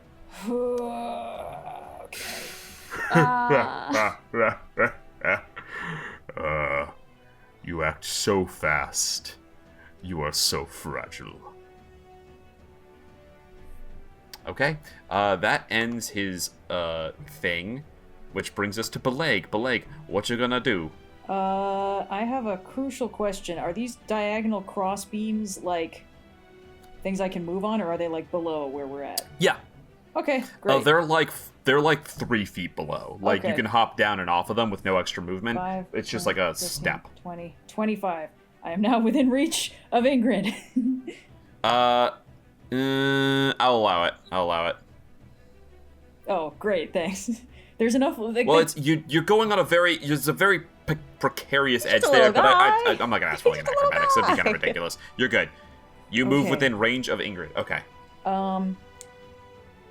Can I? This is not as written. Can I use lay on hands while simultaneously smothering the fire? No. No? You can heal her, or you can smother the fire with an action. You cannot do You're both. such a dick. Okay. Ingrid, you can, if you're conscious, you can make the save at the end of your turn to end the flame. Cool. Like, it's a dex save at the end of the turn, just like the poison, to end that. Oof. Okay, sure. Then I will. Do I have any of these that I can do as a bonus action? No. Why would I? Of course not. Okay. I think it's more important to get you up. I would love to be up. I mean, you do what you're gonna do, man. Okay. I am going to use 30 of my 35 points of lay on hands on you. That's Because I don't know how much fire this is going to do at the beginning of your turn. Honestly, that's most of my hit points, so thank you. Yes, that was kind of my It's- thought. You have the Yeah. best chance It's of not actually... nearly as much damage as the beam. Yes. Great. That was my action, because Paladin movement economy is bad. Okay. Let's see, what bonus actions do I have? What about Shield of Faith? Everybody loves Shield of Faith. No, I'm going to bonus action cast Sanctuary on Ingrid. Until the spell ends, any creature who targets the warded creature with an attack or a harmful spell must first make a wisdom save. On a failed save, the creature must choose a new target or lose the attacker's spell. It doesn't protect the warded creature from area effects, such as the explosion of a fireball. If you make an attack, cast a spell that affects your enemy, or deal damage to another creature, the spell ends. But I think if you defuse If I more of the defuse things... more pumps, is that an attack? That's like an so ability it's check. good. So he's gonna be... Yeah. The beams are technically not spells, but I'm gonna They're play attacks. it. They're not attacks either. They're saving throws. They're abilities he targets with that are non-spells. But I think within the spirit of the spell, they are covered. Clutch as hell, Yes. If not within the technical wording. Hell yeah, I only so- bring it up for the audience members who might think that we are getting it wrong. I recognize it's not technically rules as written, but I believe this falls well within the intention of the rule. Perfect. Okay, well, so that was my bonus action, and I used my action to heal you, and now I have very little else I can do. So I'm just gonna... Cool. He's going to use brace. 2 legendary actions to bite you if this is the end of your turn. Yeah, that was all of my movement, and I can't dash as a bonus action, so... He rolled a fucking 3. Alright, so Well, he he tries to didn't bite hit. you, and he does not get, as you just duck underneath. No time for that, sir. He's not a Stop physical guy. moving! Alright, initiative count 20. Oh, you're his ants before me Maroth, until it's inconvenient for us to be small and hard to hit, huh? Okay, let's go. It's fine. Maroth is going to draw on the ambient necrotic energy of this chamber to gain some temporary hit points. Hasn't even taken any damage yet. Alright, now it is Ingrid's turn. Great, I'm gonna run away. Do it. Or do I Yep. It's an action to put the fire out on myself? Yes. Yeah, I'm gonna take an action to do... Oh, I'm sorry. At the start of your turn, you're going to take that 2d8. Oh, yes. 2d8. 12. 12. Jeez. Ouch. Yeah, I need to get this fire Yeah, out. I rolled 2 6s. I use my action to put the fire out. What do I roll for Or you can keep your action and hope that you roll well enough on the dexterity save to put it out for free. You've got a great dexterity. Like, what are the odds that you fail? There's a dexterity save that just lets you put it out for free? At the end of her turn, she Ah. gets to make the save that? each The time. poisoned ended your turn within condition, 10 when feet do of me. I try to save on that? What's Do I that? have the poisoned condition? Oh, the poison condition is at the same time at the end Okay. of your turn. I'm gonna run and do something like bonus action and contemplate this, actually, before I put the fire out. 5, 10, 15, 20, 25. Alright, I would like to use a bonus action to try and sabotage this pump. It is a Yeah. a straight roll It is- because I have the disadvantage. It is straight because of the poison. But that's a 19, baby. Ingrid's an investigator. 19 is enough. You disable not the final, but the final for stopping the ritual. Woo! Clutch! The whole thing shuts down. All of the spirits return to their spot. The pumps all turn off. The lightning stops discharging. The Chronosphere is still held within the cage, but... Well done, Ingrid. And you're only slightly on fire. And poisoned. He begins to scream. Ingrid, you're on fire, holding the lever you just pulled down. You have an action still. What would you like to do? I'm gonna use the rest of my movement to just continue along. 40, 45, 50, 60, just to go nowhere in particular. I'm gonna kind of Hail Mary cast Suggestion on him. I think he's gonna save or legendarily resist this, because it's only a DC 14 Wisdom, but I gotta try it, right? Okay, this will end the sanctuary because you cast a spell on it. That's Then true. Right now he will has to just put out the make a fire. save to try and hit you, which is Very pretty huge. prudent. Sort of the coward's path, but prudent. All right. 18 hit points. I think you Austin, what do should want from 1v1 me? this death tyrant with none of your equipment and also blindfolded. I think that'd be fun. Sophia, roll that con save for the poisoned condition. Yes. Yeah, the poison. That's a 17. Poison for Ingrid. That will save. Okay, you are no longer poisoned. Ooptag Lord, it's your Not turn. the poison for Ingrid. It is not the poison. The for frightened Ingrid to condition drink. is gone now, right? Yeah. That dropped at 20. Yep, the frightened ended at initiative count Come 20. on, Ooptag Lord. And then Maroth gained Nice. hit points.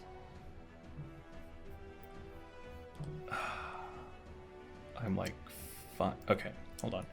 If I move to here, is that enough for me to interact with Hell the yeah, Chronosphere dude. Lagos? That's exactly what I was thinking. Yeah, it's contained within the box there, yeah. Okay. Is it just like a thing that I have to pull out, or? It looks like a metal basket that is firmly attached. You don't see any way of, like, opening this normally. You can't, like... I mean, actually, Are you there have holes that are pseudopods, an so you inch could- wide? Yeah. You can get in very easily. It's getting the Chronosphere out that's going to be a pain in the ass. It's true. Like, it's just going to clink, clink, clink. Do you have like reduce? Could you make it really small? I don't have reduce. Boo. Itty bitty. I mean, I have shatter, but that would I was that would gonna risk say. shattering the. That would risk harming the. It's a magical object. Okay. It's Probably can't be shattered. So as long as you catch I it suppose before it it's falls definitively- into the pits Yeah. of souls. There is the risk that it falls into the soul hole. magical objects can't be destroyed by means like that. Like, you can't just smash. Even with I mean, I can- even spells are not powerful enough to just break a magic. You've item. got to like cast it back into the fiery chasm from whence it came. Shit If like I do the shatter, Yeah. There's certain things that do. There's actually you guys have experienced this. There's a tree in Sigil that can destroy them, but it's very rare. Session 0. if I do this here, I can target both the Chronosphere and Maroth. that. Ooh, tasty. Yeah. Zesty. All right, you gonna do that? And is it possible to like position the shatter sphere such that it like only like clips the box and doesn't actually like hit the? I want to be safe, you know. You don't want to make a big catcher's mitt so you can just let it sail merrily into your hand? Your pseudopod? I have a different idea. Oh no. Side Ooptag Lore. I think we're getting a little creative with how fine you can make an explosion of thunderous sound. Okay. Fuck it, I'll risk it. All right, here we Come go. on, Con Oopsie save from baby. Maroth. 22 from Maroth. He's good. Okay. And I'm then casting a third level, by disadvantage the way. on. Okay, disadvantage on the metal. Oh, the metal rolled a nat 20 and a nat 18. So So they're taking half okay. damage, right? they're both taking half damage. Yeah. right, so let that me is roll. 4d8. We're going back to the hit points of objects. Could the object be silvery barbs? What does the thing say? You magically distract the triggering creature. Okay, never mind. Silvery barb is when a creature Yeah, it's a you can creature. see. Gotcha. So yeah, so not the case. All right, I'm gonna roll hit points Such a, for like, this dad cage. answer. Like, what does the book say about whether you can silvery barbs an object? Okay. What is the damage for both of these things? 21 half to 10. 10 is first off, Maroth takes 10 damage. Nice. Second, 10 is enough, even though it is sturdy. 10 is enough to blast open this cage, at least large enough for you to get it to get the Chronosphere out. Okay. I pick it up. Is that a free action? Yeah, free action. Okay. I think you should slurp it inside your body and see what happens. I do slurp it inside my body. I have a heart inside my body now. Yes. The death circle. I'll warn you, Ooptaglor, if you manage to die tragically in this session, we're gonna have to have this thing framed and be like proof that Ooptaglor had a heart. Yes. Wait, I can't die now. Well, we don't know. Maybe you're just ageless. Maybe this is like Tolkien elves. Maybe you can still be killed. Ooptaglor, you bring the Chronosphere inside of you. I didn't feel anything. All right, I figure you have to like attune to it or some shit like that. But yeah, we're here where a woman's heart should be. You have your own little heart there. And then I will. Music man, come on. Oh. I'm close enough to Bileyg. Yeah, 60 feet. Yeah. Inspiration. Ooh. Just put that down. You've got magic to do, just pull through. You've got enemies here to smite. You've got damage to deal, friends to heal. Danger abound, so draw your steel as we go and do this fight.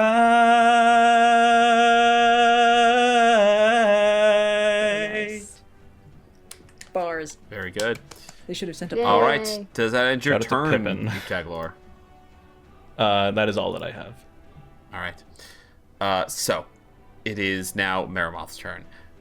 I realize. So in case you can't tell, I'm not using the regular Death Tyrant stat block from the Monster Manual.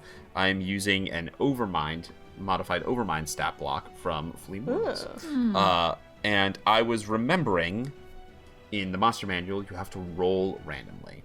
That is part of the balance of the monster, because its abilities are much more deadly. This one, that is not the limitation. So from here on out, I'm going to run the rules as written in the book, which is he decides which beam he uses. He still cannot use the same one twice in a turn, so he can't lightning bolt everyone, but he chooses, it's not random, so he's not going to use the compulsion, the charm ray on anyone ever or again, right, now that he's learned about that. Okay, so he is going to... Little bird, and I thought we were friends. You have something that belongs to me. He's going to use telekinetic beam on you. Please make a strength saving throw. Oh, fuck. Yeah, 18. Woo! Oh, you resist. Damn, okay. Oh, he really thought he had something there. Now he's going to shoot you with a... which one is he going to do? Wait, can he target the same person with multiple beams? I thought... Yes, he can. That was a thing that was, again, true of the Death Tyrant, but not true of him. He just can't use the same effect twice. I also have to see if he gets his recharge on the eye. He does not. He is going to use, we'll do Fiery Beam on you as well, Ooptaglor. Fire Beam, please. Dexterity saving throw. What am I rolling? Dex. Dex, Okay. sorry. Using my last luck. No. Also, a fun fact, I have 5 bonus inspirations I can do now because of my Ioun Stone. Bump me. Yeah, Hey, good point. Very nice. Anyway, that has no bearing on what's happening right now. Natural 20. Yeah! Okay, 24. you succeed and thus take no damage. Perfect parry, and it affects him instead. Yeah, it affects him instead, right? Just sit still. Lightning Bolt, Dexterity saving throw.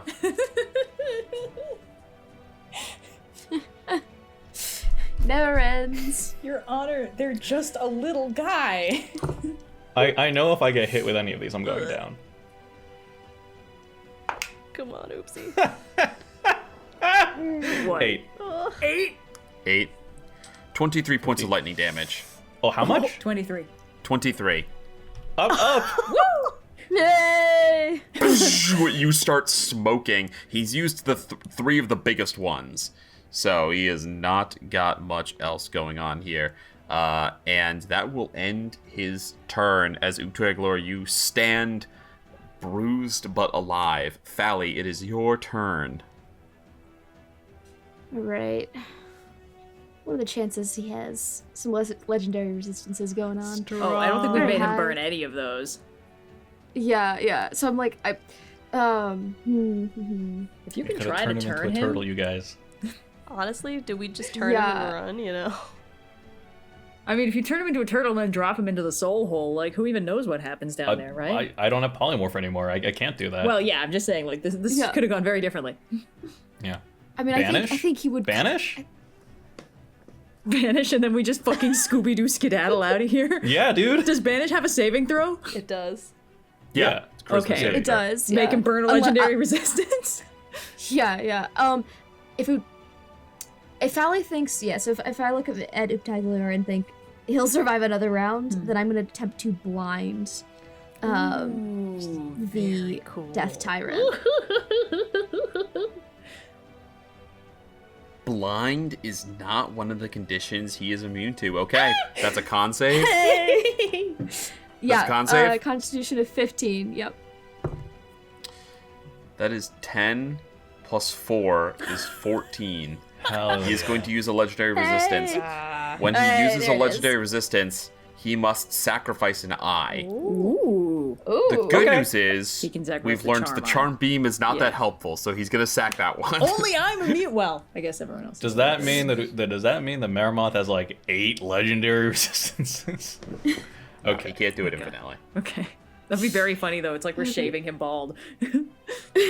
Although honestly, it'd be kind of a sad, pitiful, drawn-out fight after that. Because after that, all he's got is his bite, Yeah, he's just like... which you're is gonna- like, it's nasty, but it's not that It's bad. just a flesh wound. Don't make Come me back feel here. Yeah, bad. exactly. Just a So flesh it's wound. just a big skull, and you guys are just punching it around while trying to bite you. It can't Like a shoot. volleyball? All right. He uses a legendary resistance to resist Fally. What would you like to do with your bonus action? Yes. You can I think bonus I'm just action gonna heal. hit him. I don't know if that works. I wish. Well, I mean, I already used a spell to do all that.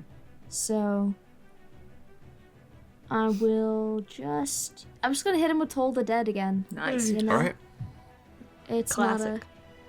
Oh shit! God, he rolled fucking terrible again. Yeah. All That right. was So 12 roll. points of damage. Okay. 12. Hey, you guys are technically making progress. Oh, God. If we wear down Alright, his legendary Fally. resistances and then banish him, I think that might be the move. Any movement, Fally? Yes, I'm gonna move slightly closer. I think so. Fally was very gung ho about coming in here, and then he's like, "Oh, I'll just let everyone go in first." And then once he became frightened, going in last meant that he was stuck on this tiny bridge, unable to move in any direction. So he spent the entire fight. He pushed for cowering in a corner, which I'm sure is The is fight going is great. still very much going on. Let's be Yes, so yes. real. All right. So he's gonna move. I think he's gonna move closer to Uptaglior. That ends your turn. On two legendary actions, Maroth is going to bite Bileyg. I rolled a 21. That will hit.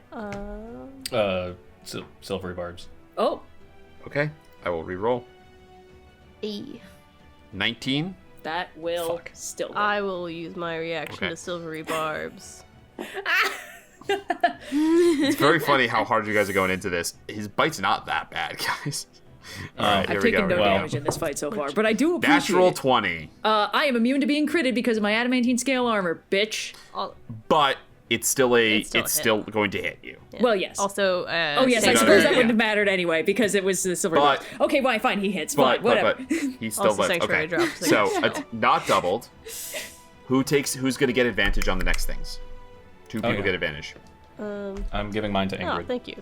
I'll Okay. give mine to Uptaglor. Okay.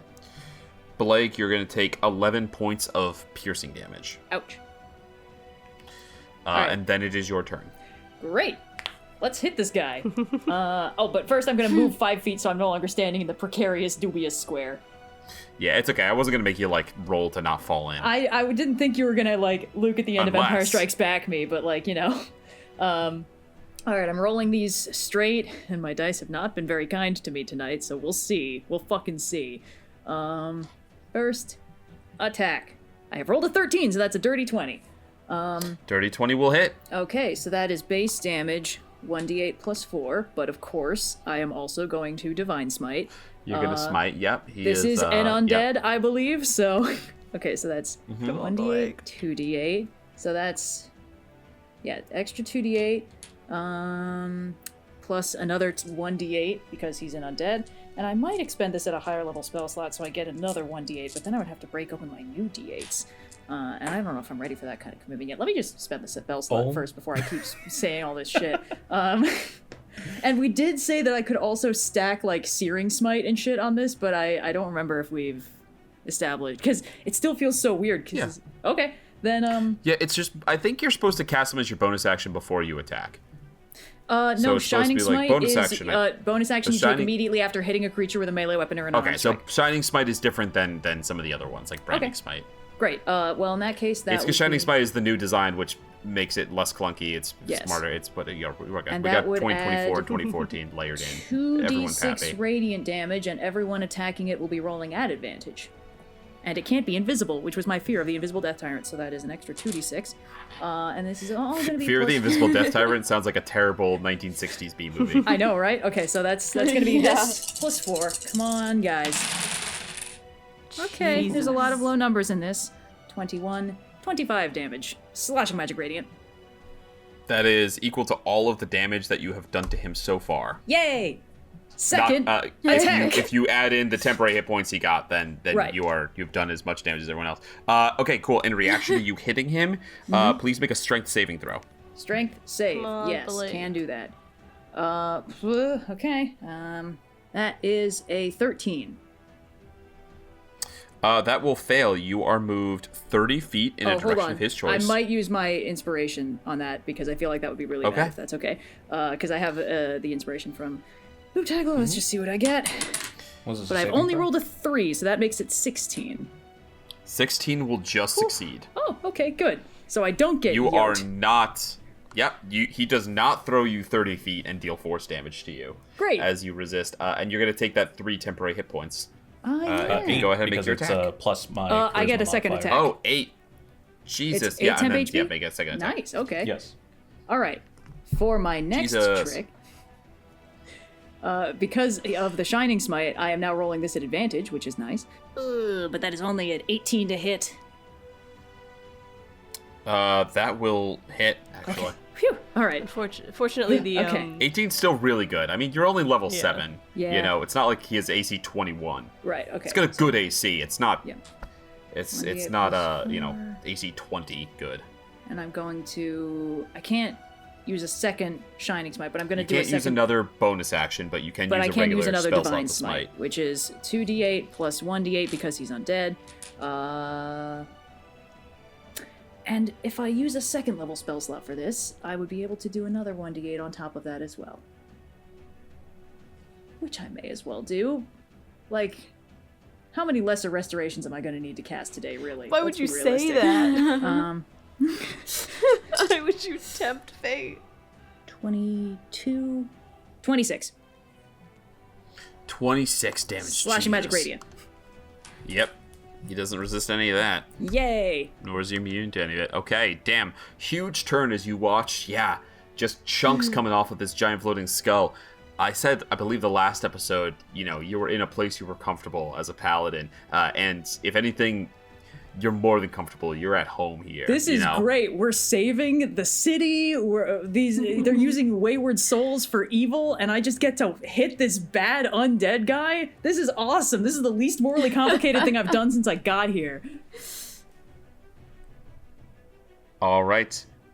He is going to use toxic. His final legendary action at the end of your turn. Toxic vapors. Please make a Constitution saving throw, Bileyg. I will certainly do that. I don't think I make these. He's going to try to make it so that you have a harder time hitting him. Cool. That makes sense. I mean, everyone else will have an easier time hitting him. Well, unless I fail my concentration check. And this Constitution Yeah, but you're save. kind of the problem here. That's a 21, boss. Okay, yeah, you save. They had That me in the brings us first half. to I'm not the- gonna lie. Lair actions. Grave Grasp. The restless dead attempt to grab at the heroes. All ground within the lair becomes difficult terrain until initiative count 20. Oh, great. That's pretty good, actually. Which, of course, does not affect him since he flies. You watch as the spirits all rise up and begin to grasp at you, slowing each of you. All right, that brings us to Ingrid. Yes, this does put a wrinkle in things, doesn't it? Ingrid is, I would say, her ideal how the situation went down is that they snuck in, the Chronosphere was somewhere where the Death Tyrant was not. So this is already pretty tits up in her mind, even though it's going relatively well. And I think she's wrestling with the idea right now of, like, we got into the situation because we pissed off one of Sigil's many powerful factions.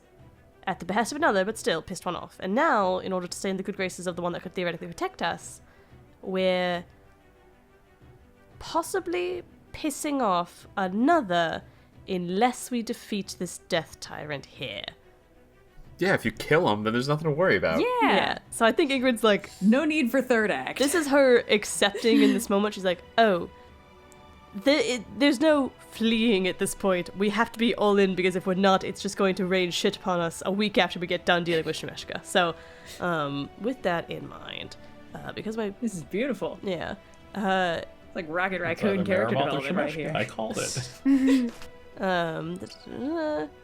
Step 1, absolutely no heroic sacrifices today. Step 2, shit.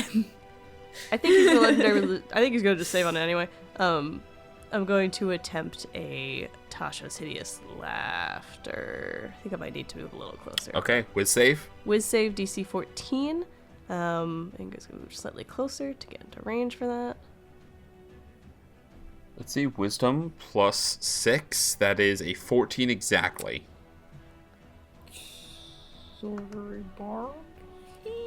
We used our reaction. Mine just came back. Ingrid has hers back turn because... just came back, Oh, yeah. she has hers Her back. turn just came out. You know what?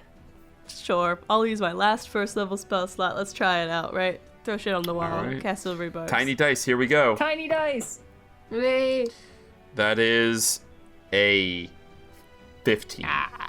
He succeeds. He does not fall prone in Is fit of laughter. Your save DC hasn't increased because of your No, Iron because mine's Stone. Dex, not am I casting? Yeah, Orion Stone makes her better at stabbing. Yeah. it's charisma. Which she hasn't really done any of. Anyway, alright, action, any bonus actions? Bonus action. I'm gonna go ahead and attempt to get my insightful fighting on him. Ooh. So I'm gonna have Oh, need right, him it's to against make his deception? a deception check. Yeah, get tested by my insight. Although also, Oh, that's as really long as cocked. Shining Smite's effect is up, Jesus you'll be getting Christ. sneak attack on all your hits anyway because you're rolling it. I know, but this is just like this is fail safe. You good, boss? What's that face? I rolled it twice. It was cocked both times. It was 19, but it was cocked like not even like really close. It was very cocked. But then I rolled the third time. It's a natural one. Yay! And then I feel a lot better about my That- natural 8 plus 7. So. He also has plus 7. But he rolled a natty 1. Scoundrel to scoundrel. But yeah, communication. your insightful fighting goes through, and you see through him. Oh, This dude is fucking cooked. guy is not going to All right, here. he's out of legendary actions, which brings us to He's out Tag of Glory. If you don't legendary have any more actions. movement, Well, he gets Ingrid. on his turn back. Oh, I forgot how All that right. He works. gets it back. Yeah. Bonus action, inspire Ingrid. Hey. Okay. So you wanted to meet the starling. Let me tell you that she'll make herself known tonight, on the prowl, her teeth out and snarling. To her enemies, she's an absolute fucking fright. Was there ever an elf so disarming? With a rapier, it's curtains for all of you, at the same time so dashing and charming. When she serenades you, that's when you know you're through. Hey. There you go. It's all the pulls That's I from The don't Wiz. know. Ah. So you wanted to meet the... That Wait, one I The didn't Wiz. know. I've definitely seen that ages ago. I have a bad idea. How bad? Well, to animate item, I need like a loose piece of object. And the only loose piece of object that I have is the Chronosphere of Lagos. No. At the same time, try attacking your precious Chronosphere of Lagos, Maroth. You know, we've denied Oobtaglor the meat puppet like 3 episodes in a row now. Hey, none of us know what Oobtaglor is gonna do. We have to just That's watch true. and see what None of us Noir can will tell decide. them no. No one never knows what Oobtaglor is going to do. I think that would be really funny, and that also might be the only thing that will stop him from just trying to kill me next round. So, yeah, I'm gonna chuck the Chronosphere of Lagos at Maramoth. Because when you And animate as I it do can it, I will fly, cast right? animating performance on it. So All right. it can Does like that turn it fly. into a creature, or what happens with it? It turns it into a construct, yeah. Okay. And it's now entirely All right. immortal. On my okay. I can I have retroactively chucked it first and then dancing item sure, first sure, and then sure. Yeah. yeah. Because on the same bonus Gotta action, I sequence can it. cause it to fucking Yeah. attack. You watch as the beating heart flies out of Oobtaglor, flies at Maramoth, and go ahead and make an attack, I guess. It's like a cartoon character in Love where the heart's like boop boom boop boom out of their Yeah, chest. let me put the meat puppet on. Meat puppets on the menu, boys. Back on the menu. Yeah. All right. Okay. Bonus action, I'll tell it to do its force empowered slam. Yep. Potentially, if you came Power at it that from the other heart. angle, we could find out if this guy can be flanked or not. Oh, it's an advantage because of my Shining Smite regardless. Yes. Ah. Good. That was a 1. Good. That was a 5. 13. 13 will not hit. All right. It just like flits at it, and Maramoth it like goes through the holes in the skeleton frame, Yeah. just completely missing it. Flies under its lower jaw. Yeah. This meeting is losing its whimsy. Not my fucking childish whimsy. All right. that's all I Oobtaglor, can so do. end your turn. I will not move, so that's all I can do. Yeah. Maramoth's turn. He's gonna try to kill a bunch of people. Can I please get a strength saving throw from Bileyg? Oh, again? Sure. Yeah. Yeah, can do. believe it or not, he's gonna try to push you the fuck away. Okay, I hope that going into the soul hole isn't just an instant kill, because that would be a real bummer. And I rolled a 10, so... All right, he is going to move you 30 feet. Yep. Oh, jeez. It's you're basically swimming when you're in. So it's first of all, it's fucking ice cold, and you can feel the souls grabbing at you. Great. But you're not dead instantly. You're basically reason swimming. I It's hate double water. speed to swim. Okay. Does this count you- as extra you will- difficult terrain because of that thing he did? No. Okay. So it really has no other effect on my movement speed, because I'm still moving at half speed. Yeah. Well, regardless. that actually just it's the start. No, it's not. Yeah, it's all started difficult this movement. You're correct. You're correct. initiative 20. I Okay, I lost where I was in the initiative. You take 6 points of force damage as well. Okay. Then he's going to shoot. He's going to try to fucking kill the shit out of Oobtaglor. Lightning bolt at Oobtaglor. Dexterity saving throw. Does your animate object stay up if you go down? I don't think it does. Shit. I've lost concentration on doesn't- Shining I don't- Smite. I don't think it says it does. Then remember your advantage from all the silver barbs. Yeah. Okay. 23. Yeah, that'll save. It's 16 down to 8 lightning. Whew, you still up? I'm still up. Oh my god. And then he'll turn to Fally and he says, "Why do I have a feeling you're going to be a nuisance soon? Can I get you to please make a dexterity saving throw, Fally?" Come on, Fally. Alright. Oh, no. Oh, no. Oh no. The double face palm. It's a nat 1 Oh, no. again for a 1. Okay. Fally, you take 30 points of fire damage. Are you good? Yeah. Okay. And Down to 14. and you are on fire. You're gonna take fire damage at the start of each of your turns, which is Oh, I next. misunderstood. Also, he gets to roll to see if his thing goes up. No, he does not recharge his eye. That's a bummer. Yeah. So that was 3. All 3 of those are done. The fire, the lightning, the telekinetic, his favorites. And that will end his... Oh, no. He's going to move up towards you. Towards you both. Oh, no. Looks like somebody pushed me out of biting range. Who's the now smart guy? All right, and then... there is an attack of opportunity from the heart, because it is a creature, technically. Hell yeah. Bonk, bonk, bonk, bonk, bonk, bonk. Bonk, bonk, bonk, yeah. How's Maroth looking? Bad, gross, weird, and ugly. Bileyg's the only one who's done any real damage to him. I did 51 points in one turn, and he threw me into the soup for my crimes. Yeah, it was pretty fucking funny. 25. 25 to hit that'll from the hit. heart? Yeah. Nice, Totally 9. hits from Plus the 3 is 12. heart. You Sorry, roll 12? that die like letting a Beyblade 12. rip. Okay. Yeah. Brings us to Fally. Come on, Fally, at the start of your turn, you take 11... No, wait. Holy shit, that's an 8. You take 16 points of fire damage. Oh no. Are they Oh, down? no. Yep. No! I rolled max on the fire. The start of your turn, you go down. Fally having the actual worst day. Okay. Well, so yeah, there we go. And Fally is still on fire. Cool. No deck save at the end of your turn. All right, Bileyg. Oh no. Okay. So I'm just gonna try and get out of the soup. Yep. 5, 10, 15, 20. Ugh. So I technically have 25 feet of movement, which I think means in difficult terrain that has to 10. Yes. So that's all I have in the tank. Yep.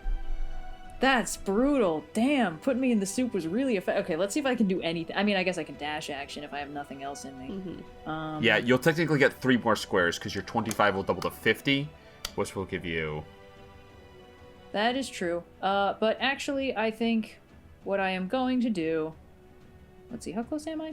5, 10, 15, 20, 25. Oh, that's convenient. I'm going to channel Divinity, turn the Unholy. If nothing else, make him burn a legendary resistance. Okay, It's a Wisdom saving throw DC 14. I expect he can make it, but we do have a lot of silvery barbs and things that can Is do there damage. not something on there that says that it doesn't affect undead of a certain level, or no? Doesn't say anything about that. Okay, each cool. fiend or undead that can see or hear you within 30 feet of you must make a Wisdom saving throw. If the I guess creature some fails its undead saving throw, just are immune to it, but it's not him, okay? Yeah. That is a 23. It's DC 14. But Yeah. If anybody has a... I have no more whatever. left. Okay. I could silvery barbs. You can... All right, I'll roll this one in front of the table here. Roll 1d20 plus 6. Here we go. 30-20. Aw. Okay. Well, it was worth a shot. Let's see. And I do not have any particularly useful bonus actions. Let's see. Ingrid is still under Sanctuary. I But am also not it's not under Sanctuary. concentration. I've cast a spell since then. Right, okay. Range 30 feet. This would be my last first level spell slot. No, I have 2 more.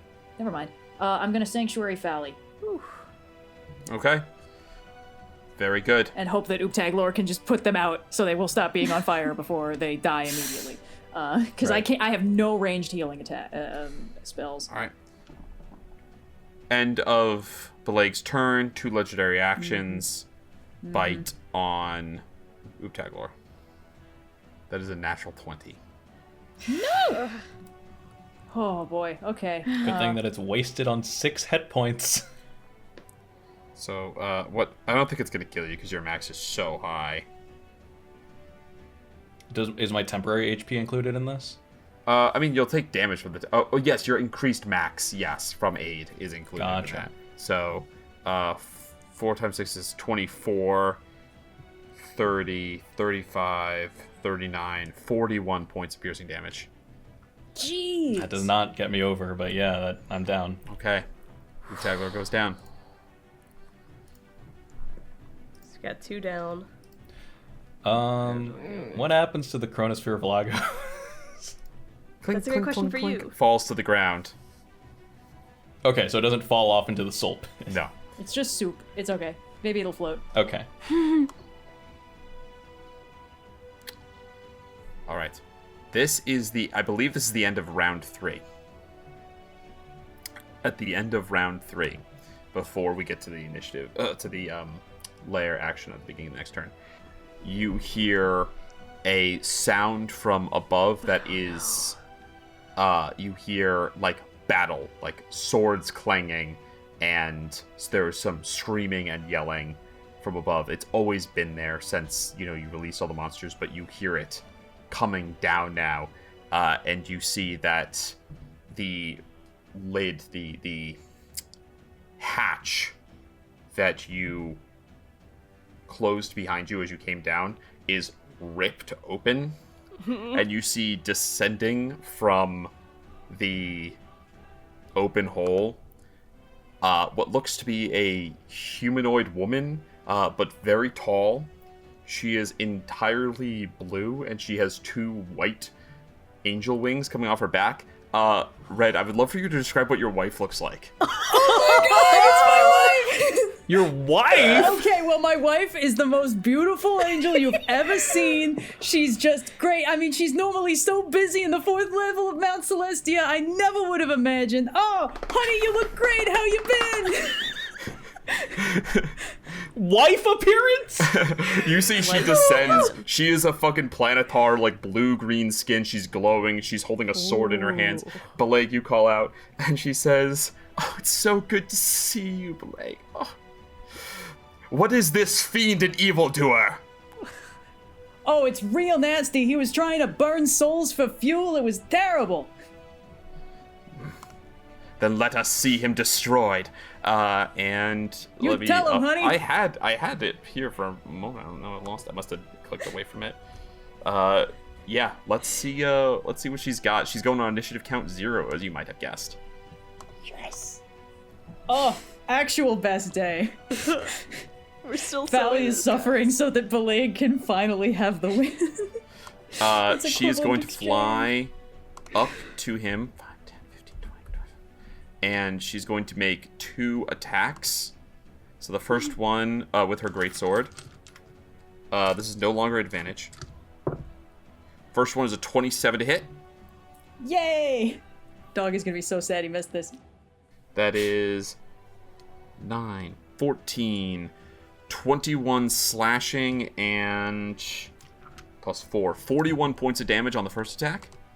Woo! Oh my god. That's my fucking girl! Second attack. That's a 30 to hit. Oh, that's not bad. 26, 31 points of damage on the second one. Jesus Christ. This is slashing and radiant. You watch as Jesus she Christ, begins to says the carve DM. into Maroth.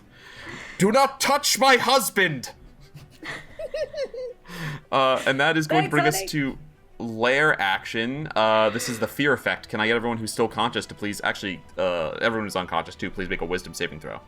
Yeah, man, no problem. Sure. Yeah. Difficult terrain goes away. I'm gonna use Uptag Lower's inspiration. Well, Saving throw, bonus HP. nat Or temper 20, HP. so Okay, so you're not 27. afraid. That's a 19 for Ingrid. Saves.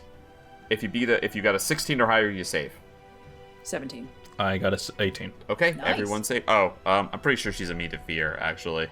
But we'll double check just for the shits and gigs. Nope, she's not immune to fear, so we'll roll for her.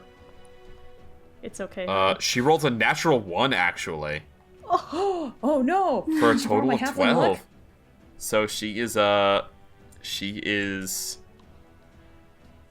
she does have magical resistance. She has advantage on this. Nat 20. Yay! Wow. Yeah, pick highs and lows. All right. Ingrid, your turn. Yes, I'm going to run 5, 10, 15, 20, 25, 30, scoop up the Chronosphere, because absolutely not. We're leaving that shit on the ground. Yeah, Put good that in my catch, good pocket. catch. 35, And Ingrid's gonna attack with the Grigzil's Blade, because I don't know what else going on right now. Cool. There's no flanking. Yep. He's immune I to it. do get sneak attack because of my insightful fighting, and Yes, you do. I don't have disadvantage anyway. Assuming I hit, which 14 plus 8 is 22. Yep, that hits. Great, so this is 1d6 plus 5. I'm gonna use an inspiration to pour Psychic Blades into this. So there's 2d6 Yeah. sneak attack, 2d6 What are we Psychic fucking around Blades, for, you know? And there's 2 people down and I don't have any way to heal anybody. I'm gonna get Fally back up, and then Fally can get Oobtaglor back up. Yep. But my turn is very late in the initiative, so. Yes. But if we can stop Fally from being on fire first, that might be good. 21 damage total on my attack. Jeez, alright. This dude is not looking good. 21 damage. Yeah, all but right. what else is new? Oh. And then I'm going to bonus action. I'm gonna disengage and just run away a little bit. Oh, you know what? He does still have his reaction. When you hit him before you get to disengage, he will use his telekinetic beam, so make a strength saving throw. Yeah, I'm going to I have a -2. I rolled a natural 1. Alright. Oh, jeez. He's going to move you 5, 10, 15, 20, 25, 30. And so many you silvery take barbs and 5 inspirations and points of stuff. force damage. Great. That's actually not Cool. through my temp HP, so I'm feeling pretty okay. Then I would do that, and then my bonus action would proc. Now you can choose to do whatever bonus action you'd like. That happens all before you get to take one. So I had moved 40, 45, 50. I'm back on dry land. Could I actually, before I got back on top of this platform, use bonus action to hide by, like, clinging to the bottom of it and sort of letting myself be... Ooh. Yeah, you're going to hide? Yeah, go for Yeah. it. Stealth check. Jesus Christ. All my good rolls at the beginning of the session are paying dividends now. It's a 7. Okay. Question. Ingrid, Yes. do you have the spell book? I do. I do have the spell book. Okay. As he pushes you away, he notices the spell book that is in your bag as you get pushed away, and he shoves you away, sees it kind of flap out, and then as you try to hide, he's focusing all his attention on you now. Oh dear. Oobtaglor, death saving throw, please. Come on, oopsie baby. Please, come on, buddy. 2. Okay, that's a fail. That brings us to Maroth's turn. Not as bad as a failure as it could have been. That's true, that's right. Yep, no, yeah. You have what is rightfully mine. Return it! Now, this is not technically rules as written how it works, but I'm going to ask a strength saving throw from Ingrid not to be moved by the telekinetic beam, but to keep the spell book from being taken from you. Dice gods. I've never asked you for anything before, but it would take literally a miracle for me to succeed on this. -2. I believe. And this isn't him putting me to magical sleep, right? Believe it or not, no. One of these days, it's gonna be important. I rolled an 18, -2, 16. 16 is the DC. Oh! You do not let go of the book. Okay. You know what? He getting should just try wobbled to around kill there. you first with lightning bolt. That was stupid of him. Cool. He's going to do that now. Okay. Yeah. I will deal with you in time. He says to your wife. By the way, what's your wife's name, Red? Well, a lady never tells such details to... How All She's right, Mrs. anyway. Cilantro, obviously. I took her You're name not when on we married. first name terms with your wife? I am, but the joke doesn't work if I reveal her name. Okay. Lightning bolt. Ingrid, dodge. Dexterity saving throw. These I'm good at. Awesome. Stop saying that. It's a 19. Okay. Okay, Get yeah, only you will save, half. so it's going to be half. Great. It's 8, Mrs. Culantro. 12, The missus if you're 15. feeling frisky. 15 plus 8. 23 down to 11 points of lightning damage. Yes. Still up. Oh. I have 13 hit points remaining. I am the most inconvenient distance away from everybody. All right, dexterity saving throw. Fireball coming at you, Ingrid. If you save on this, no damage. Okay. If you well, fail, 14 it is 8d8 7 damage. Plus 21. 21. 21 will succeed. You will take no damage. That is all 3. I'm in, like, liquid, right? This can't get that off back. You have what is mine. Give me what is mine. I don't like this man. Okay. Fally, at the start of your turn, the very first thing that happens is you make a death saving throw. Come on, Fally. If you roll a 20, you'll come up with 1 hit point, and then go unconscious It's a to your 20! fire. Oh It's a my 20! It works! Oh! It's like My you could gosh. sense your ride back to Mount Celestia had arrived. All we had to do was believe. Oh! Now I feel really bad because the fire is gonna knock you unconscious. But no death saves were lost in the making of this turn. But there's gotta be something. 20. No. Look, Fally has No, been at the we're- mercy of the dice, and that's... Fally, please. We're going to Fally, as our we're gonna only- honor the 20 and play rules as written. Fally. As you are dying there, the sound of wails and screams is replaced with a tick. You find yourself back in Helm's fortress, in the plain of Mechanus. This time, you are standing in the middle. He is at the edge, looking out across the sea of gears, and he turns back to look at you. And he says, "You have fought bravely. You may very well die valiantly. Your commitment to your cause is an inspiration to all. Tell me,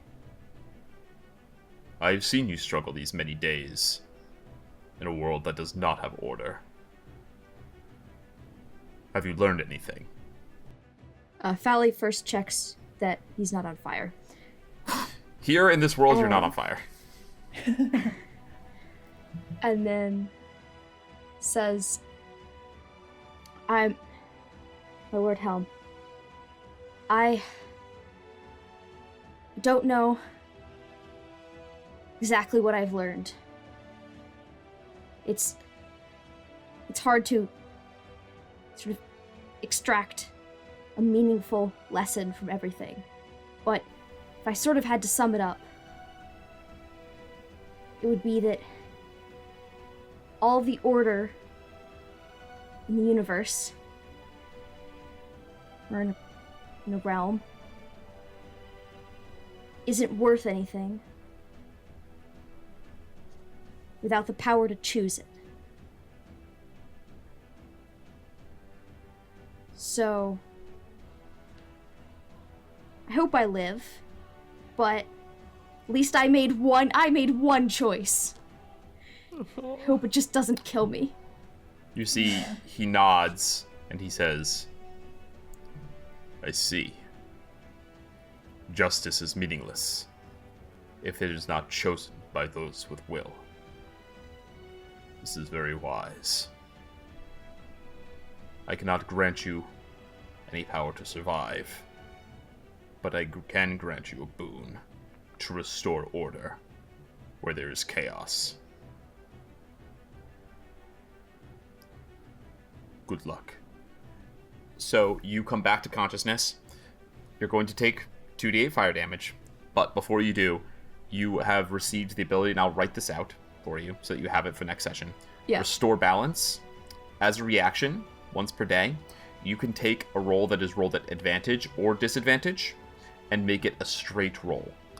Ooh. So, it becomes the opposite of silvery barbs granting advantage and disadvantage. You can take a roll that is being rolled twice and say, no, roll once. Incredible. Fally has one fan, it is Helm. If Fally has no fans, Helm is no longer alive. Then you take 10 points of fire damage, you go unconscious again. I'm coming, buddy. I'm on my way. I'm slow, All right. but I'll get there. Wow. What a ride. Initiative count 3 for Bileyg. It's so annoying. I'm like 30 feet away from everybody. So 5, 10, 15, 20, 25. Hey, sweetheart. Okay, let's see. Because if I dash, then I have to. My bonus actions are useless. It's an action to feed someone a potion, right? Yeah. Yeah. So if I use my action to dash to get near anybody, I still can't do anything. And also, I'm too far to hit Maroth. So. Oh, this is so frustrating. Let's see. Is there anything I can do? You have 5 points of lay on hands. I have Is that 5 also points. an action? It's an action, yeah. They don't want paladins healing in combat time. Oh, but the good news is I have 4 uses of divine sense, so I can see where the death tyrant is. If anyone's curious. You just standing near them does give them bonuses to certain things, right? It does, yeah. I guess I will use my action to dash and just park myself. 25, 30. I just blowed my wife a kiss on the way. 35, and I'm just kind of fierce on. Yeah. They're both in range of me, and I'm within 5 feet of both of them, so I can interpose to cause disadvantage on attacks aimed smart. at them. And also, Fally is still under Sanctuary because he hasn't cast a spell. Good point. So. Okay. Oh, I'm gonna be so upset if Ooptaglor dies in my arms. And Fally, but Ooptaglor is closer, so. Alright. Bileyg, I'm gonna let you decide. On your turn, your wife has healing magic. She can heal one person this turn, or she can attack again. Ooh. I feel like Maroth's so close. I can do the healing. Go get him, sweetheart. I got this. Alright, yeah, Maroth's really fucked up. Yeah. I wonder if the lady who did 72 damage in one turn should do more damage. Natural right? 20. That's what I'm talking about! Go get her! This is gonna do it, so we'll just go all out. So this is 4 times 6 is 24, plus 7, plus 5 times 8 is 40. 40. Plus, we're gonna roll 46 and 5d8. Oh, gee. 11. I can see why you desperately did not want us to fight this guay back when we accidentally split the party to fight this guy. It's like, oh, you were planning backup angel support This to guy's even the odds? fucked. The holders are the monster The backup of the game, angel support and would he's not an have come if you undead did one. not call. If you did not call Mount Celestia, there was no backup angel support. Backup angel support okay. is not procced by you almost killing Maroth. Backup angel support is procced by you clearing Bileyg's name. So if you had done these adventures in reverse, Oh, wow. 10, been real 17, 21, plus 4, 5, 6, 7, 8, 9, 10. So that's 101 points of damage. That's my. Is that the most damage that's been done in this show? Definitively, that's the most. Yeah. She's got a. You think we're This measuring is, up? she's a fucking CR 16. Hey, a lady but I does feel not like reveal the Voss challenge did rating, like all right? 100 If you're points of counting the damage, last and- campaign, I don't know that it's most done, but if Yeah, fair you're enough. counting this campaign, 100%. Oh yeah. I was thinking like, didn't Voss like kill Dexter with like 100 points of damage? Yeah, he Some was pretty shit awesome. like That was Alright. a lot of damage. Get in the comments and tell us who's done them. You Someone out there watch. knows. You watch as she comes in and casting directly, trying to get Ingrid, trying to steal this book from Ingrid. She, okay, you say, get him, and she's, it shall be done. And she slashes through, the whole head bisects, the jaw falls to the ground, all of the eyes go out. Hamburger style. And as the skull hits the ground in 2 pieces, you watch as the entire thing shifts like swirling sand, dissolves, and reforms. The true polymorph that was a pawn turning this creature into a death tyrant, into Maroth, the disguise drops that he has been holding for some many killed. years, He just and you watch transformed. as Factal Skull Factal barely his lich form barely corporeal, this like weird golden rib cage, a skull floating above. He's got 2 disembodied hands that float from robes. He has like barely any structure left to him, and he's got like this weird spider skeleton thing all up and down his robes that kind of holds the whole thing together. And then the overflow damage makes him explode. And then what's up? Then the overflow damage from the 101 points of damage makes him explode. Oh, he's good. He's still got hundreds of hit points. Jesus Christ! I can't believe Povs was right. You're right again. Pom's got this one. Povs was like, I bet Maroth is Factal Skull. Pobs did not guess that. That was a world building stream. Become a $10 patron. You're gonna do streams with me where we clarify stuff. Where I can't remember who came up with the idea though, but we were trying to come up with who was in charge. Now I was like, I like Factal Skull. Like it's sad that Factal Skull can't be in charge. And I was like, what if Factal Skull is in charge? Anyway, he comes back and hisses, ruined. Oh my god. Points. Bileyg, Ingrid, Utaglor, Fally. Death to you in time.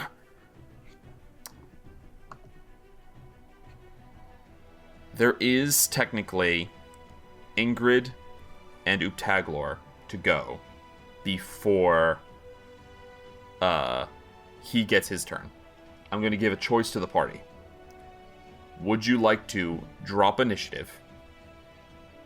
He will take his turn now, but we will not have to worry about any more death saves. Initiative is out. Or continue in initiative, waiting to get to his turn, but Ingrid and Utaglor potentially get to act before he takes his action. Well, really just be Ingrid. Yeah, Utaglor's down a death save and making death well, there's saves, always a nat 20, but there is always a nat 20. You guys don't bet on that 20 enough. I'm a little confused. If we I'm drop doing the initiative, same thing I've done. We've done this a couple times in the past. We're going to enter narrative time instead of combat time. Basically, you're letting him get away, right? He's going to cast plane shift on his turn. Right. Okay. If you want to drop combat, this has been going a long time. If you want to drop combat and be able to heal your allies, and we won't have to worry about any more death saves, we just come out of combat and you're all able to get to them and heal. There's no more death saves. That's fine. He is going to take his plane shift now.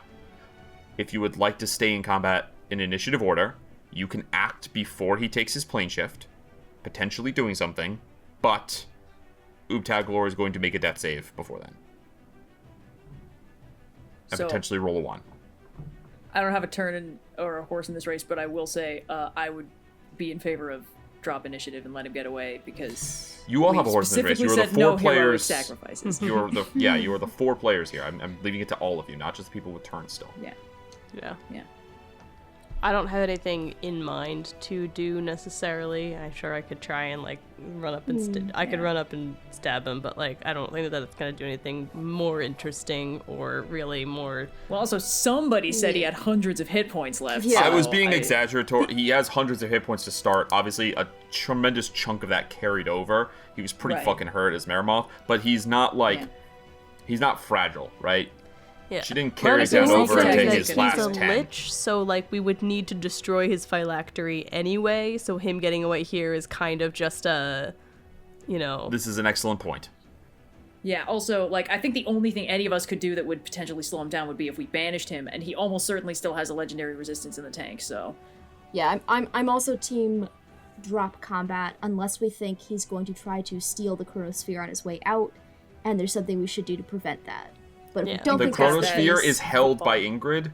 He can't just pick... If it was still on the ground, I would say yes. But Ingrid specifically picked it up. There's nothing he can do to affect all of this. So that also includes the book then, too. Because it's also held by Ingrid. Yeah, it also includes his spell book. And he doesn't have his fucking spell book! God, that's funny. Yeah, he still knows how to cast spells. But it's weird that he kept this as a trophy. Oh, what? No way. Anyway. Yep. All right. So that sounds like 3-4. Noir, how do you feel? I think it'd be funny if Utaglor rolled a 1. But that's not. I disagree. I specifically told my wife to kick his ass. I'm in favor of dropping combat. So then, as he points and curses to each of you, he's going to cast Plane Shift. He seems to vibrate out, multiple of him appear, and then collapses inward, and he is gone. Ooh. We'll go ahead, and Bileyg, you will heal one of them, and then your wife will use Healing Touch and give 30 hit points to the other person. So I'm just giving like 2 hit points to get Oobtaglor back. All right, and then Just Fally, like, you get 30, and you come back up to life. They'll also put the fire out. Yeah. Fally sits up, goes, "Huh, I'll show you, nuisance!" And then cast Healing Word on Oobtaglor. Why not? Sure. For 4 more points. Oobtaglor, you can take a reaction attack against Beleyg's wife. Long story. Lovely to meet you, Mrs. Galantro. We should leave expeditiously. Yes, it's horrible up there. Follow me. And as you leave, it's fucked up in the mortuary. Bad things are happening. You get to the gate on the outside, and it's busted open. Oh dear. Wait, which direction? Like busted inward or outward? Outward. Oh, no. guys. Something broke out. And she is going to take you, following your lead. She protects you on the way out and then follows your lead. Are you going back to the safe house? I think we probably want to deliver this to I think this is a Esteban, direct right? Esteban kind of deal, right? All right. Yeah. Yeah. So you head to the headquarters Unless of one the of us Flavor wants to Trade attune to Consortium. it and see what happens. Absolutely not. It would be funny. Knock, knock, knock, knock, knock. You are let in, and after a tense half hour of waiting, are brought to not Esteban, but Lazaro, who comes to meet you. It's not even tense. It's just me and Mrs. Calantro just like... Well, I like, suppose, yeah, "Oh, it's, so you know, has up to you how you feel, but Ingrid feels tense. the most Esteban animated fucking kept us talking. waiting while we had the Chronosphere of Lagos in our hands. Good lord. It's a power play. He's getting like 10 of them next week. He doesn't even need this, really. He didn't want Maroth to have it. You know, it would be gauche if more than one of them came to the party with the Chronosphere of Lagos. Lazaro arrives. Hello, I am to believe that you have something to deliver? Yes, although we'd prefer to deliver it to the hands of the person who needs it, or who've requested it. Per our contract, you know, we have to make sure it's delivered properly. You have my assurance that I will get it where it needs to be. Can I make an insight check? It feels like he doesn't want us to see. Please. Yeah, make an insight check. Esteban is also true polymorphed. He's 3 kobolds in a trench coat. That's a 22. Nice. No, he doesn't like any of you. He doesn't want you to see Esteban. But he's not, like, trying to steal it.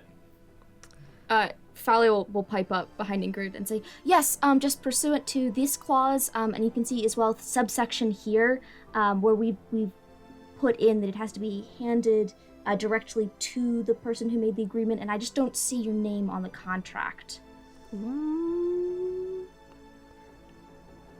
Yeah. Okay. Please, you want to follow me this way? Isn't he great? He was from the city that wasn't about the swords. It's so fun. Oh, I thought I recognized him. Yeah. And there's that family resemblance too. I didn't want to say. I feel like he's a little sensitive about it, but you know what I mean?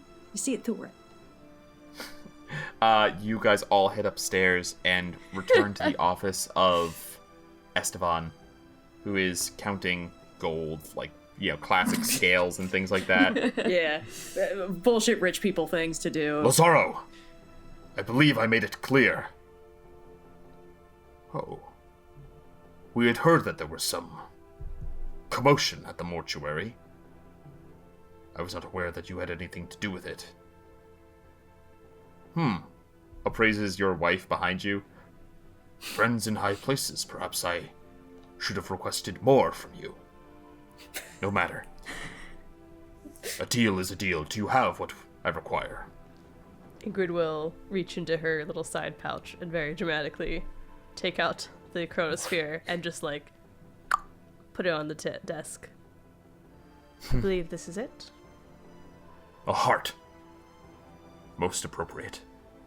Pulls it and places it within the breast pocket of his huge coat.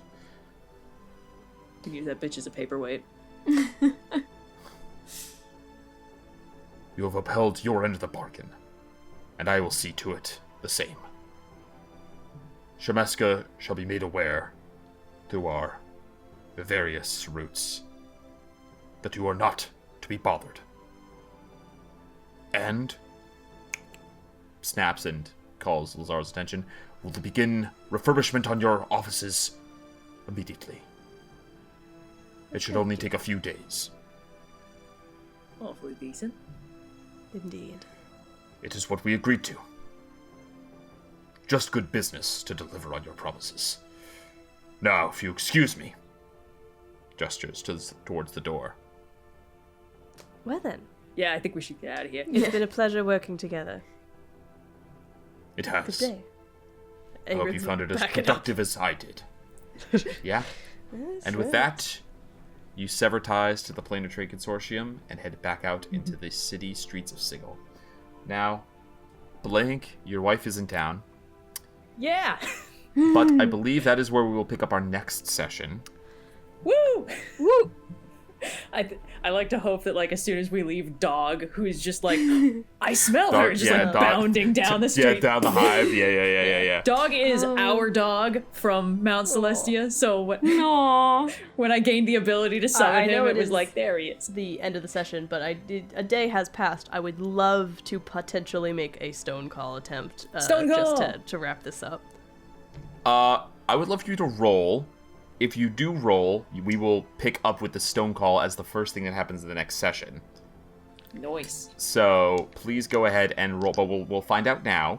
High ball, low ball, 1, 2, 3, 4, 5, or 86, 97, 98, 99, 100. With the way we've been rolling today, you want a low ball.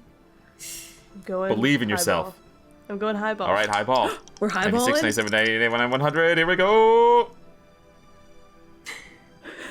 What is it? Low It could be ball. anything. It's gotta be low ball. It's high ball. 94. Oh no! Oh no. I'm never rolling these dice Agony. again. Betrayed me in the worst way. Ingrid, what do you say into the stone? What do you say into the sending stone? Evrard, I know you've been working on your end. We've got a solution on ours. Call me when you can. It's Fane who has the sending stone, no? Oh, But your yes, hope yes, is that it's. I guess with my hope is Evrard? that Fane Okay. has found Evrard. Yeah. Yeah. Do we want to just not talk to Faye? You get back. Just 2 words. You hear Evrard say, Ingrid? I. Cut off. He's alive! And he remembers us, so he probably hasn't been in there for like 500 years or something. So, He does like, sound that's like good. he remembers you. Man, wouldn't that be terrible if you guys got down there and he was just fucking dead? Yes! Yes, it would! Oh, I have an man, that idea. would've You know what been else would be fun. do terrible? about it, Fighting Brian. a death tyrant that then farted out another terrible thing to fight. Yeah, it was awesome. Anyway, I hope everyone had fun. For as much fun as I did. We'll come back next Yes. session This to was see the what happens with coolest Bileyg and his episode. wife and the final push to save their captured doomed friend. Thank you so much for joining, and we'll catch you all next week for Campaign 2, Season 2, Episode 10, the finale of Open and Shut Investigations.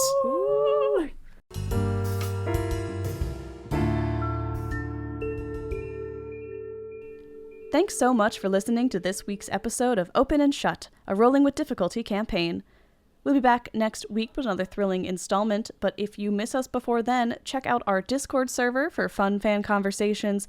Head over to CrowdMade to pre-order your Kyana and Finbar pin pack and get 2 members of the Per Aspera crew for your very own.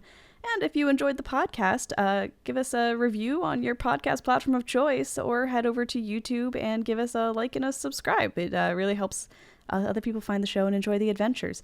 And if you really enjoyed the show, consider becoming a patron for even more exclusive benefits, like all sorts of art, doodles, there's tons of like written fictions and things, just so much nonsense that our cast has managed to come up with over the years.